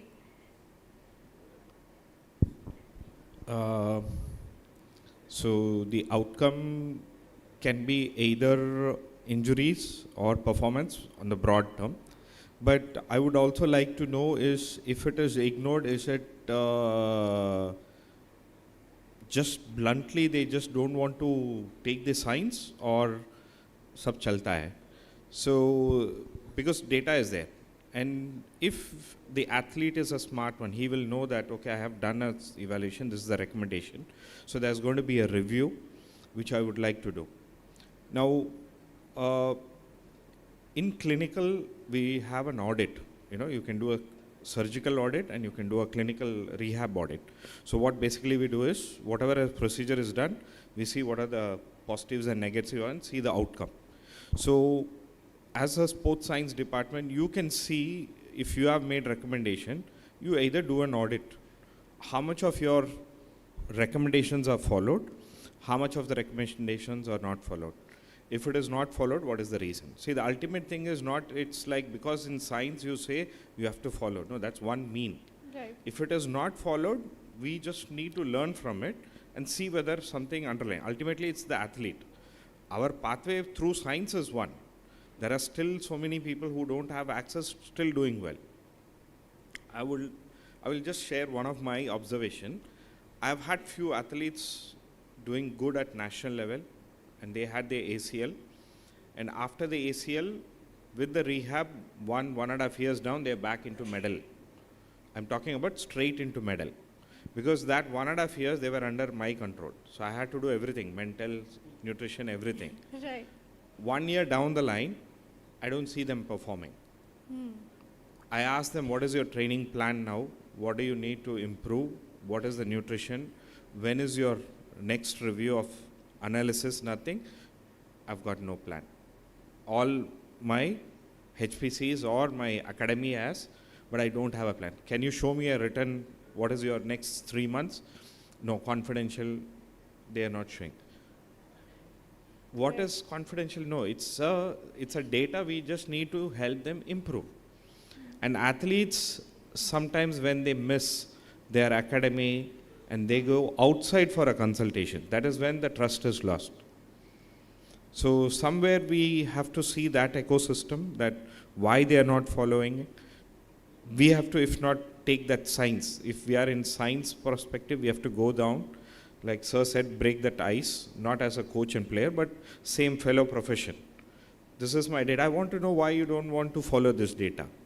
Right. Something has to be there. Right. Because ultimately we want to say, okay, you don't follow it. 2 months down the line, let's do a review. So you get your answer, I get my answer. So that's probably the way. Right. So if Odisha prioritizes one domain, be it be prevention, diagnostics, monitoring, or biomechanics, what comes first and why, or what it should be prioritizing? I think Odisha now is high performance, so I think that's best. So if at all prevention or injury or anything, I think if somebody else is better and doing that, let them just be there. So we cannot have everything together. And the definition of high performance center is there's no injury management, it's only performance. Right. Okay. So I'm sure, Shankar sir, if Odisha today has to invest in few technologies, which technologies it should be, and what would provide the highest return in performance, not just hype? Yeah. Before I'll say anything about Odisha, I'll just say a little bit about the Indian mindset about technology, right? We're very, very used to importing, right? Just look around us. Anything, this mic, the condenser within the mic, those LEDs, all the phosphors within the LEDs, those JBL speakers, the cameras, all those Canon cameras, those Yamaha mixers, right? As a country, we're just very used to consuming technology, right? So when I think of Odisha, I think of you as leaders, not as, you're trendsetters, right? You have set trends. So why not dream big, right? When I go to any sports science lab in India, it is a bunch of imported equipment. I mean, go to any medical lab also in India, go to any testing facility, any high-end equipment, even syringe pumps, anything is imported, right? Of course, MRI, CT scanner. This year we had the first ever Indian-made MRI happen, but that's a one MRI, one machine has happened, right? So why can't we dream big? Of course, I know Odisha wants to win medals very quickly, but there is an agenda to winning medals because a tech ecosystem needs sports people to do the testing, right? A sports tech, you buy a GPS. A GPS in any part of India is imported. You buy an ankle tracker, it's imported. You buy a glucose meter, except for the shiny app that they give you, the glucose meter is imported, right? Anything is imported. And what that puts us on the back foot always, because the guys who are building the tech, like I'm a tech builder in video analysis, right? Needs raw data, right? You want to work with the athlete, you want to study their motions. So the ecosystem will go up when we stop being consumers of tech and we start being builders of tech. And Odisha can lead that. I'll give an example in AI.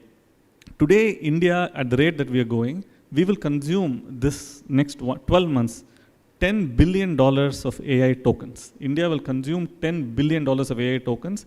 To give an estimate, India imports only $150 billion of oil, all the oil stuff. So we are getting 1/10 of oil in AI. And we keep, patting ourselves on the back for using video AI and this and that. But we are consumers.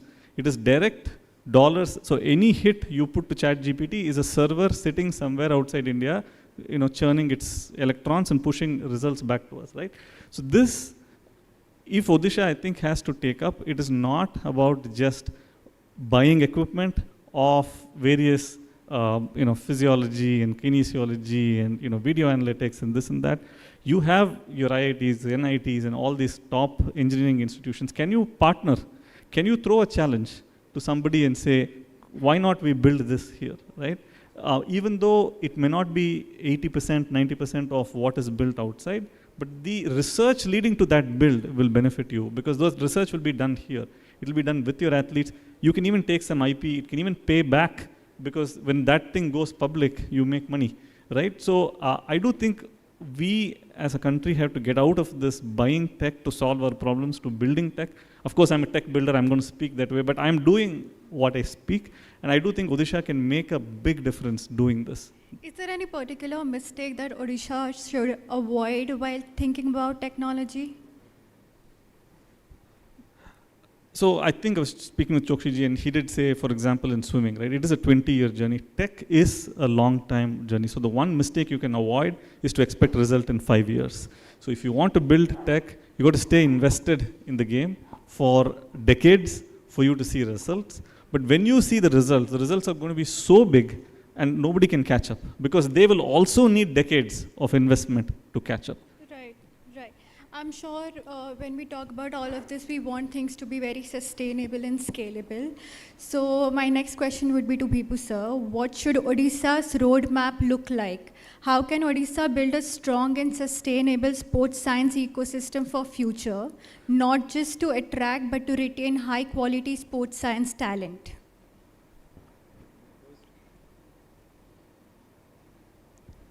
To retain the talent, it is not the remuneration. It is how important you are going to make them feel.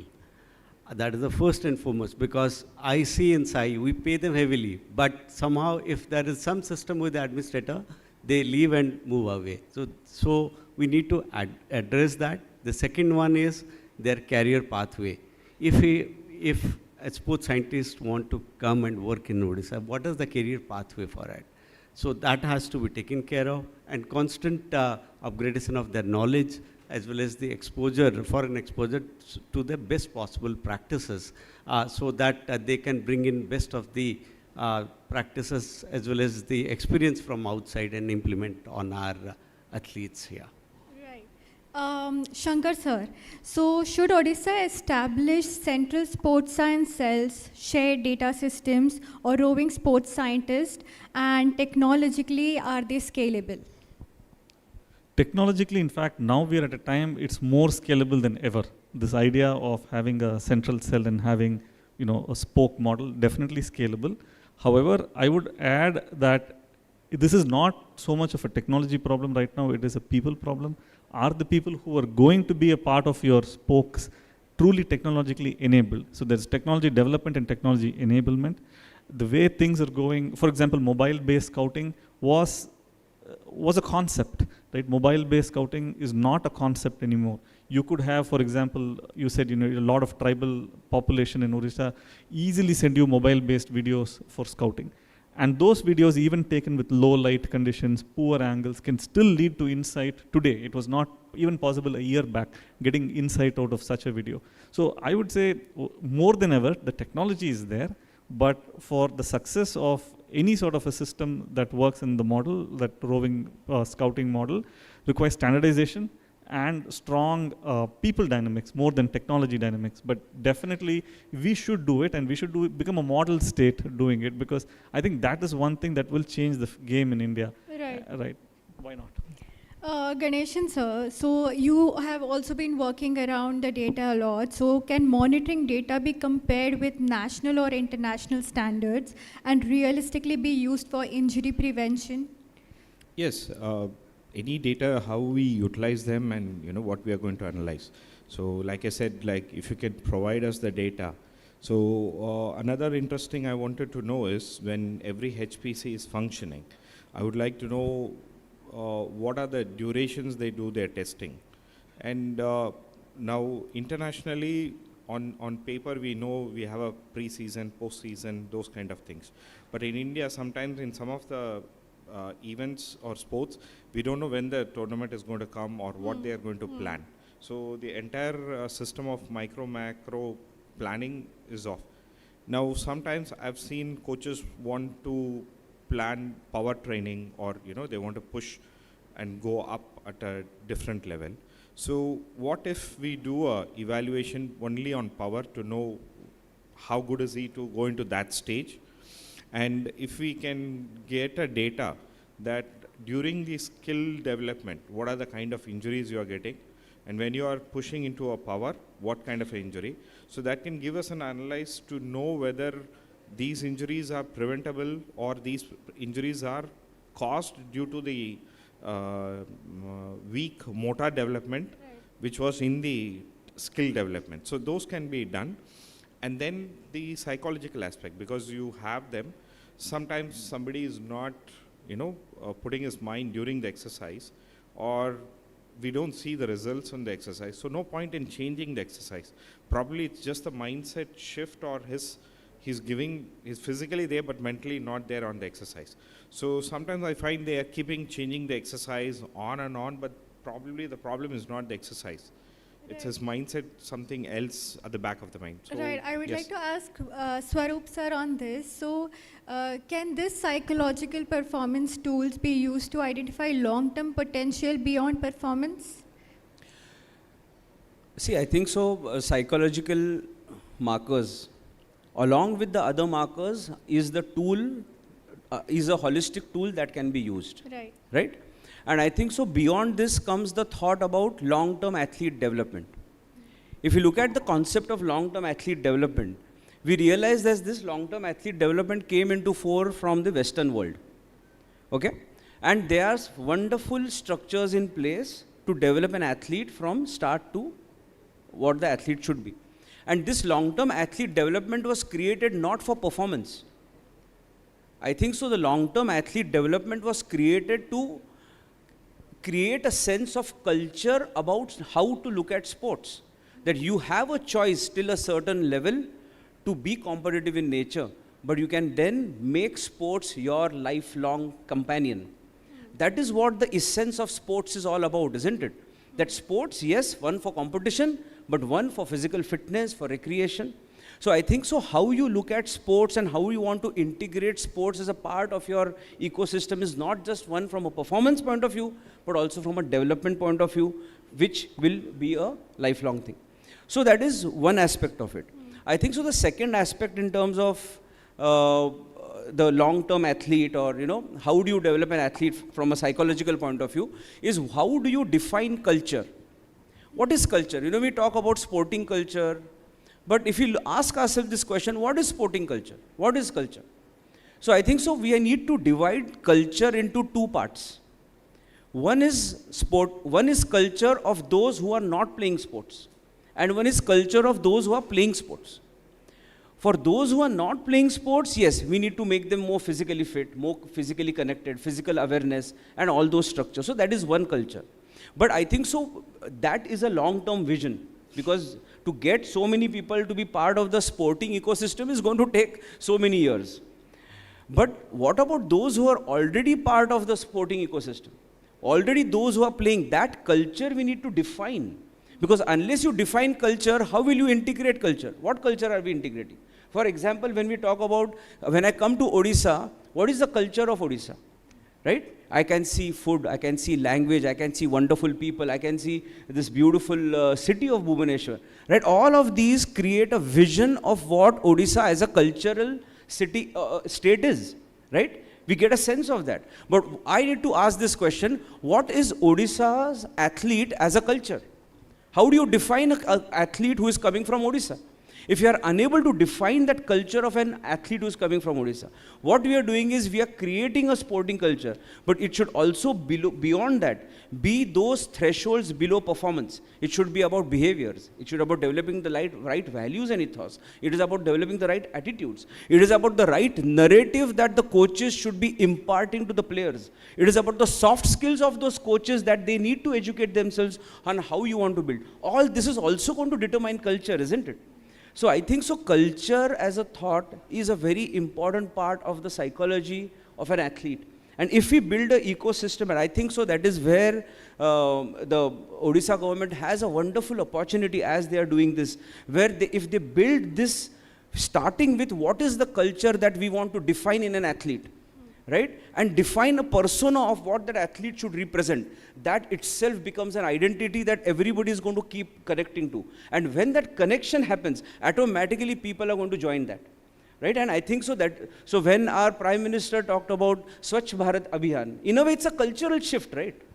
Right? So that everybody is then automatically connected to that thought, that idea of what does it mean, and we all automatically start doing that. And I think so that is where sporting culture is something that we need to first define. Because if we are not going to, if we find it difficult to define it, how we are going to translate it into action? It should start at a very early age and at the base level of the pyramid. Yes, I think so that is the foundation on which everything should be built. Right, right. So given the Odisha's geography, how valuable are the sports science centers, Bibhu sir? We have got, Satellite sports science yes, we have got the best possible center at the hub, and I'll strongly recommend that we should come up with either regional level or district level basic sports science centers, where they should be under the oversight of the hub, so that we start collecting the data. Because Adil sir had just brought out, like say we have got a unique gene and we have got a unique climatic situation. So our epigenetics are also very, very unique. So we have to have our data in place to look at the pattern, what is going to work for us and what is not working. Small example for the sake of taking little time, Sumaya sir is here. We started our hockey journey in 2009. Our first mandate was to qualify. We qualified. Then before that we had the Olympic qualifier. We qualified. Before that we had Commonwealth Games. For the first time in the almost 32 years something, we got a medal. Within 1 month we got an Asian medal. But that also we lost out on a thinking that we thought that if we train more, we'll do better. We were training day in, day out, training day out. So what happened on our way to London Olympics, we did the mistake of leaving our country almost 6 weeks before the Olympics. We went to France, Germany, Spain. Then we landed up with the Olympic venue. By the time we landed up, we could feel that there was no energy in our team. If you look at the record, our team came last, 12th. What we call as the wooden spoon. Very embarrassing. We came back, we reported back everything to Hockey India. we documented, and it was decided from next time onwards, before any major Olympics or very major multi-event sports, our team will stop training for 7 days. Because we tell, sir, somehow we feel that our athletes are not that attuned because they need time to recover. And that's what it has started. Then one can see with that, by 2016, we were a little better. By 2020, and almost 7 days, they were in Switzerland and Alps for team building activities, swimming, and other activity, badminton. So that's how now we know what works well for us. Similarly, Government of Odisha and the sports department has to chalk out what works well for our athletes. To start with, once they start attaining national level, international level, then we start pushing them towards the Olympic and World Championship. Right. Before we open the forum for the audience, one rapid fire round for all of you. One reform Odisha must implement immediately. That's for you, sir. Given the option, if the Secretary Sports asks me, I'll request that to have a small mission on which we just need to know, we have got so many good hockey players who have played for the country. I just want to know what kind of genetic profile they have. That will help me to identify, go into the interiors to see if somebody is matching it to that. If somebody is matching, we'll get them, keep them in our sports hostel. We'll wait, we'll give them maybe 1 to 2 years to see whether this is actually this genetic profile has Great. got a role to play or not, because Odisha will be the best example to get it experimented with. Great. Swaroop, sir, one habit coaches must unlearn. That's an easy one for me. Yeah. I think so. The one habit that coaches should unlearn is to, first of all, not look at yourself with a limited self-worth. I think so. It's very important today that coaches identify and understand their self-worth. Right? They are the best in what they do. Many times what happens, I have seen that whenever there is, and I think so again, the problem again is with the pay parity or the difference that is there between foreign coaches, domestic coaches, and all that stuff. And many times that is why our Indian coaches, domestic coaches, feel that they are, limited in their knowledge. I think so it's very important to share their knowledge, be accepted for what their strengths are, but at the same time be open to learning and realize that what you know does not mean you have reached the ceiling of knowledge, but there is so much more to learn. Right? And third, most importantly, I think so the important learning is that we need to identify that as a community, finally the hero of the film is the athlete. Right. And when the hero of the film is athlete and you are the director of that film, we as an ecosystem, as a sports science unit, and everybody over here are here to help you as a team member to give you and give your athlete the glory. So allow us to come inside with open arms and see the glory that you will do for yourself and the satisfaction and fulfillment that you will feel when you see your athlete grow ahead. So I think so that is one thing that I would want them to open up. Great. Ganeshan sir, one sports science area Odisha should dominate nationally. I think I would say that it should dominate. I'm saying it is existing. It should dominate. So that means you just need to show it outside Right. and take it into your arms. That's it. Yeah, we have it all. Shankar sir, one technology that sports scientists should master.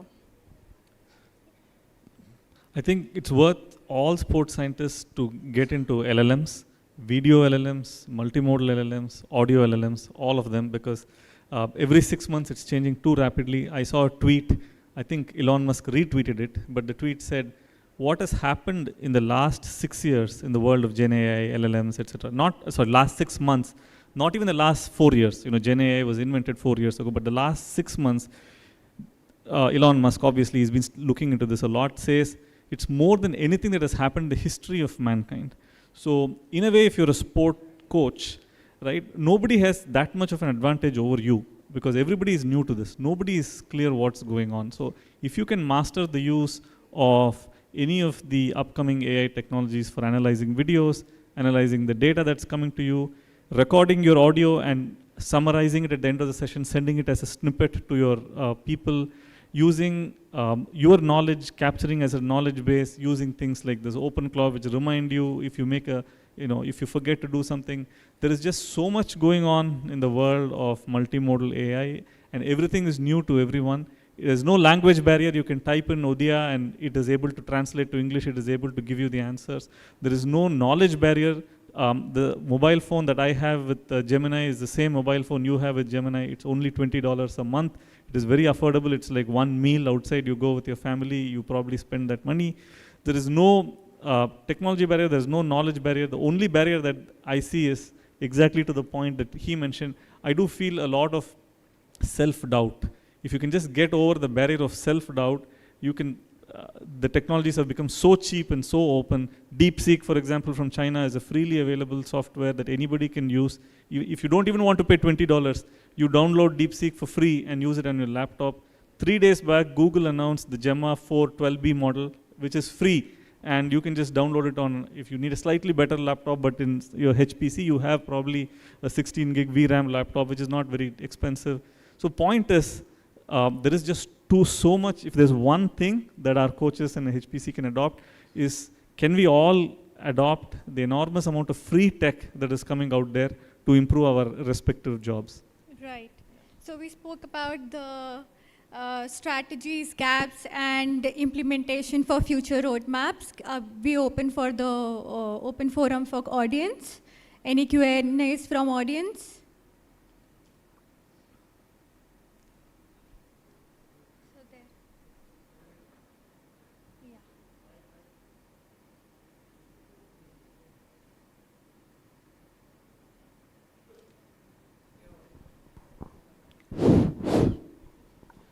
Good evening, everyone. See, my name is Sanjay Garnaik. So I am a head coach of athletic project of Odisha, purely looking after the training of hostel athletes in Bhubaneswar. So I have almost 35 years of coaching experience. With that, 20 years with the Indian team. So I have been a coach of Indian team in all format, right from SAP Games to Olympics. So my question is, through my past experience, I have seen the sports science support in many states, it has been given to the top levels. So my question to Vibhu Kalyan sir, so how Odisha can make the sports science support available not only to the elite level, even to the districts and grassroots levels?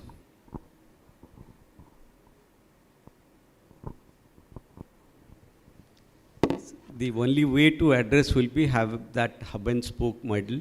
And apart from that, what we have started doing there at national level is that we have come up with a helpline and then a mail where athletes who are desirous of getting a specific sports science test done, they write to us, we give them a date, they come and get it done as an interim, because we expect with due course of time, all our districts will have a respectable level of sports science setup, which the Honorable Prime Minister had said that there will be 1,000 district level sports schools which will have a respectable level of sports science facilities. But an interim, yes, we have to move beyond our hub. The first and foremost, maybe we'll have certain regional. If not, the athlete need to be moved to a certain center, because these are all equipment as well as manpower intensive exercise. So it will not be very prudent to get it done in the field if the equipment has not been calibrated. So that is the reason, if you want to have the test done, we want to get it done in a very, very sanctified manner. But as an interim, again, we'll try to promote as much as field tests that is possible. Thank you, sir. High performance is not accidental, it is engineered. So it is when the policy enables, the technology supports, the psychology prepares, and the medicine supports. So we have the foundation, next phase is execution. I thank all the panelists and the audience.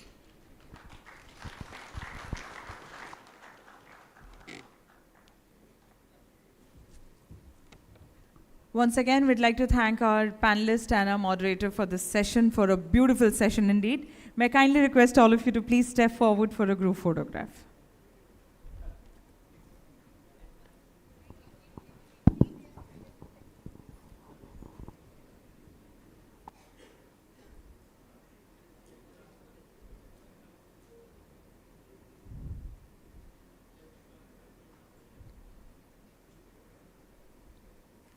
Thank you so much. With this,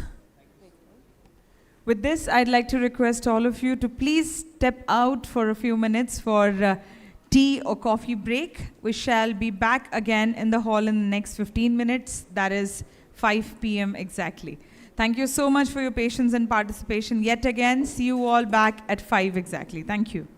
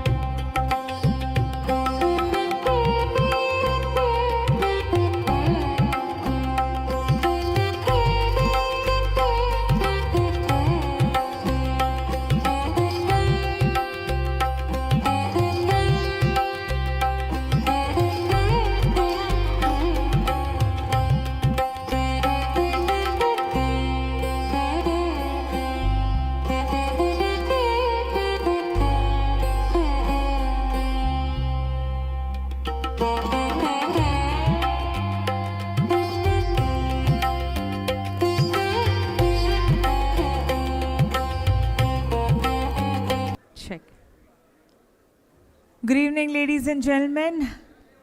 Requesting all of you to kindly take your seats. Participants with tea outside can join us inside now. We are about to start the most interesting session of the day. Requesting all of you to kindly settle down. आप सबसे मेरी गुजारिश है आप सब अपनी अपनी seats ले लें please. We're about to start the last session for the day, which is sports good governance. We have some most awaited panelists with us and a wonderful moderator too. आपण समस्तଙ୍କୁ अनुरोध करिबि जे माने भी हॉल बाहर अछंती तांको मोर बिनीत अनुरोध hall भितर को आसी जिबा और निज निजर सीट्स नै नेबे. Requesting all of you to kindly take your seats.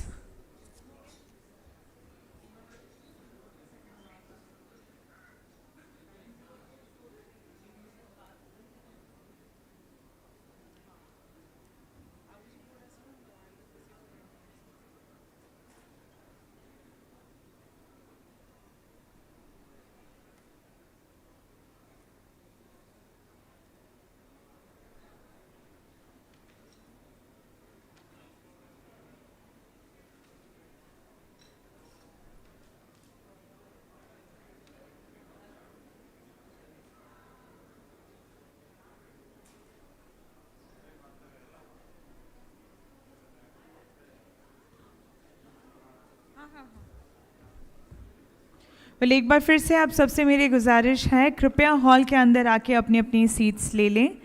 Requesting all of you to kindly gather back in the hall for the last session to begin.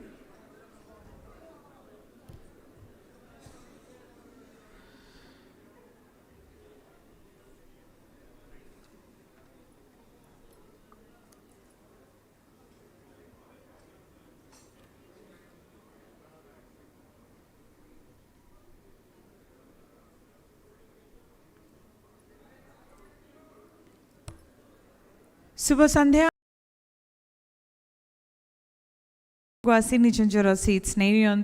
It's about time we begin the most awaited session for the day. May I kindly request all our participants, to please join us back in the hall. We are absolutely ready to begin the last session for the day, followed by which we shall have a beautiful cultural showcase of Odisha. But for now, the session 4, requesting all of you to please join us back in the hall. The topic shall be athlete welfare and social welfare. Requesting all of you to please join us back in the hall.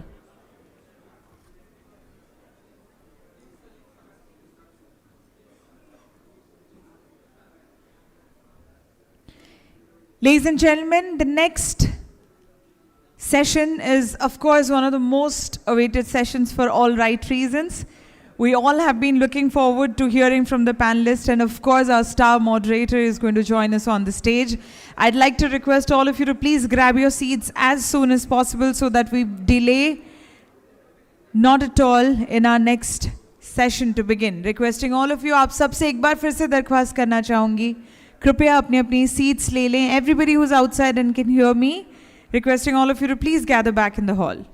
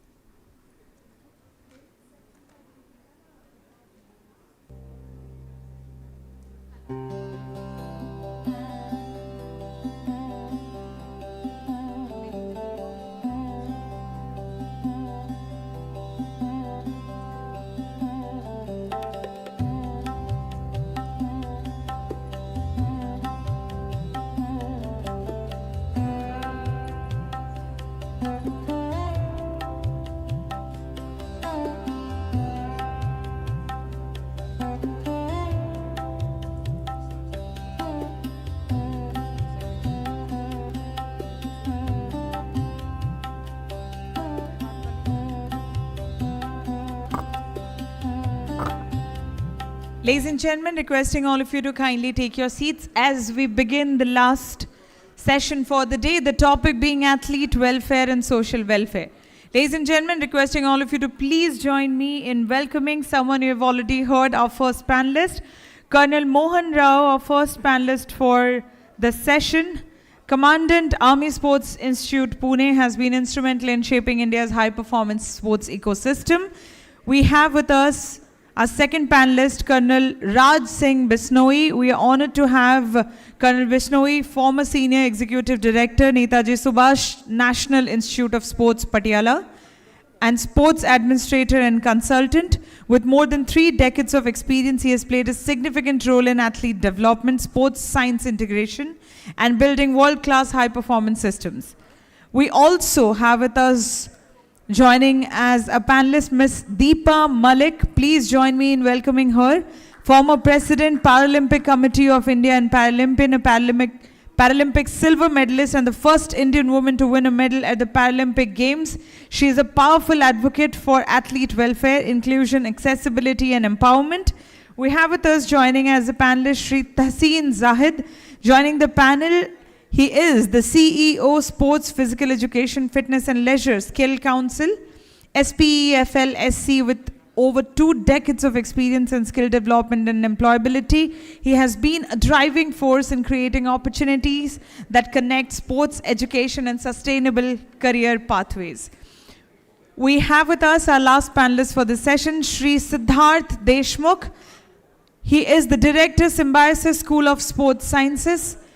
He is a distinguished sports educator and administrator who has dedicated his career to bridging sports, education and employability. His work has helped athletes prepare for successful careers both on and off the field. Ladies and gentlemen, can you have a huge round of applause for all our panelists? And now it's my absolute pleasure to welcome India's most prolific sports journalist with over 25 years of experience in various newsrooms and tournaments. He brings with him an extensive experience in the field of sports. Ladies and gentlemen, please put your hands together for our star moderator, Shri G. Rajaraman. Please put your hands together once again for this beautiful panel in front of you. To felicitate them, I'd like to request Shri Sudhakar Naik, Additional Secretary, DSYS, to kindly join us on the stage, sir.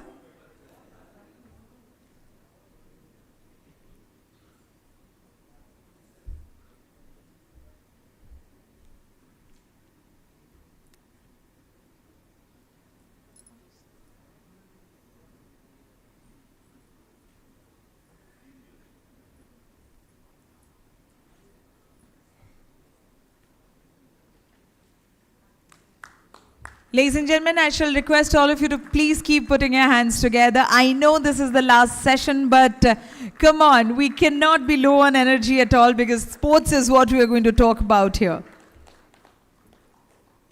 Requesting Sudhakar sir to also extend token of love and gratitude to our other panelists.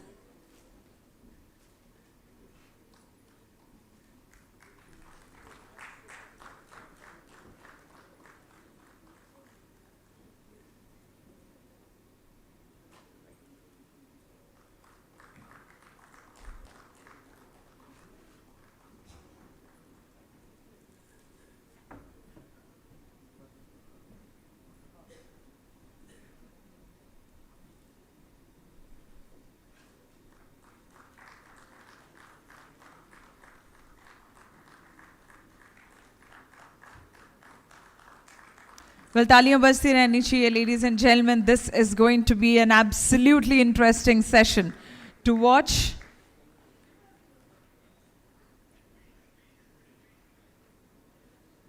And I'd really like to take this moment to thank each and every panelist and moderators of ours who have taken the pain of traveling all the way to Bhubaneswar, but making Chintan Shivir 2026 an absolute delight to watch and hear at. I'd like to thank all of you for your kind presence here and making this event so special with your graceful presence. Thank you so much, everybody.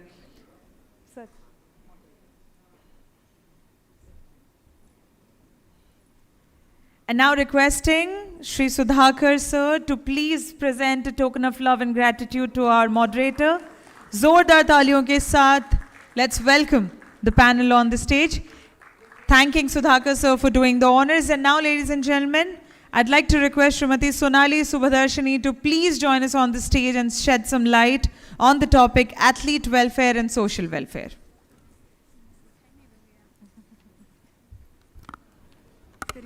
Be on stage.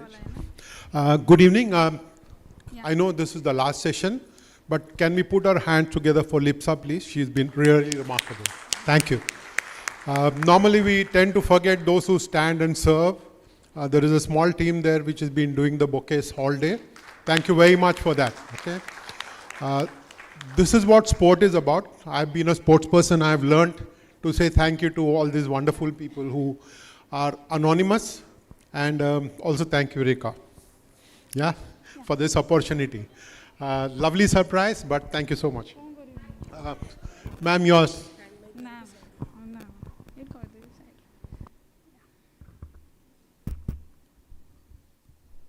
So, good evening, everyone. Respected dignitaries, esteemed panelists on the dais, senior officials, dear colleagues, and all the participants who have come over for this program.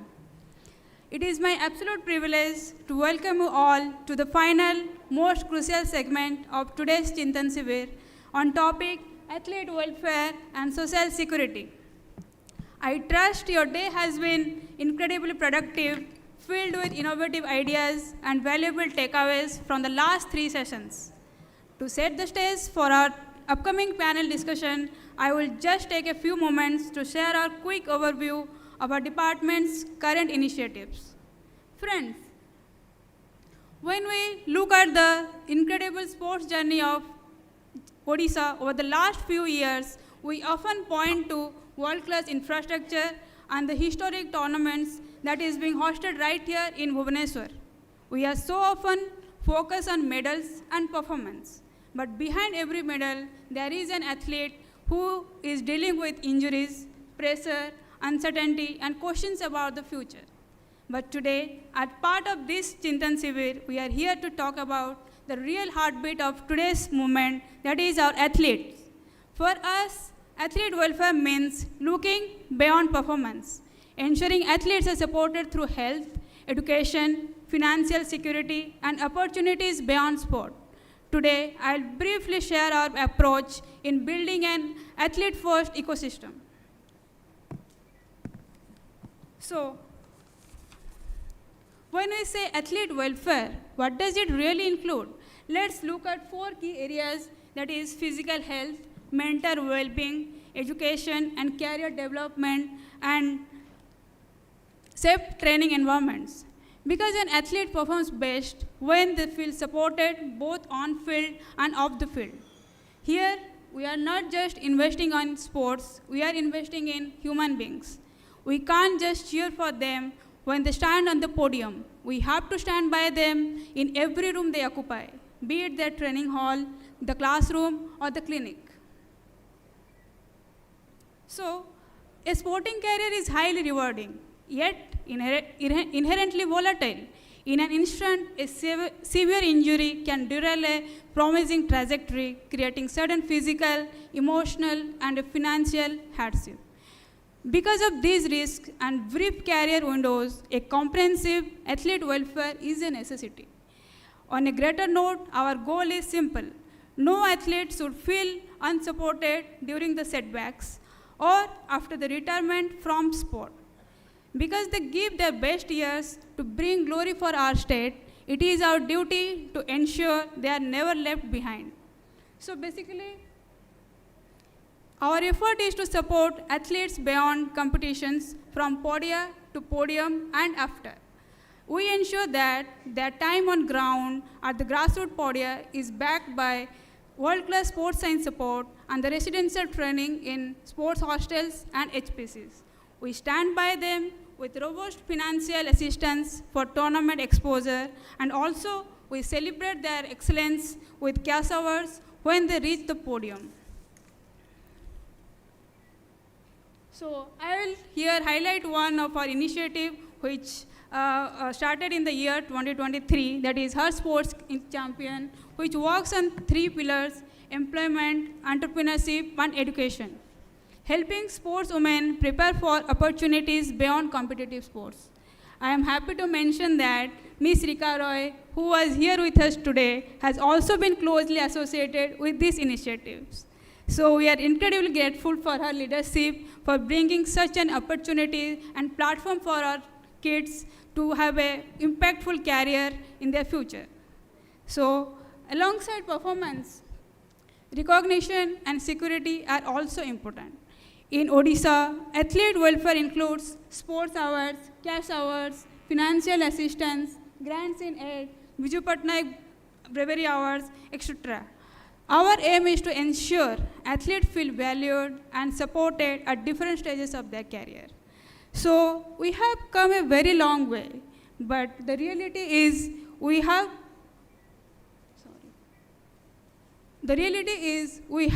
miles to go before we sleep. So we have to tackle the challenges that remain. We still need a stronger insurance and rehab systems, ensuring welfare benefit reach out to the athlete from remote areas. These are important areas where discussion like this can help us shape the way forward. So without taking much time, I will conclude here that I strongly believe a sustainable sports culture isn't built on trophies alone, it is built on trust. When a young athlete in Odisha knows that their government stands behind them through every challenge they face, that is when we truly build a champion ecosystem. We are fortunate to have with us very experienced panel with us today. We are looking forward to hearing their insights on how we can strengthen athlete welfare system and create a better support structures for athletes across India. I will now hand over the floor to our moderator, Raja Ramohan sir, to officially start the panel discussion. Thank you, sir. Thank you very much, ma'am. One ground dinosaur, but please don't sir me. My name is Raj, so you call me Raj, okay? Let's start by, I'm not going to waste time, but let's start by trying to define what athlete wellness really is. Let's start with you, Deepa. Athlete first, athlete centric, पूरा सुनते आए हैं, तभी तो athlete से पूछ रहे हैं कि can you define what athlete wellness really is? Okay, coming from the athlete welfare, I mean, sorry. Athlete welfare, yes.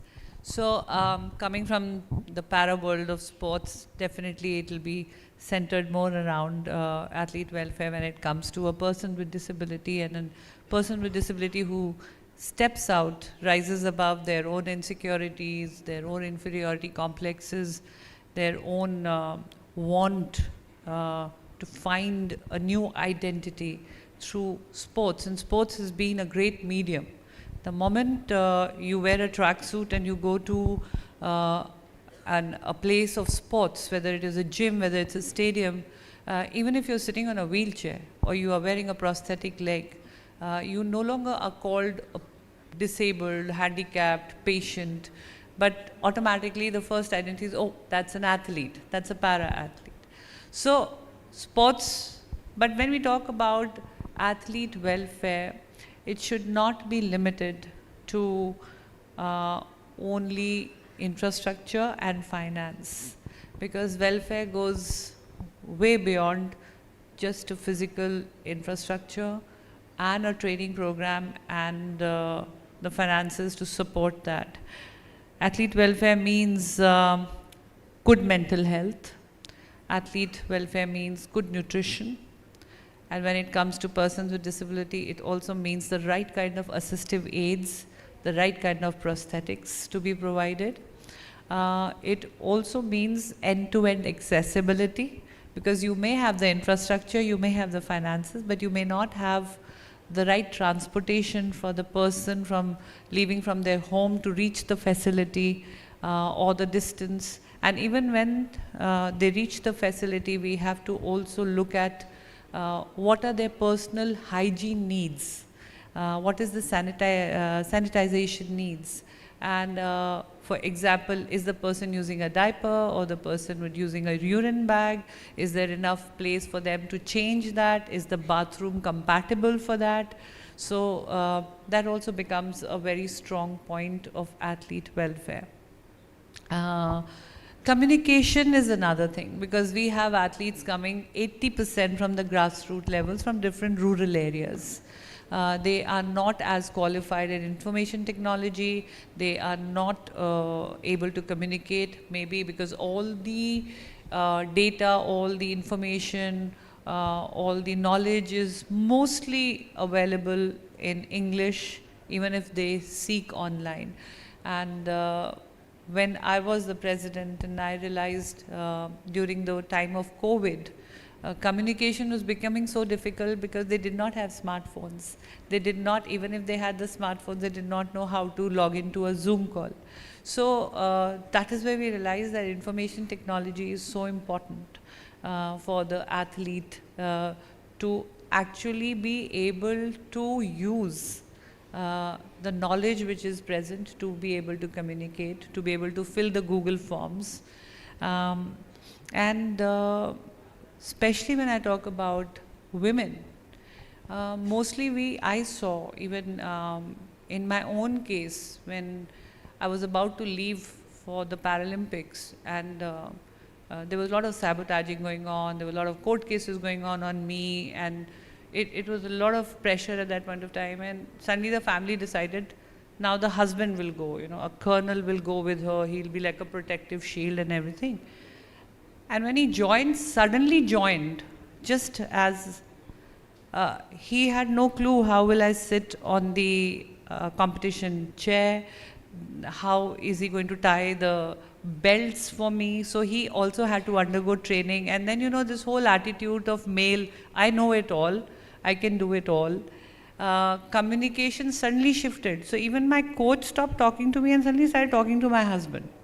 And I said, no, you need to have a direct communication. So we often see in women welfare that there is always a caretaker, and in the patriarchal setup, we kind of obliterate a communication directly with the athlete.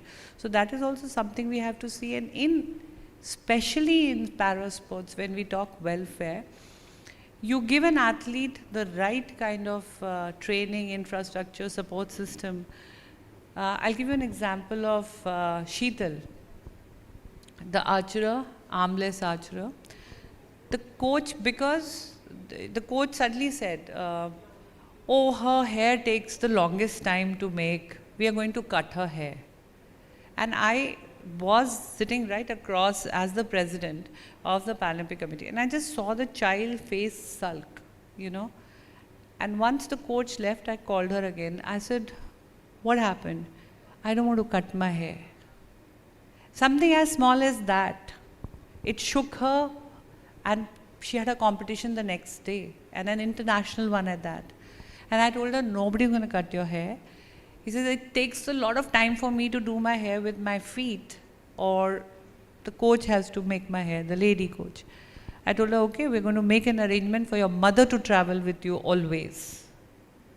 And that's when we got her extra sponsorship. We put her in the Indian Oil program, and that gave special funding for the mother to travel, even if she was not part of the ACTC funding or something. So something like that is also an athlete welfare. So there's a different definition of athlete case-to-case basis, and we have to take that holistically in picture if we have to look after our athletes. And along with the health and injury management, there has to be prosthetics management and the assistive aid management included in athlete welfare. Thank you, Deepa. I was hoping to see you as an athlete, not so much as a para-athlete. We all respect you as one of India's finest. There are a lot of experts who are going to talk about that. And I wanted this round to get over, and I'll come back to the former president of PCI, but you already answered that question, of what a president can do to ensure athlete welfare. Colonel Mohan Rao, you head one of the largest talent development institutions in the country. What does athlete welfare and social security mean to you, and how do you actually implement it in ASI?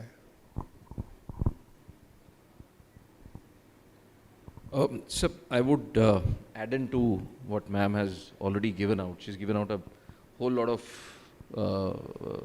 things to be already covered up.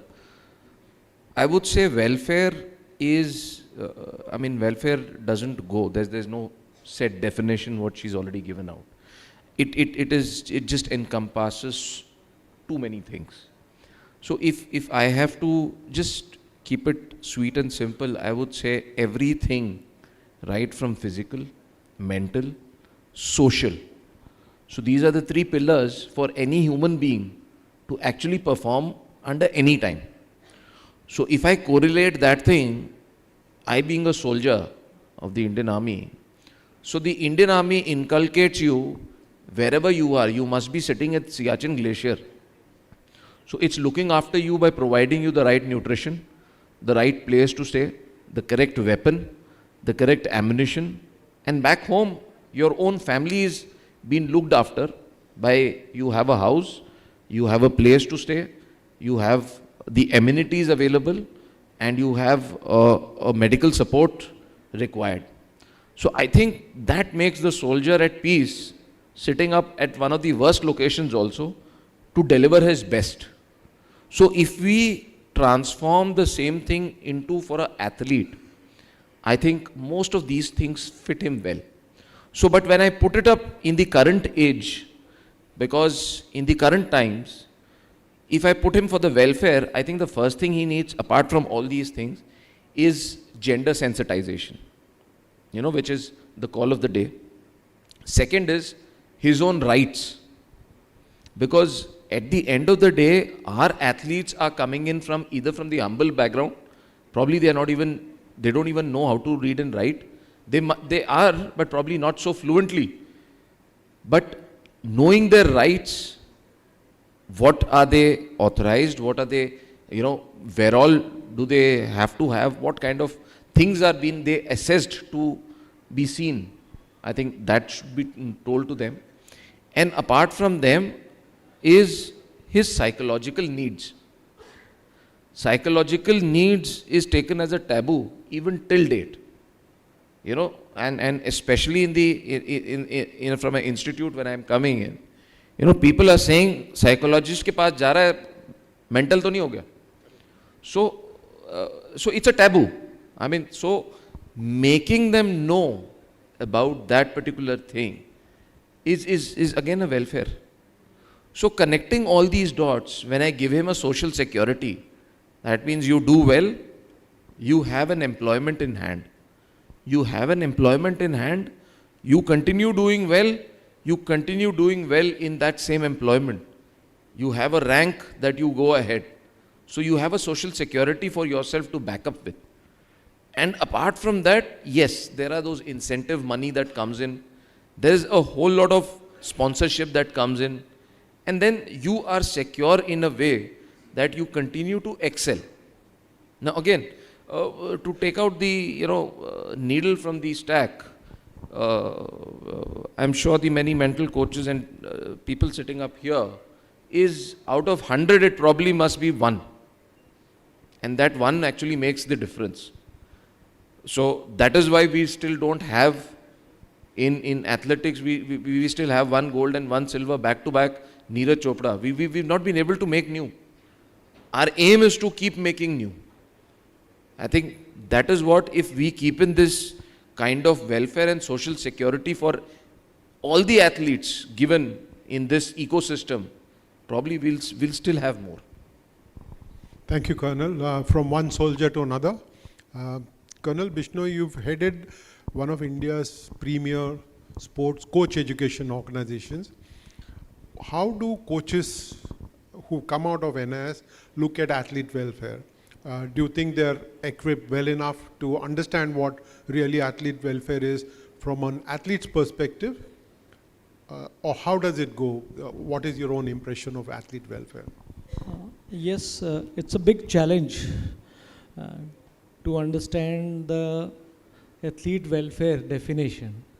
But definitely when we used to teach them or we used to train them, that it is athlete-centric, coach-driven system. If somebody understands what is athlete-centric, definitely he will understand the definition of welfare also.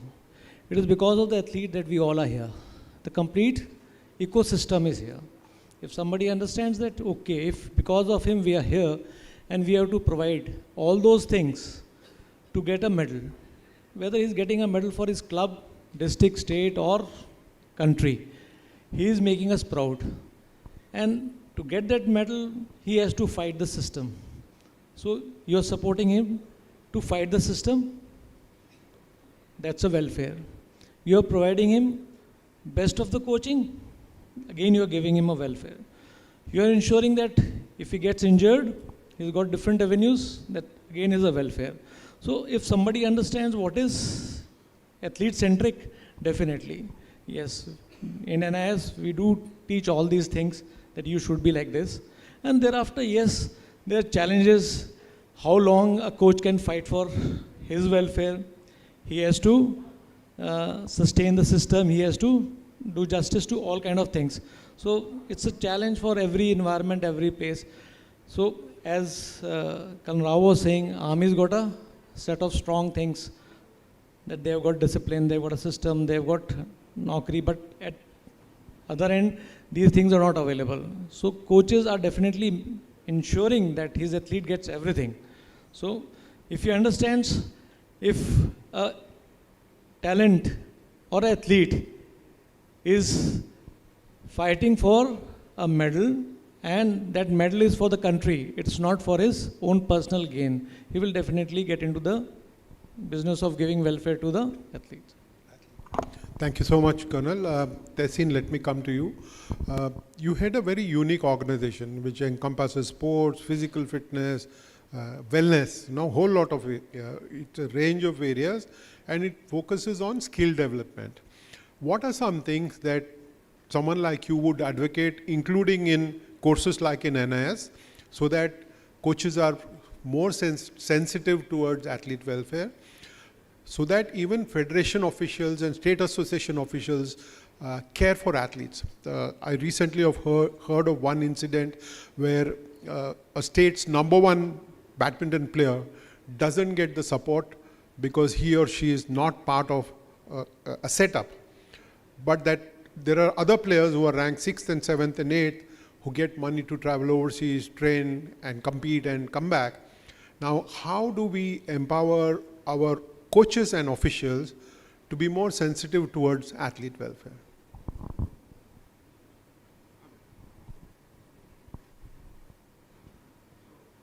Am I audible? Yeah. Yes. Sorry. So when we talk about sensitization of coaches towards athletes, I think we are just talking at the tip of the entire ecosystem and the problem and the question that is we are talking about. I will rather say that the athlete welfare shall start right from the school level, actually. And why I'm talking about that, and I'll come to your coaching issue also. Because from my personal experience in my tenure during this sports council and my personal life experience also, I have seen, for example, my daughter started playing when she was in class 6th, and she plays badminton by then. Now in class 8th onwards, she goes to a private school in Noida. Now what they did is that they started supporting her in studies, especially on weekends and extra classes, because she was going for coaching day in, day out. Now that is also counted as a welfare right from starting, because once her mind is free from issues in normal life, she is able to concentrate on the game itself, right? Currently she is in college, and the college still does the same, and she plays only. She's just playing, she comes, gives exams, study online, all extra classes and all that are happening. Now coming to the coaches, when we train our trainers, for example, we provide certifications to fitness trainers, swimming teachers, swimming coaches and all those. So we generally tell them that, okay, one is technical part, but other is the social part of their responsibility towards the athletes, and that is where we paint them. Okay, they have to be sensitive to the basic requirements, the mental requirements of an athlete also, not only the physical or the game requirement. The mental requirement sometimes goes to emotions beyond control. So we train them on sports psychology also, that how they are going to support to an athlete when they are traveling with them all alone without the family and they are under pressure to perform. That is again a social athlete welfare. And then we also keep on working, how can we inbuild an educational system right from the time a person is started playing, and that education system has to be parallel, where a person can play pro sports as well as continue the studies which they will use after the pro sports age is over. And that is also a part of our coaching and our training to the coaches, that during the athlete pro sports practices, they keep on pushing them to pursue the studies and the skilling or the certification part, so that they are also balancing the act. Now, I will take it as an emotional welfare of an athlete. So that is the way the council works on creating content, the certification system and all that. So I think if you are able to do so in all educational institutes, the similar way that we are providing them the backup of that entire education system in a way which doesn't hamper their regular practices and their matches, I think that is the way forward for us as a country if we want to really make it big in future. Siddharth, sorry for having kept you waiting for so long. Last but not the least, in this round, you also are into education. You're also specifically into sports science education. How do you build in concept of athlete welfare and social security into the courses that you do? I ask, you might be wondering why I'm so focused on what educators do. There are three of you who are educators, primarily because the audience there is physical education teachers, and I want them to understand from you what is it that they can do right so that Odisha's athletes are cared for. They know that their welfare is looked after. What are some things that sports science can do to ensure athlete welfare and social security? Okay, so actually asking me the last question makes it more pressurized. So after answering of all these people what they gave, so firstly thank you for having me here. So Raja, I think the question I'm going to answer from in three different parts. I started myself as an athlete, competitive athlete, had a bad injury, and the dream of wearing a Tiranga went away for that particular reason, and that's where the welfare comes, one part of welfare comes into picture, where even though I came from a privileged background, doctor's family, but still something could not happen, did not happen. Then life happened. I think if in 90s, if you are not doing computers, then probably you do try Bollywood. I'm a Mumbai guy. So I tried Bollywood as well, but my parents thought I think the computers is better, so they pushed me for computers. That happened, life happened, IT moved across the world. But something in me was always telling me that, okay, why am I trying to have different aspects? So the reason for me to tell you this is basically whatever an athlete goes through, there are pro athletes sitting here, but whatever we go through or whatever I think is any situation comes my way, the first I'll think what I could have done on the field. This is always my first way of interpretation. So as I said, the sports is the biggest teacher and my court were my biggest classroom. So, but that doesn't take away the education part of it. And when that was happening, it helped me in corporate life. One fine day, I was in the US, I was training for my own duathlons. I saw the Team USA training for the 2012 London Olympics. And probably athlete in me or the Kida in me came out. I quit everything, came back to India to see what I can do for India. I had no idea what to do, but came here, and actually since then I've been lucky to be at right place, right time with right intent and doing this.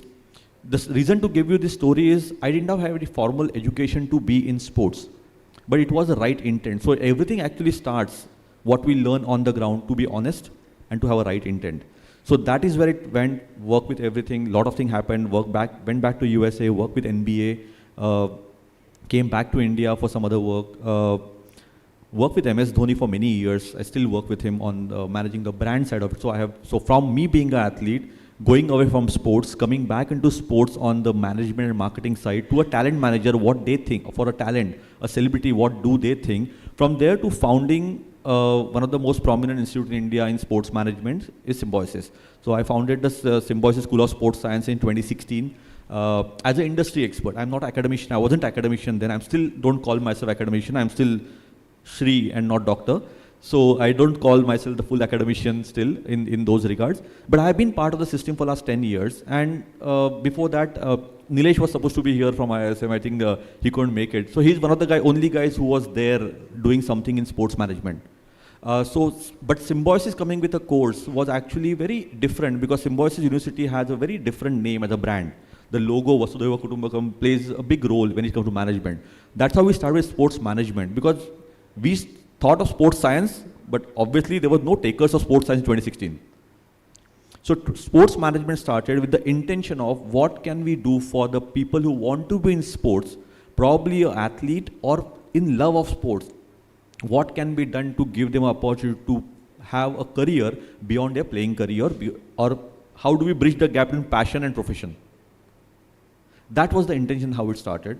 And since then, it has been a journey.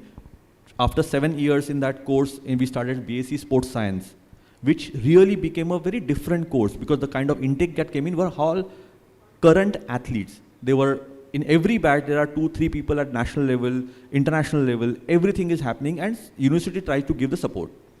But even though the course is about sports science, it's not something that is suddenly that you give the scholarships. But what we made in the whole ecosystem is how can we have a hybrid model to help the athlete not to stop their playing career. Because as we know that you can become engineer, doctor at the age of 35, but you can't become a professional athlete after 22, 23 or 25. Barring some other sports, you can probably get into golf and do something about it. But this is how it is. One more beauty of, because as you mentioned, the crowd is from the physical education background. One beauty of the course that we run is not a single student comes there because the pressure of the parents or chacha, mama, kaka society. It's the love for sports they come in. So we are probably one of the only 3 institutes where culinary, photography and sports. This is where people come because they want to be there, not somebody else asks them to be there. So the 50% work is done. Only thing is channelizing their energy towards what required in India, at Indian levels. As we know, the India works completely on the IPL kind of a glory, right? And that is still 85 to 90% of the Indian economy in sports is. Some number here and there. But when they come in, we tell them, come here for sports, not for IPL or not for cricket. If you come for a sport, so this, again, I call this a way of doing again the welfare. Because you are changing the athlete's mindset. Because very few cricketers come in, most of our badminton players, track and field athletes, they are coming in. So they feel, अरे हम लोग क्या मिलेगा? हमारे लिए क्या है? But the way to do it is basically instead of changing the system, can you be part of the system and make the change happen? I'm very proud to say a couple of my students are working in Odisha government here with high performance centers. I have so many students working in SAI. There are so many students working with the big force in India on the policy making and everything. More than 500 alumni which are there who are working something to make a change in some way or the other. And only less than 2-3% of the people are actually working in the glorified IPL world. That is itself is a journey of those 2 years or 4 years that we talk about. So when we talk about the welfare, from the education perspective, it's about giving them a safe environment to pursue their dreams. Second thing is giving them a safe environment that, okay, if you want to play, we are here to support you with a hybrid model. The exams can be changed. It is, see, rules are made by the human and not the other way around. So if we're looking at that way, how can we change the exam schedule? How can we give the leeway in the attendance as long as the performance is shown? So everybody has to be like, first आया तो घड़ी वरना छड़ी. But here the interest is basically at least keep performing. I want to see you clocking those hours which are told by your coach on the ground. So we have a mechanism of managing all those things for every athlete or everybody who is pursuing still a professional one. So the welfare comes from these aspects and trying to give them an opportunity for them to go beyond certain things. Again, from the interest of PE teachers which are there, it is very important so we also run something on the coach education, how to develop coaches from the PE background to actually be qualified coaches, and they know technical stuff, we can't teach them. For their federations are there are other people are there. But what we actually teach them is soft skill development. How do you carry yourself? How do you do PR interviews? How do you manage social media? How do you actually engage with social media? So this is, according to me, as an education, from the education perspective, everything comes in the welfare from the athlete who want to pursue the life with the flexibility, and the people who want to be in sports industry for the betterment of it from the flexibility perspective. Thank you very much, Siddharth. There was a time where banks would give jobs, railways में बहुत सारी नौकरियां मिल जाती थी, services would employ lots of athletes. Services may be the only organization now where still athletes are recruited. Sometimes those who are recruited become athletes, as we saw in the case of Avinash Sable or Gulveer Singh, wonderful soldiers who became great athletes for India. I want to know from you, Deepa, and I'm taking two names from the land that we are sitting, the Utkala Janani that we talk about, Kishore Kumar Jena. He finished 4th in the World Championship in Budapest 2023, seems to have lost his way. Then there is Purnima Hembram, one of India's premier heptathletes, who competed hard in the World Championship and then in the Asian Games, did not medal, got married, had a baby. She's now on her way, coming back into competitive athletics. How do we ensure that these people are supported? And I ask, I've given you two names. You don't have to talk about them, but you can give us examples of how you supported athletes on their way back from either bad form or from parenthood or any of the injury, for example. How would you support those athletes and ensure that their welfare is taken care of? You have been president of PCI, and that is why I'm asking you this question. Yes. So, I'm really happy that you asked this question, because there are so many times that athletes really get disheartened, and whether they're suffering from an injury or a social pressure or some domestic condition. Now, if you want me to take example, I'll take example of Simran. Simran is a visually impaired Paralympian athlete. She's a Paralympic track queen, and she's one of the best female track runners we have as on date. When she joined parasports and she was getting into her prime, it was a love affair. She met her husband on the field, an army soldier who was also an athlete. They got married, happily married, everything fine. And suddenly, out of love, mission for Gajendra was to see Simran play at Paralympics. The training began, and the duo was absolutely in love, training very hard. And at some point, we felt that Simran is stagnating. She's not going beyond a certain plateau that she had hit. Sat her down, had a conversation, called her over. And she said, "ये मेरी सुनता नहीं है, ये मेरे को बहुत exercise कराता है." Now, sometimes love and passion and a dream, and then the relation, it was not getting the right balance. And that's when we got experts in, and especially when she wanted to express her grievances or the shortcomings or what she wanted to speak. Because the coach was a husband, she was not able to narrate everything candidly. So for her psychology sessions, for her communication sessions, whether she wanted to talk to me or to any other person. And other thing, we realized that she was not having friends. She would come with her husband, go back with the husband. She did not have her own circle where she had time off from him.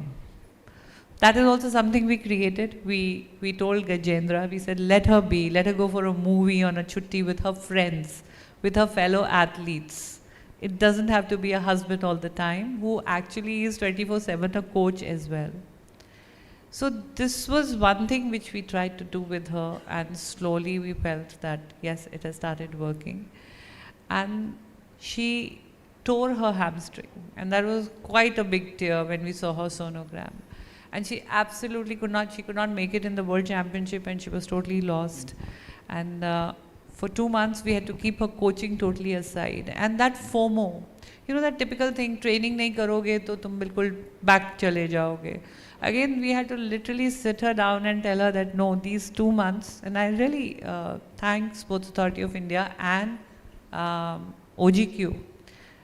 They work hand in hand on her, and she recovered, went on to not only win a Paralympic medal, but she also won the World Championship medal. World Para-Athletics Championship again here in India, which was held, she again won a medal. So it was a great comeback for her. So sometimes as an administrator, with your experience, you have to intervene. I'll tell you another example. I was there when Prachi Yadav shifted from swimming. She was not, she was a swimmer, and then she was advised that why don't you take on canoeing? Your upper body is really strong. And so they were promoting canoeing for girls, and she got that bipartite entry into Tokyo 2020 Paralympics. And so she was not even on anybody's chart, you know, like, theek hai, bipartite entry hai, naya canoeing kiya hai, she's going there. But as a female athlete and a female president, I went for her competition. And I realized I was the only one from Team India who was sitting there and shouting out, other than the coach and she herself. And morning when I went, it was a little far away. We realized that her legs are too long for the boat that we had. So we immediately borrowed another boat from an American athlete. We discussed, we requested. She got that boat which was fitting her leg length, because the one which we had rented online was not to her size. Once we gave her that boat and she got the right angle, she performed, and in the heats, she did better than the American athlete's time whose boat we had borrowed. And I suddenly saw that spark. I said, she has it in. If she is beating an American athlete's time on a new boat, this girl has it in her. But for the finals, she couldn't really, she made it to the finals, but she came last. I called her at that, and then I said, Prachi, what happened? If you are competing, your facial expressions should be totally different, because I don't see you straining your muscle. Every muscle of your face should show how much pressure you're putting in while you're doing the canoeing. She says, Madam, thoda sa dar lagta hai, which she had never said to anybody else. I said, what happened? She said, when I applied too much pressure, because she has polio effect, she said, mera urine leak ho jata hai. I said, why aren't you wearing diapers? She says, wo kya hota hai? Diapers to bacche pehante hai. And that's when I took her to my room, and I said, this is a diaper for 2 hours, this is a diaper for 8 hours, this is a diaper for 12 hours. Which one you want? This is a thinner one, this is a... And next competition, the national flag was going up and the national anthem was playing because she had got the gold. Thank you, Deepa. So these are certain incidents where we... Thank you. Probably this story has never come out of how you inspired Prachi to compete and win an international medal for India. But these are interventions that our friends in the audience can understand. Sir, Colonel Mohan Rao, at ASI, most of the trainees are pre-teens or early teens. Do we need to take extra care to ensure that their welfare? Because we hear a lot of negative stories, not about ASI, but with young boys and with far too many boys around. Sometimes people tend to misbehave with the boys. Is there anything special that teachers, physical education teachers need to look at when they are dealing with a set of youngsters who are pre-teens or just in their early teens? I think it's a very, very apt call of the day, you know, and wherein these instances being reported quite frequently about the misbehavior with young athletes. In ASI per se, we've got a range of different athletes, as young as boys coming up to 11 years old, and obviously going up the spectrum. Then we've got some young girls who've just hit their teens, and then we've got those predominant teens Why? Because I relate, because I see my daughter and these different kind of swings that they have. And then the younger ones, I mean when I say 18 and above, which also includes the women senior athletes. So, within an athlete ecosystem or say, there are these instances been happening in, but at the same time, you got to have a very, very robust mechanism. So when I say a mechanism in place, it does not happen with only one chap. I mean, it happens with many individuals involved. And many individuals, when I say, now who are the stakeholders? Now, if a kid has to open up, it may not be only with the psychologist or the mental coach. The kid might open up with a physiotherapist. The kid might open up with a strength and conditioning coach. The kid might open up with probably, may or may not open up with the coach at all. Because if he or she opens up with the coach, now the coach now knows that there's something now wrong and I need to just fix it and send him or her out at the earliest. So up here, we have to make in that web so deliberately, and a feedback mechanism has to be instituted in a way, and it has to be done up at a very regular sessions. And it has to be taken up each individual wise. And especially for those individuals who are at that prime age of getting distracted. One can get distracted at any time. I'm actually looking in, for the early teens, when if it is for boys or girls who actually aim for attraction from the other side, it is quite natural to happen. And in a campus, when you have, or in a hostel, where you have both the genders staying up, you got to be sensitizing them every other time. And one has to be very open while happening up these things. We can't have the taboo of the olden times. And at the same time, with the same breath, when I say, you got to be very, very ruthless in case there is some kind of a mistreatment that has been reported. Because any kind of a mistreatment being hushed away down the carpet will only call for trouble in the years to come, and would not let that particular institute or that ecosystem flourish in the better way.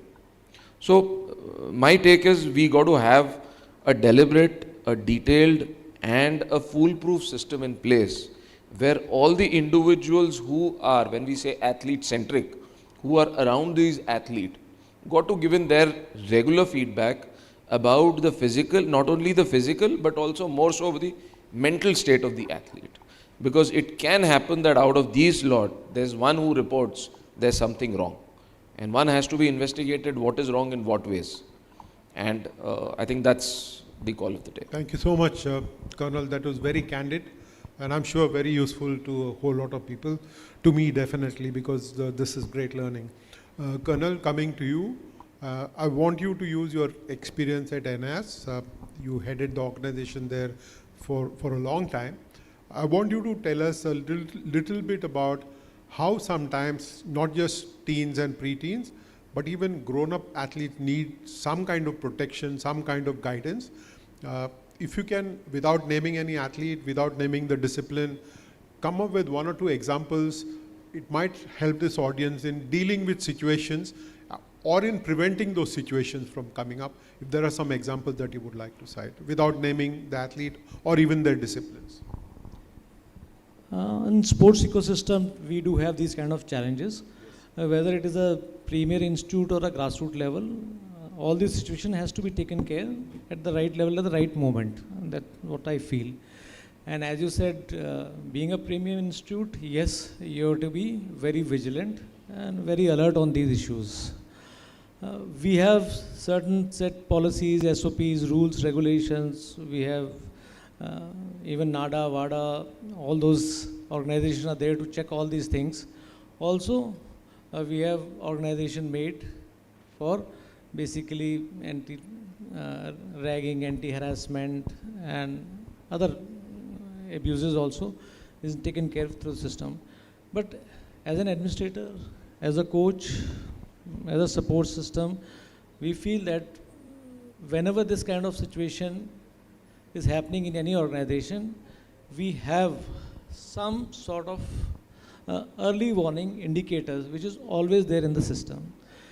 We have to identify this system as early as possible, nip them at the bud, and ensure that your system is clean. If you give them a chance, definitely this is a field where this will grow, and one day you will find landing up in a bigger problem. So it is better to be alert, and also, as we know, sports person or athlete are supposed to be given them a free environment. They are supposed to have free environment, but that freedom should not be extended so that they get you into trouble or get the athlete into trouble. That should be the thing. There's so many examples where as a team we have to see that our vision and aim is met. I'll talk about the transition.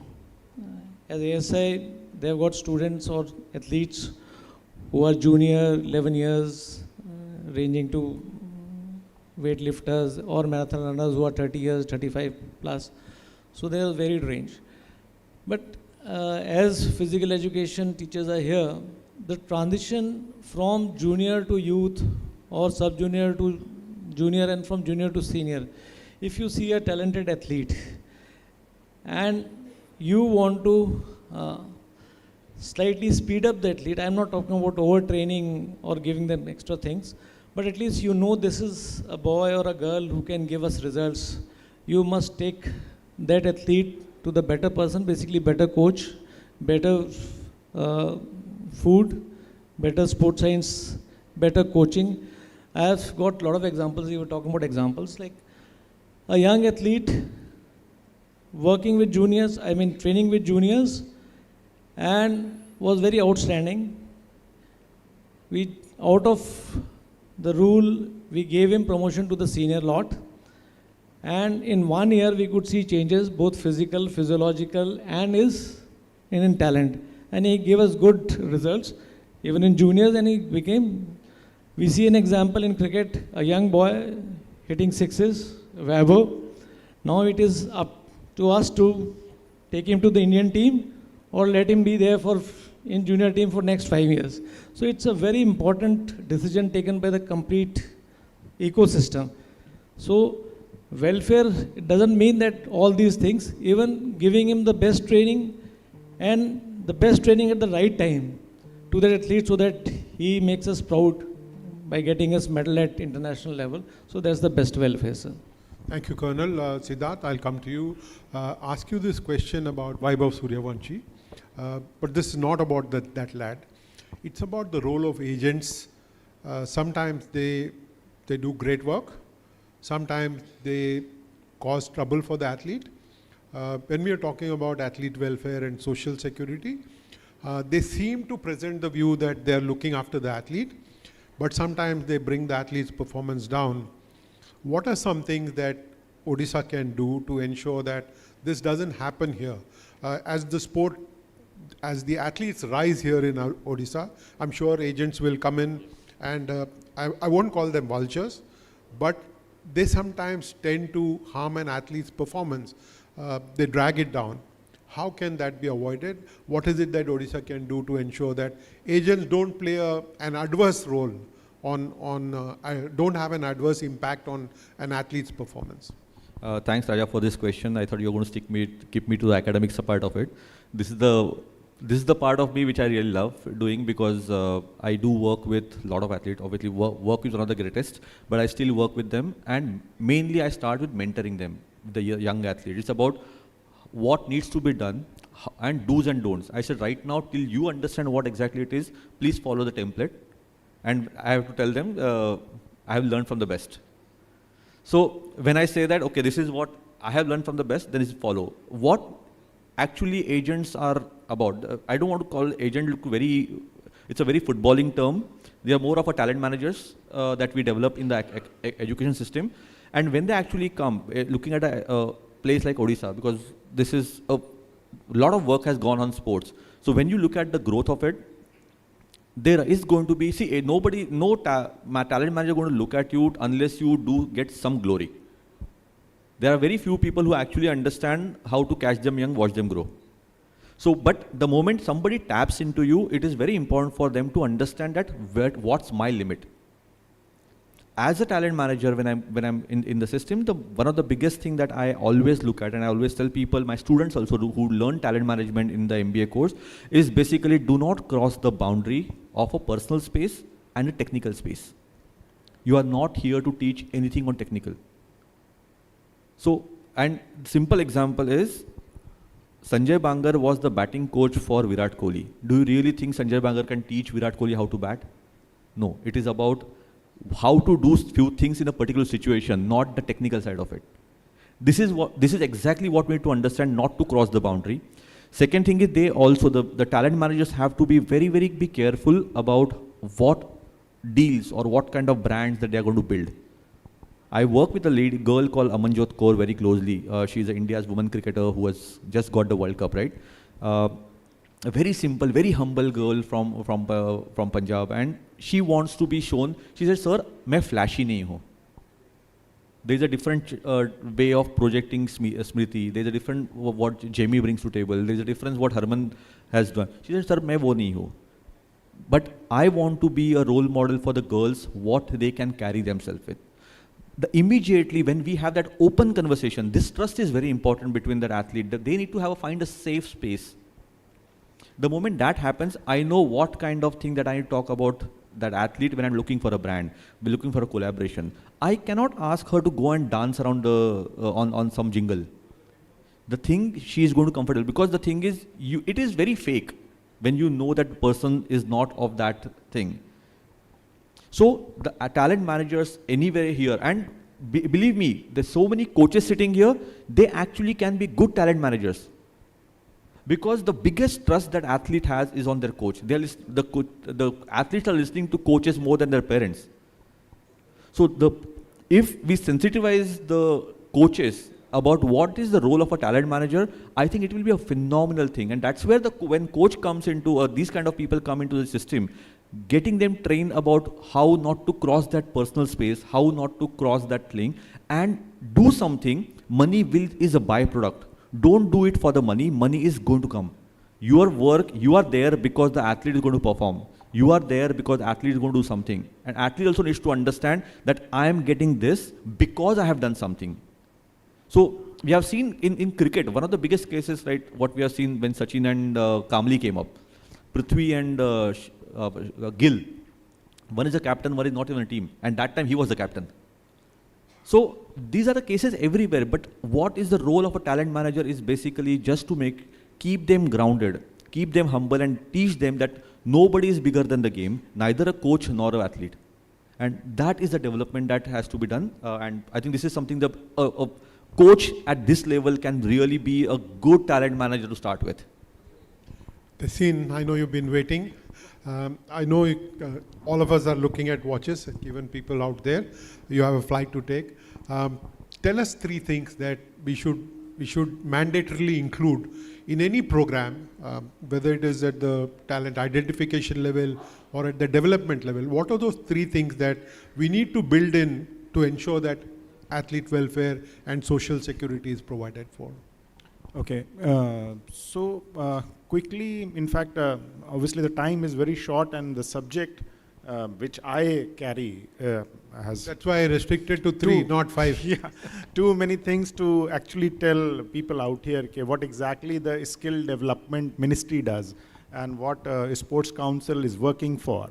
So it is a large ecosystem which is being developed, especially from National Skill Qualification Framework to the National Credit Points, and how the certification of skilling is helping people to find jobs and employability after their active career is over.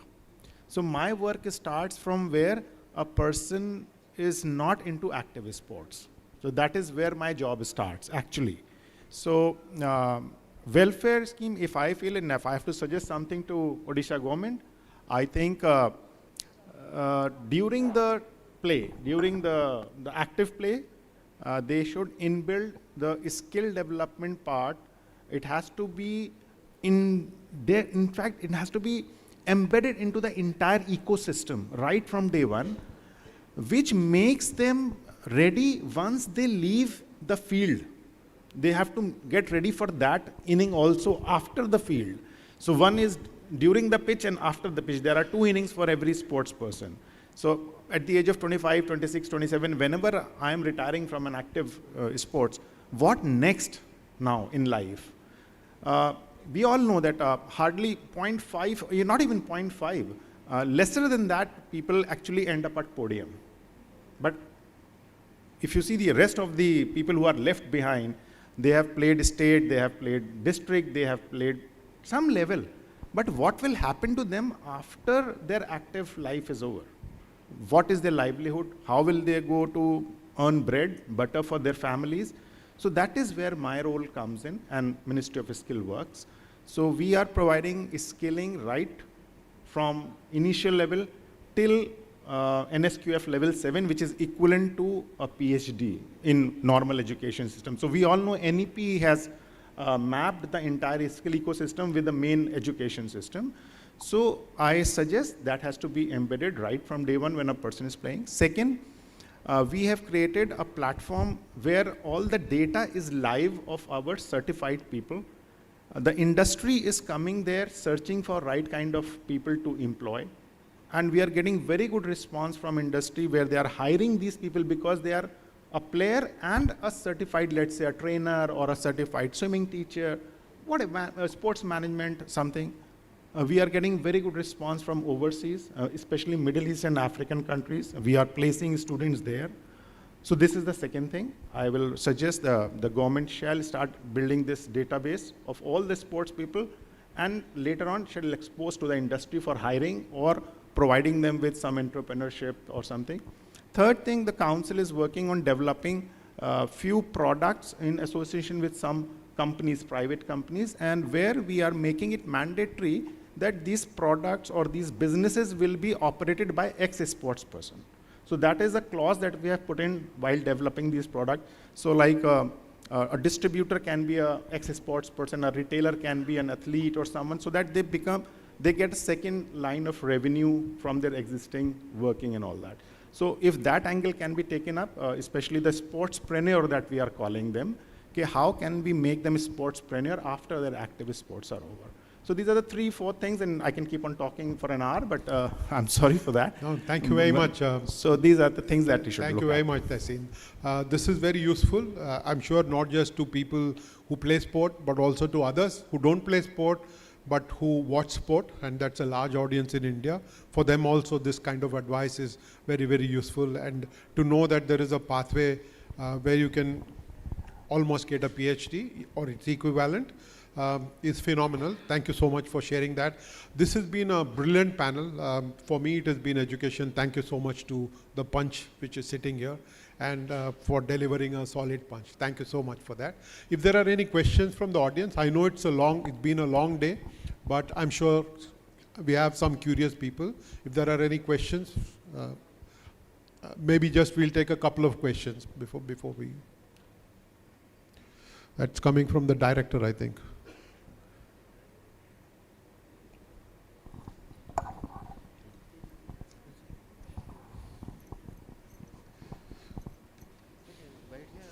Ma'am बैठ के ही पूछ लीजिएगा, no problem.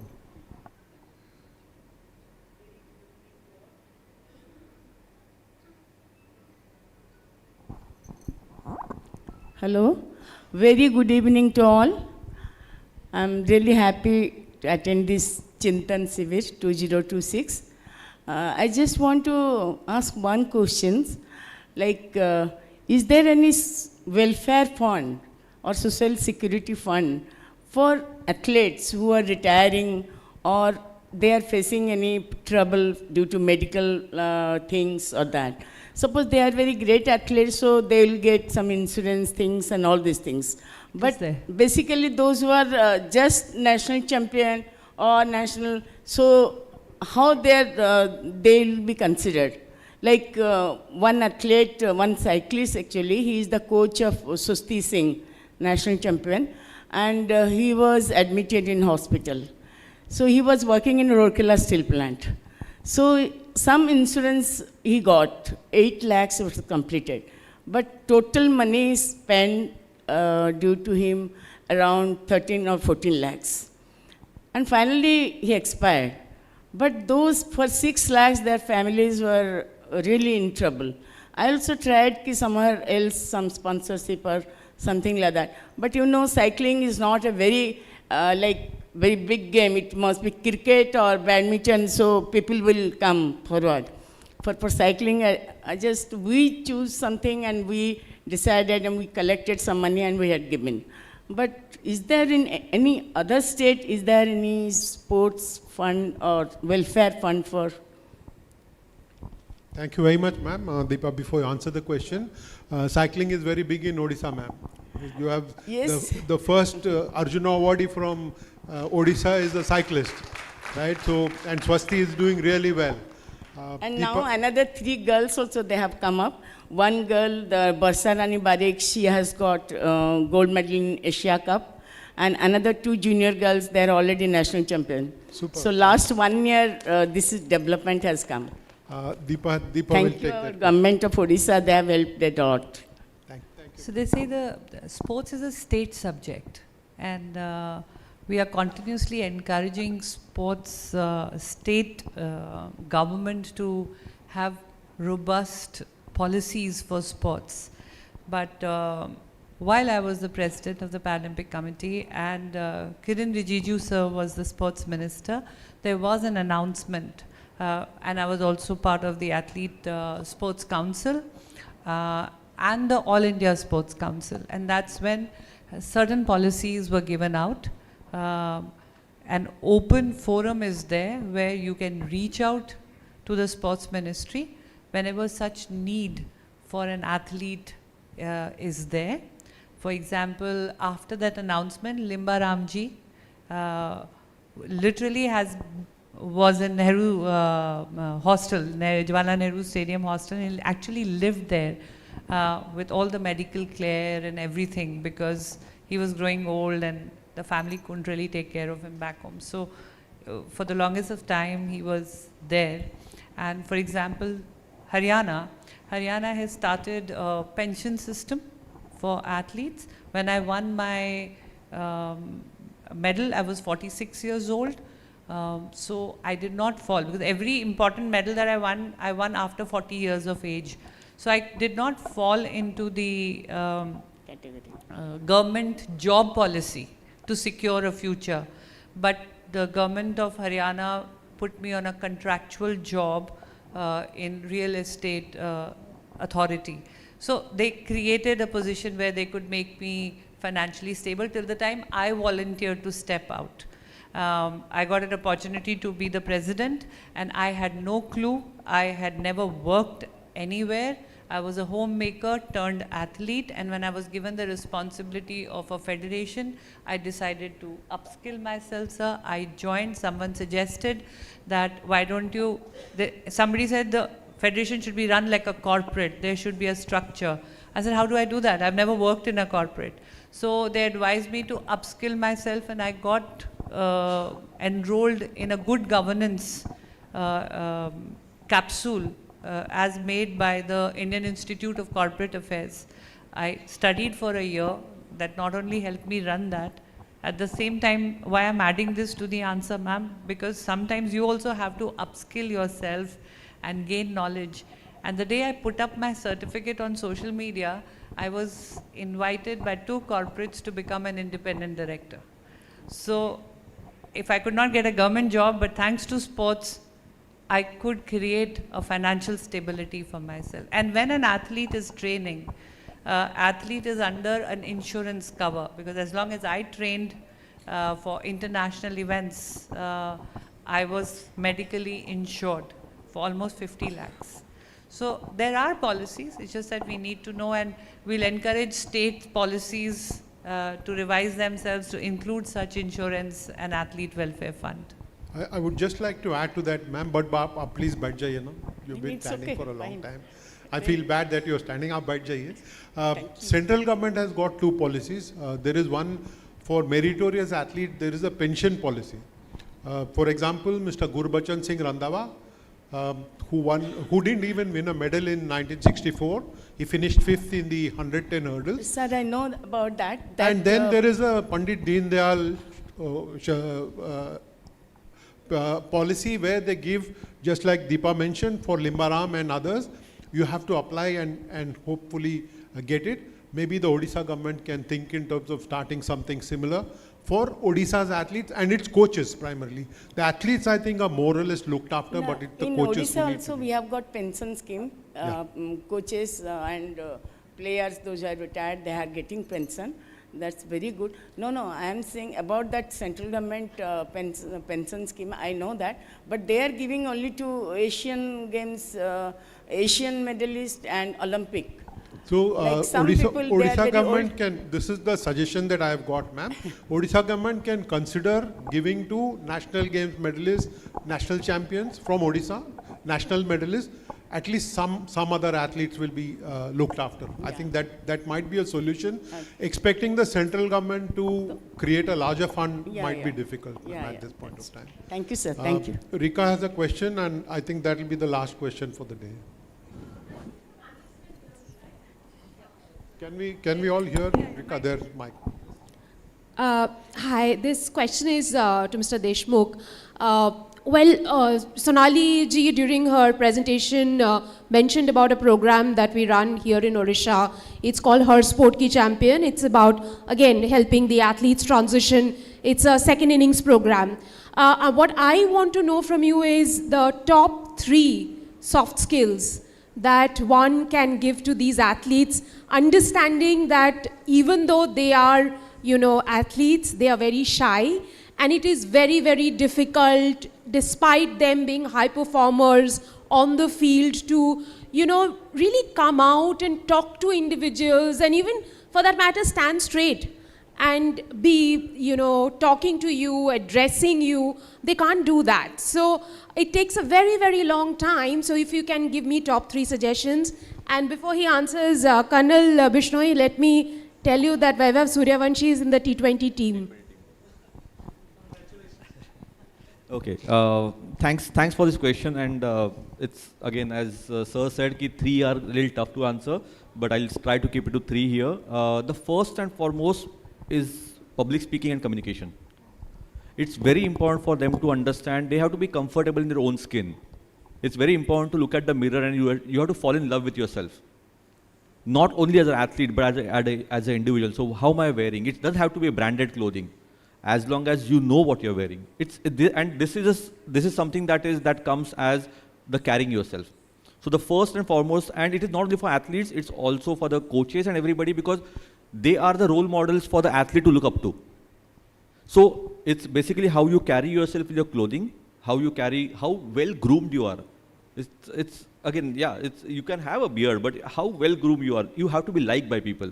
That is something that is very, as we were talking outside, jo dikhta hai wo bikhta hai. So from those perspective, has to be seen, you have to be seen to be sold and seen well. So first is communication, how you carry yourself.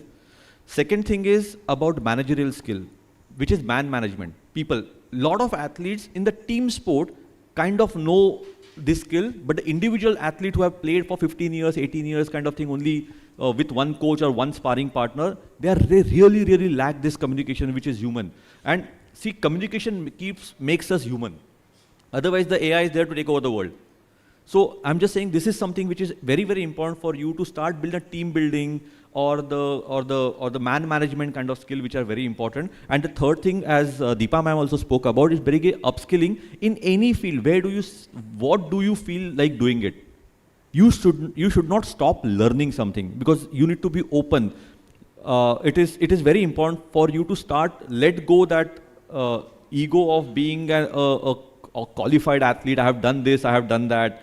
But from there, when you become a regular civilian, I'm calling it strictly civilian because I'm sitting in front of these two people here. When you actually become a regular civilian, you have to understand you are part of the system. So how do you deal in that system? So it is emotional well-being, the mental side of emotional. It's very important to go to this, be open to the psychology sessions. It's very important to do the personalization. So as I said, 3 things you asked me to club. I got 5 things in 3 things. So one is attire, how you carry yourself, and communication. Second thing is about upskilling completely, and third thing is man management, being human. Thank you very much. That's yes, sorry. please. I Yes, can't. please. I will say Raj, but I'll add Sure. I just want to ask a question that has been on my mind in the Chintan Shivir.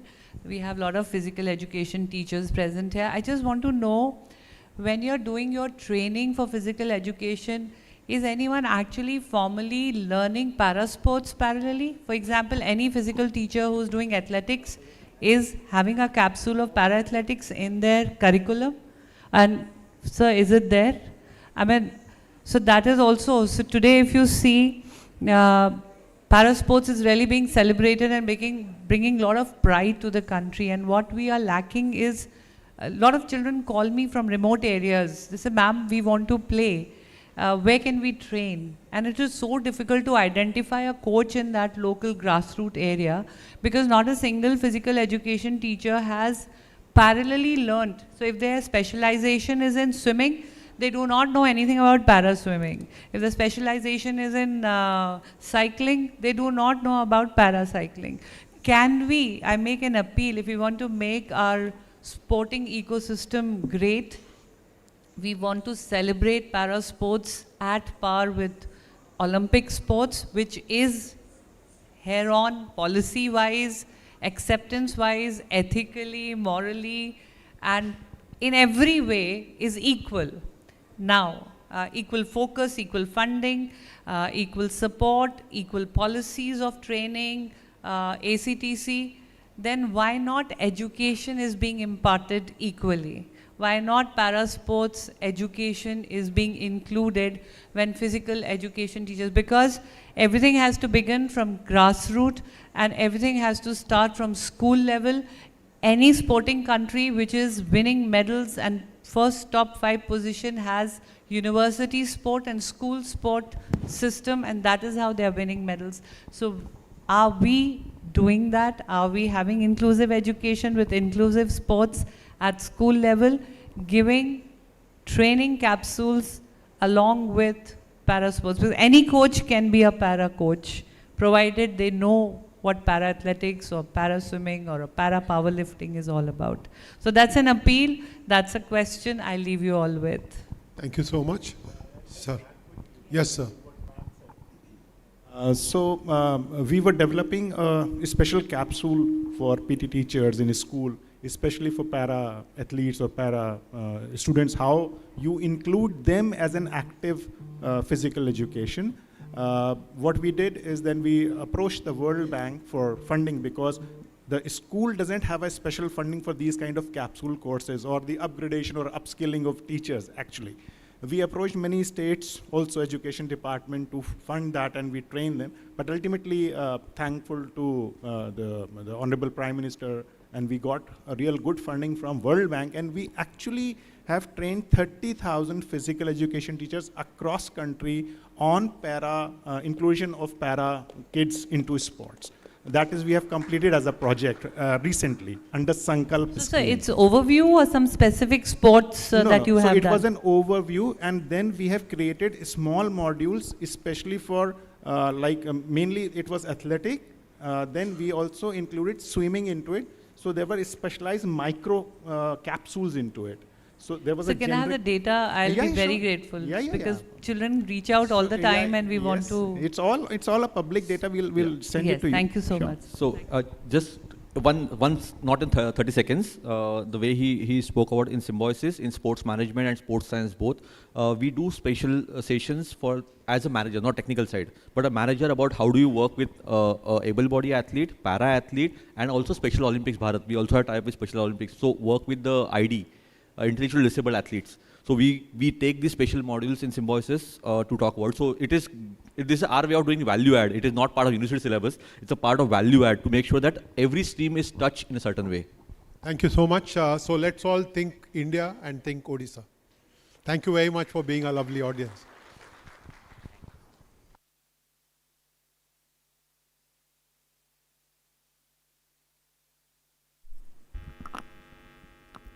I'd like to thank our moderator and our panelists for such a brilliant session that we all witnessed. Requesting all of you to kindly step forward, if you may, for a group photograph.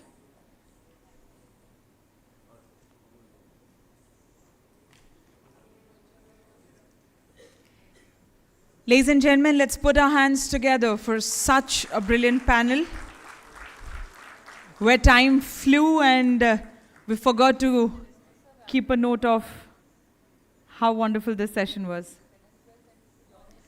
I'd like to request Honorable Minister of Sports to please join us for a photograph.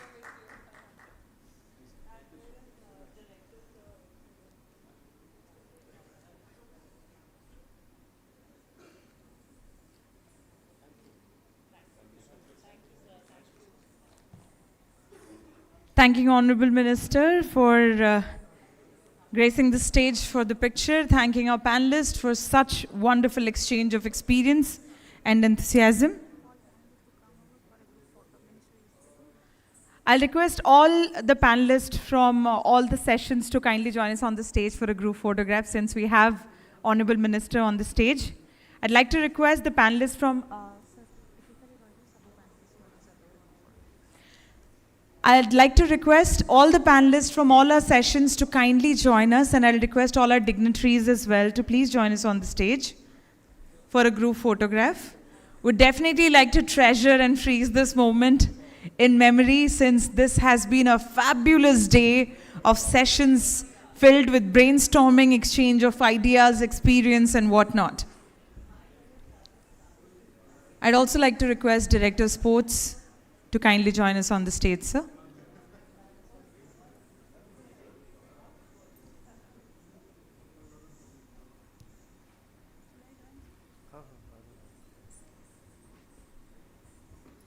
Ladies and gentlemen, in front of you stand a wonderful panel that comes together now that made sure that the first day of Chintan Shivir 2026 absolutely memorable. Can we have a huge round of applause for all of them, please?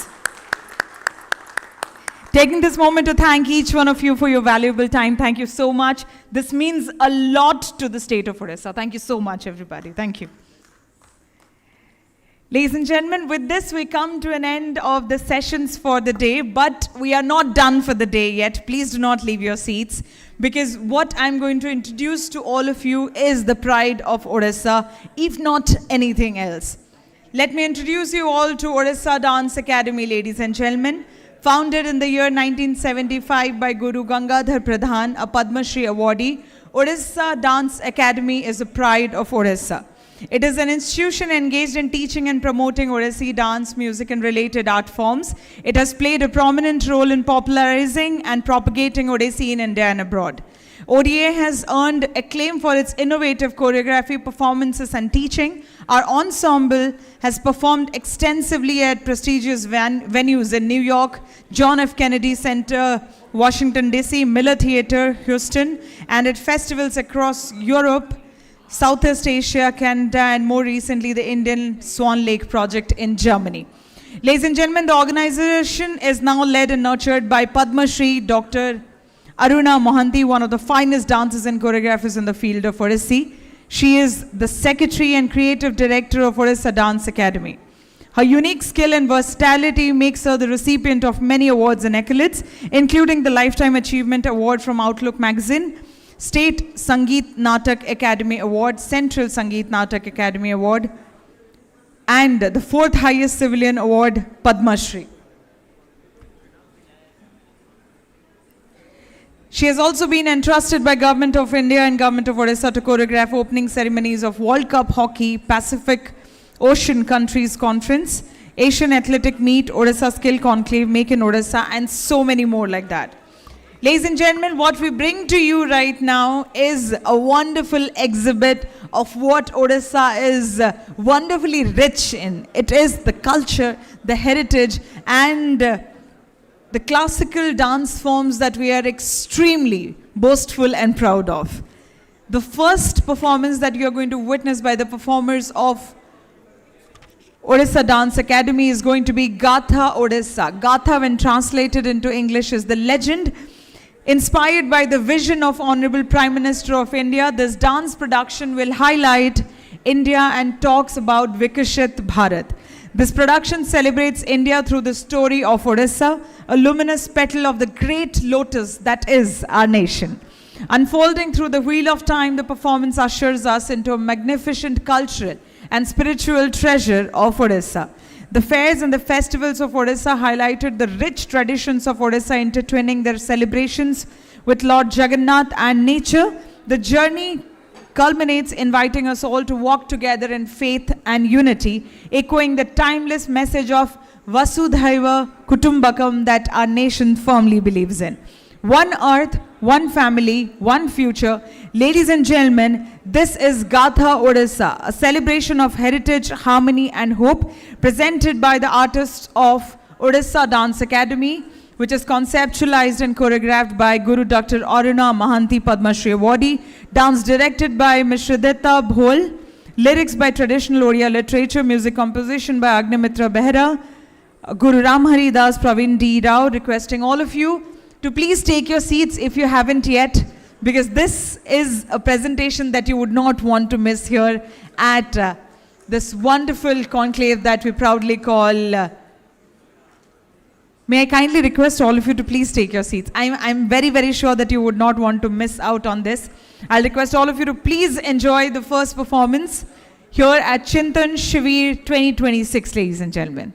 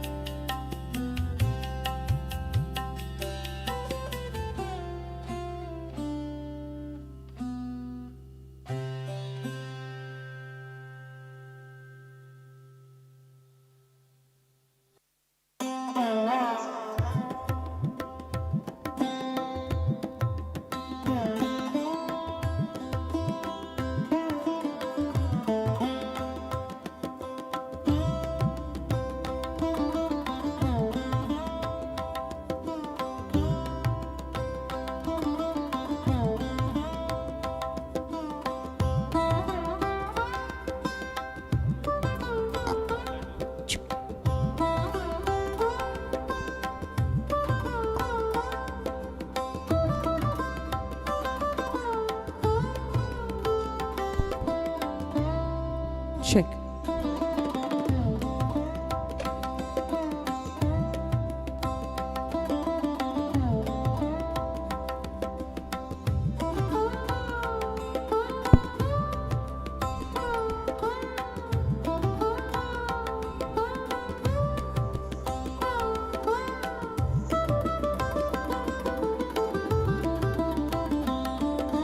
Ladies and gentlemen, requesting all of you to kindly take your seats, since moments from now you're going to witness the magic of Odisha Dance Academy as they bring to you Gatha Odisha.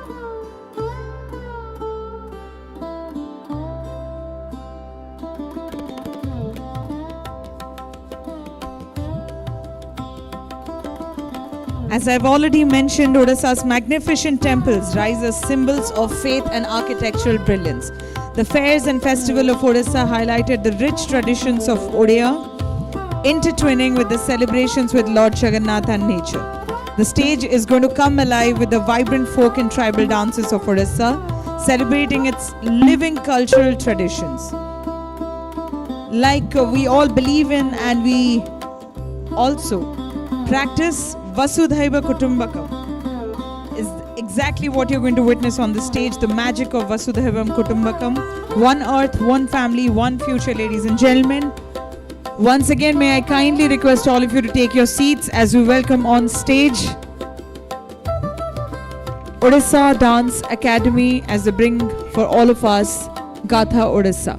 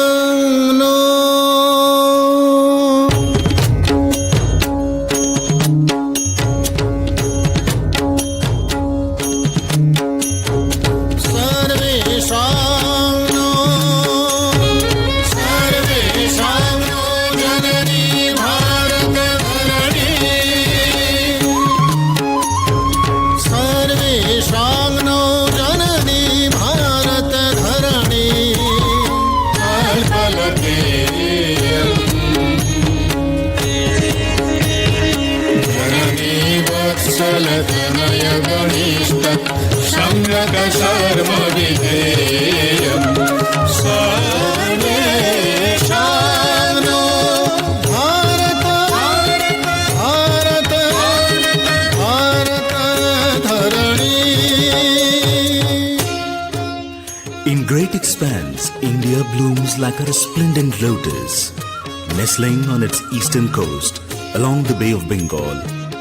Odisha gleams like a pearl in the sands of time, a land of timeless beauty and grace, replete with joy and a vibrant spirit. Bharat Pankaj दलमिदमुत्कल Bharat Pankaj दलमिदमुत्कल मण्डलमिति विदितं जत् तस्य कृते वयमत्र समेता विहिता प्रोत्कल संसत् विहिता प्रोत्कल संसत्. Odisha's grand temples, built in different eras, are lasting icons of architectural splendor and spiritual inclusivity. Their intricate carvings and cosmic alignment showcase artistic mastery and deep philosophical insight.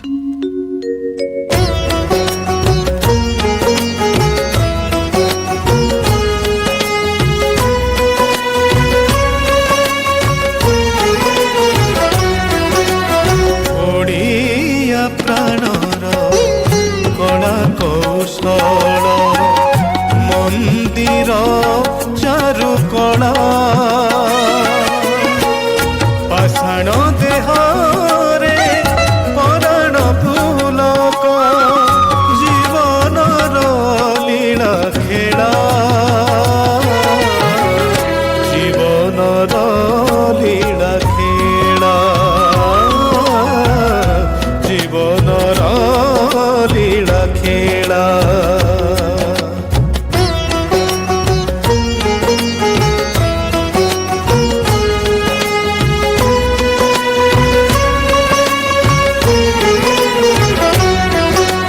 କେତେ ନରପତି କେତେ ଯେ ଶିଳ୍ପୀ ଗଢ଼ିଲେ କୀର୍ତ୍ତି ରାଜି.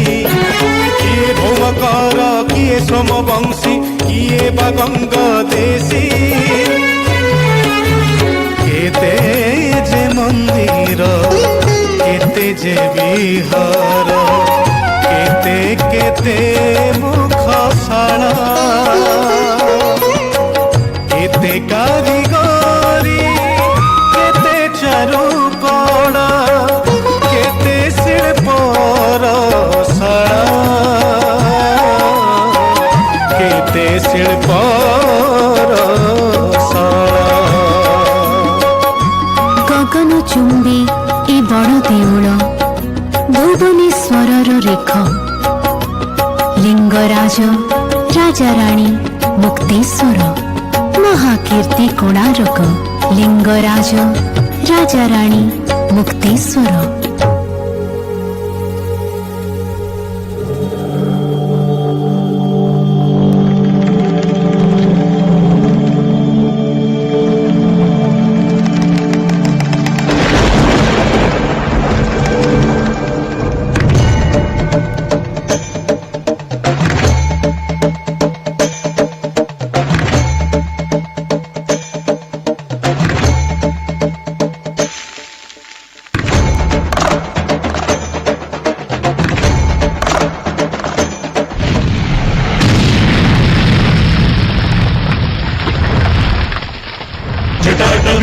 जल प्रवाह पावित स्थले वेलैवलम्ब्यलम्बितां भुजङ्गतुङ्गमालिकां डमट्टमट्टमट्टमानिनादवट्टमर्वयं चकार चण्डताण्डवं तनोतु नः शिवा शिवम्.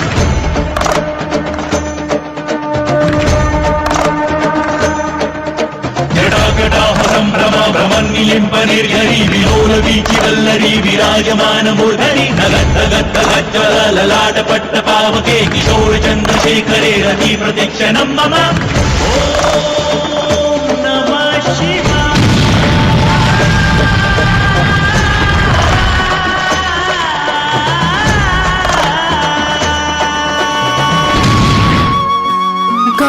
ଚୁମ୍ବେ ଏ ବଡ଼ ଦେଉଳ ଭୁବନେଶ୍ୱରର ରେଖ Lingaraj Rajarani Mukteshwar ମହାକୀର୍ତ୍ତି Konark ମହାକୀର୍ତ୍ତି Konark.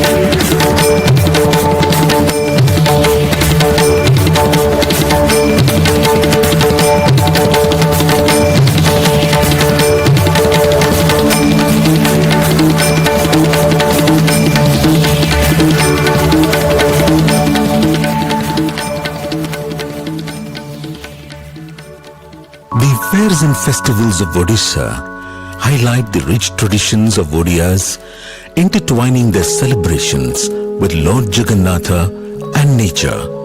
These festivities unify the people from every corner of Odisha, creating a vibrant cultural tapestry. ভাদ্রব Ashtami বেলা গোপপুরে চান্দ নন্দর বলা গণপতি গণেশঙ্ক খেলা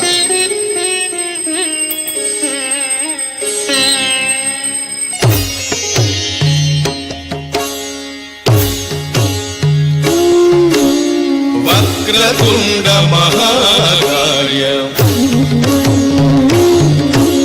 सूर्यकोटि समप्रभ निर्विघ्नं कुरु मे देव निर्विघ्नं कुरु मे देव सर्वकार्येषु सर्वदा वक्रतुंड महाकाय सूर्यकोटि समप्रभ निर्विघ्नं कुरु मे देव सर्वकार्येषु सर्वदा सर्वकार्येषु सर्वदा सर्वकार्येषु सर्वदा असीण आकाशे जह्न असीण आकाशे जह्न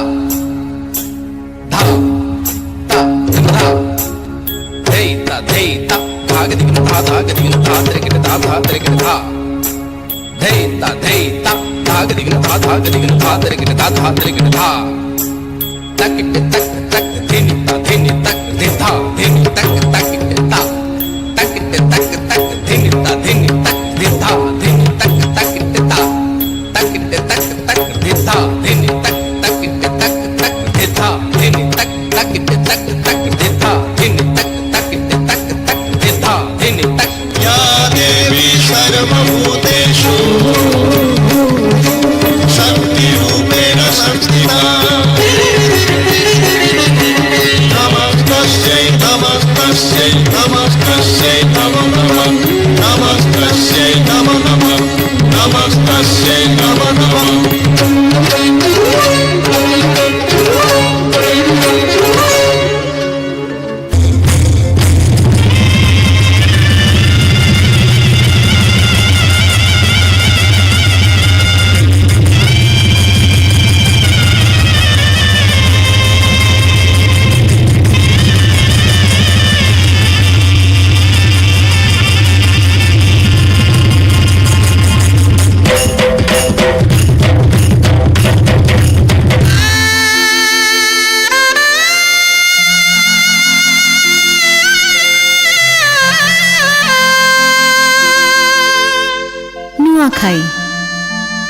Mother Earth is ripe with the harvest, and the oceans of paddy sway madly in the wind.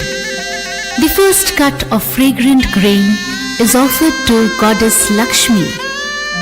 A jubilant community sings and dances at the prospect of renewed prosperity.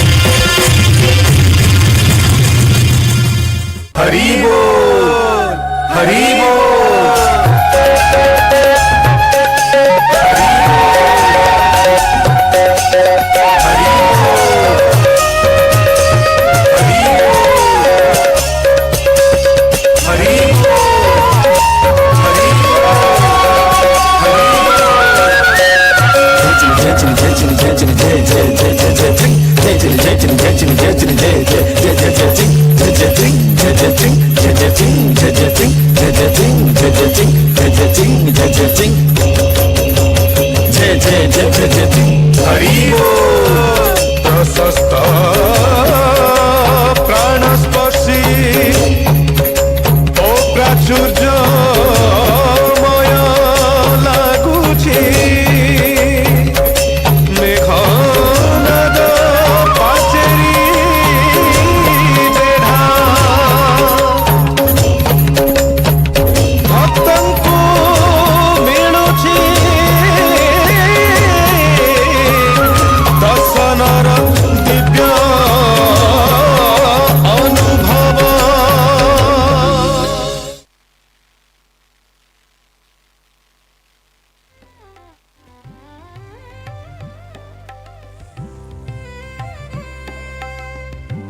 Ladies and gentlemen, it was a delight showing you a piece of my motherland. If you enjoyed it, please give me a huge round of applause, because this is only for the performers who brought you a piece of our motherland on the stage. Madam had been witnessing this performance with so much passion in her eyes. I really had to take a minute and ask her, how did you like the performance? I mean, it was amazing, really. I was watching the expression, and you know, the boys were sweating, so it was really like sport, right? It was a lot of endurance, and also I think we could understand the story behind it. So thank you so much. Thank you so much, ma'am. We heard you in the panel, and I knew that there was nobody better than you who would explain this performance to all of us. So thank you so much for that. And now that we are talking about sports, how many athletes do we have here? कितने athletes हैं यहाँ पे आज? अपना हाथ ऊपर करें, please. Athletes is an athlete until the grave. I'm sure we have much more. कितने जने athletes अच्छन देड़ी हाथ ऊपर को करो तो? Thank you so much. That makes all of us, except for me. But yeah, so I asked this question with a motive. Ladies and gentlemen, the next performance is specifically curated for the athletes present here. So I'd like to tell you a little more about the second performance. That is, we are drawing your attention to the stage as we ignite the spirit of sports. We all are here at Chintan Shivir 2026 to ignite the spirit of sports within us, isn't it? So aaj itne sessions where we had so many sessions, don't you think the spirit in you is also ignited? If it is, give us a loud cheer, please. Ek zordar tali, please. Thank you so much. If this is the response on day one of Chintan Shivir 2026, I can proudly say that we are probably reaching exactly where we intended to get. So now, ladies and gentlemen, the next performance is a high-octane performance. And now you can understand why I'm relating it to sports. So it masterfully blends the discipline of the athlete with the grace of the dancer. Oh my God, this is going to be such a beautiful sight. I'd request all of you to watch as the field comes alive through a seamless journey of motion, beginning with a rhythmic precision, of course, and teamwork of hockey, followed by the raw power and tactical intensity of kabaddi. I'm a big fan of that sport, but I stay away from the arena because I know I'll be like smacked down in no time. Please feel the collective grit of the tug-of-war transition into the explosive, heart-pounding energy of sprinting, ladies and gentlemen. This is getting interesting. Now, before the stage shifts to the soaring, majestic arc of the javelin, witness the unwavering focus and silent poise of archery, culminating in the lightning-fast reflexes and the agile footwork of badminton. Ladies and gentlemen, are you excited as me? Because I cannot wait to watch this performance. This is more than just a dance, ladies and gentlemen. It is a tribute to the sweat, the struggle, the ultimate triumph of the human spirit. A symphony of strength where every opponent, every movement is a victory, and every heartbeat is a cheer for the champion within. Let the games begin, everybody. Ladies and gentlemen, give me a huge round of applause, please. Like I said, this is for every athlete present in the house. So this is a very sweet dedication by Odisha Dance Academy, and we specifically curated this performance for this evening after all these sessions and brainstorming that we had, and we really can't wait to show you what we have in store for all of us. I'm sure my performer friends are ready. They are? So are we. Ladies and gentlemen, can we give them a huge cheer before they get on the stage, please? Thank you.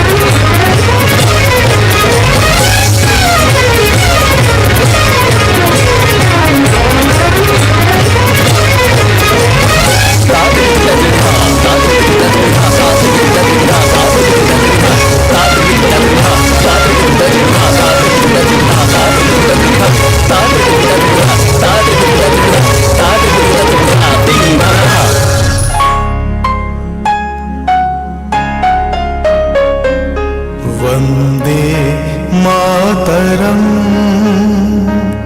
Vande Mataram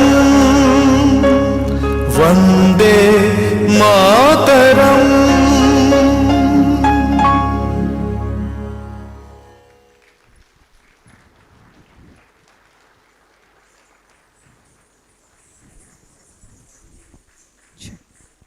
Ladies and gentlemen, this is Odisha, where you find sports in every drop of blood and every drop of sweat.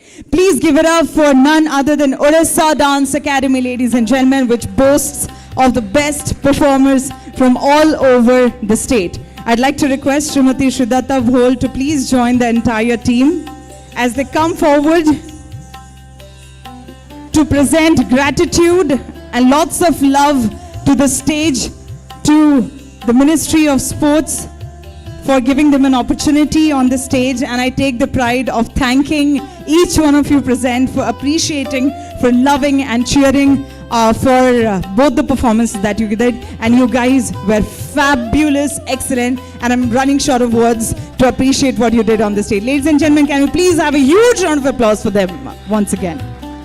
Thank you so much, everybody. Thank you so much for joining us at Chintan Shivir 2026. Thank you. Thank you. Ladies and gentlemen, before we call this a day, I'd like to inform all of you, मैं आप सबको बताना चाहूँगी कि कल Sunday on cycle है, जो कि सुबह 6 बजे शुरू होने वाला है, और हमारे साथ माननीय मंत्री जी भी जुड़ने वाले हैं। आप सबके लिए साइकिल की व्यवस्था की गई है, तो मैं चाहूँगी कि आप सब कल सुबह 6 बजे हमारे साथ संडे ऑन साइकिल पे आएँ और जोग दें। मैं आप सबसे रिक्वेस्ट करूंगी to please make sure that all of you are present. Chintan Shivir 2026, we are closing on day 1 and it looks absolutely amazing, and it is all because of you. We'd like to thank our distinguished guests, our panelists, our moderators, officials. I'd like to thank all the officials who have joined us. I'd like to thank the athletes and also the sports administrators. I'd like to make sure that all of you are also present, so I'd like to extend a small request for all of you to be present tomorrow. Sunday on cycle is a must. We also have Honorable Minister Sir joining us tomorrow, so this is going to be a beautiful experience indeed. With this, we'd like to sign off on day 1 of Chintan Shivir 2026. Ladies and gentlemen, thank you so much once again for being such a brilliant audience. Thank you so much, each one of you, for your patience, and we cannot wait to see all of you tomorrow. Thank you, sir. Thank you.